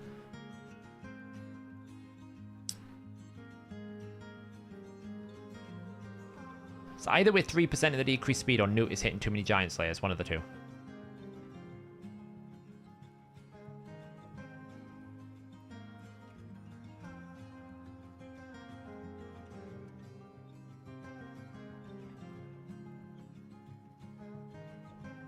The only problem is, it goes so quickly, I burn through more energy than you burn through it so fast.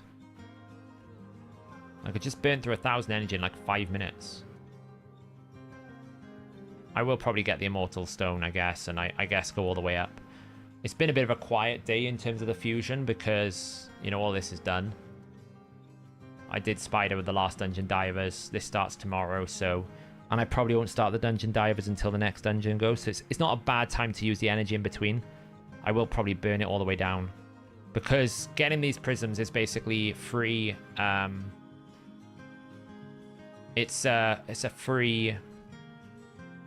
champion chase, and I can get one of these for $5 to basically make it 3, so I'll get basically a minimum 750 points along with like, you know, 1 2 3 4 5, probably like 2 to 3 of these, so that's another 250 500, so I'll have like 1,500 champion chase points, and I could even just pull out Shayak for it to finish it off, so it will be quite low.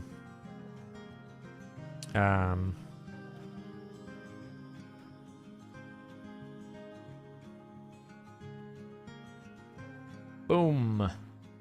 Shake, shake the room.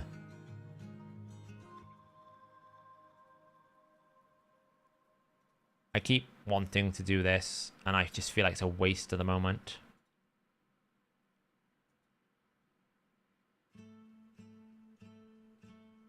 It's actually shocking I don't have a better chess piece than that.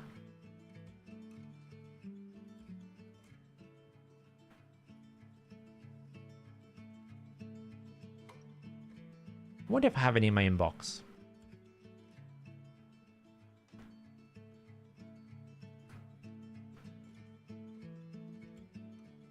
These filters were the best thing I ever added, honestly.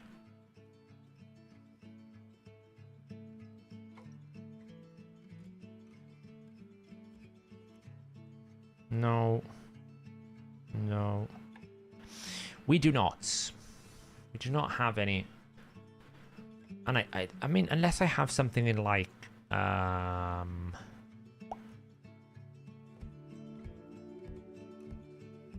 supersonic. No. So it's basically this at the moment.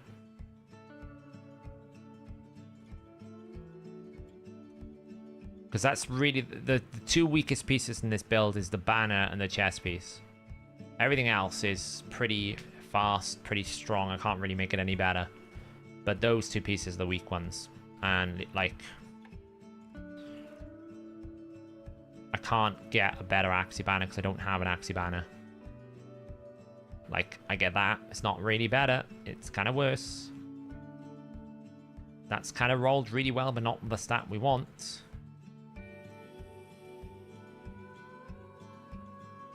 The only thing that could be better is if I rolled that to 16. But even then, like, the best is going to be a 17. We'll see. Try it. Well, it rolled the wrong stat. Yeah. It's kind of frustrating. I don't have a better banner. The banner is the threat, the real weak point of this build. And it's a really terrible banner.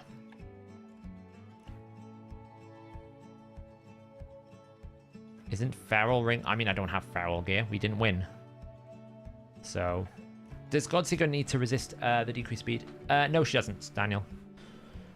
Can you add auto run on the optimizer? Is that possible? Auto run? Maybe in the future.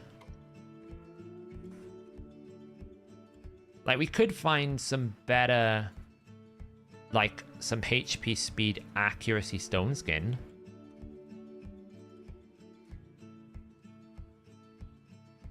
But, like, nothing is beating 22 speed.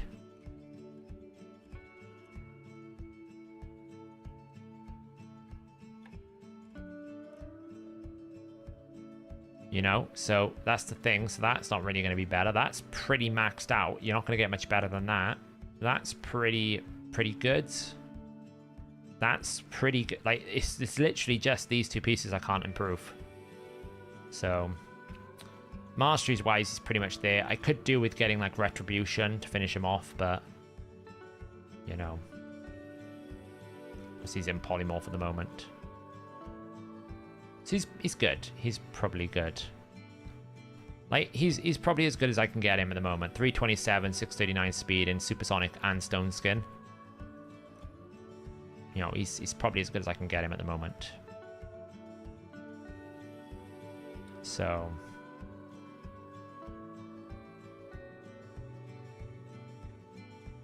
and like Marius at the moment, as I said, he's locked at 239 speed. But I can actually make him faster if I could, but I can't. So he's kind of stuck here. Stuck here in this state for a while.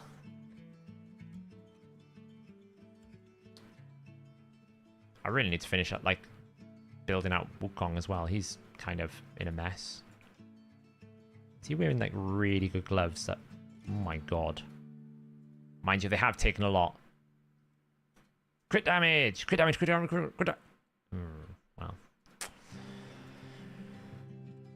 These are pretty good as well. Attack percent. It's the problem, you blow through dust quicker than you can even, like, imagine.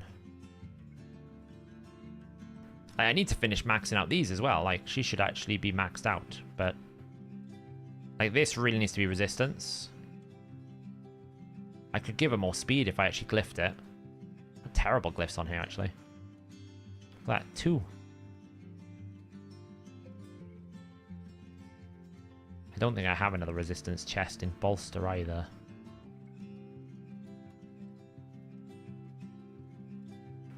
Yeah, she got the only one there, so that's why she's there. Narcissus is only 1 star at the moment. This is the difference, I think, where like what I've noticed from last siege is like I need to finish these builds. I still haven't got a good crit damage amulet that I'm really happy with for HP. I'm still not happy with, like, you know, that's great for resistance, not the stat I want. And I'm hesitant to, like, overly chaos dust this, because this 1375 is not amazing. It's not the best.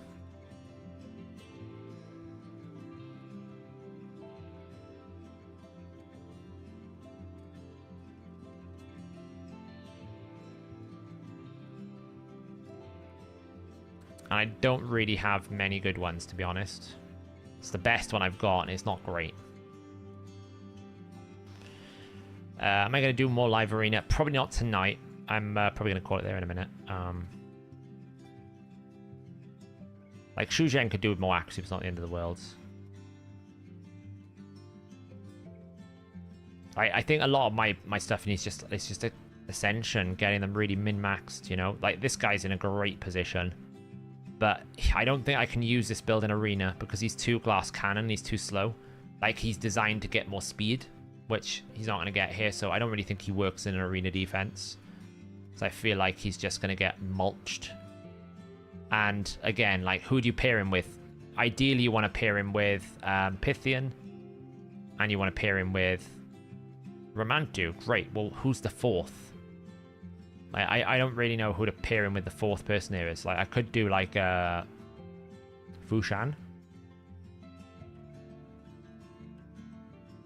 Krisk is just baiting out an ECMO, to be honest.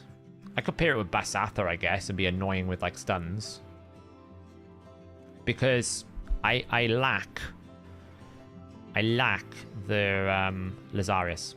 That's what I miss, is Lazarius. Why don't you run White King and Peace Slayer? Why don't I run him in Slayer? Because he doesn't AoE in 2 of his abilities. So he's better in lethal. Like, my White King Narcissus is in a pretty big build. 126k HP. Like, it's not perfect. It could be improved. But he's pretty strong. Like, all he's missing is the ascension on the rings and stuff. Like, once I finish, it'll be about 130,000. Calvalax works with Teox. Yeah, it could do. Because it will apply before, right? So...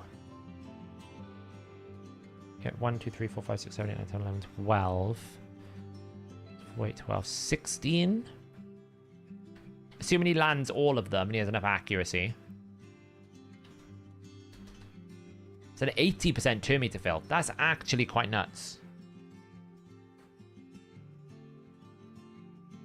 That is actually quite nuts. I never thought about that. And I do have Calvalax.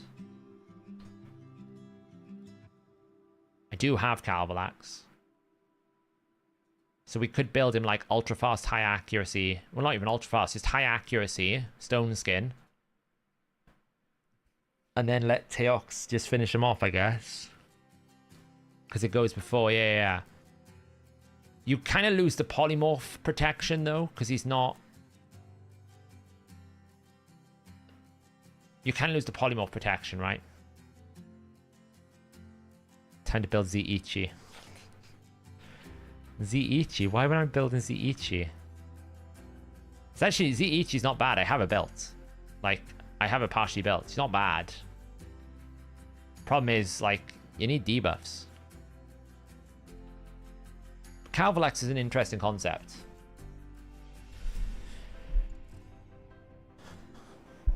I have a 5-star of Soul of a Champion and have 2 of them. I'll never see a 1-star in the market if I don't buy the 6-star, right? You won't see the 6-star unless you apply the 5-star to the hero. Hypnos. You have to apply the 5-star soul to the champion, then you will start seeing 6 stars. Otherwise, you will see 1 star. You have to physically apply it. Right, guys, I'm going to leave it there because I need to set my defenses, and apparently I have to hide that from everyone so I don't give away our clan secrets. So, it's a good stream. Hopefully, we can actually get to build him some proper Hydra teams. I'm really curious to try and do a stream where we just test different Teox options. Fenax, Whisper. I'm going to do a bit of research to see which one's got the highest A1 potential. Obviously, I have that information, and we're going to do a bit of a tier list to see who can achieve the most and build the craziest team. I might pull out Packmaster as well on the weekend because I could do with the block buffs. We could even try Quintus. I know Quintus's A1 is nuts. Right, Quintus's A1 is really strong. You know, it's basically 4-hit A1. So we could try a Quintus Teox as well. So we'll have a bit of a play testing around with it. The only thing is, this is generally more of a buff-orientated thing. If you don't have buffs on the enemy, it's not so good. You'd want something like a Draco. It's more like the debuff-based, if that makes sense. So we'll see. We could bring like a Shazar or something like that. Try out different concepts. Anyway, guys. Have a nice evening. I'm going to set my defenses. And we will see how this siege goes tomorrow. Have a nice evening, guys.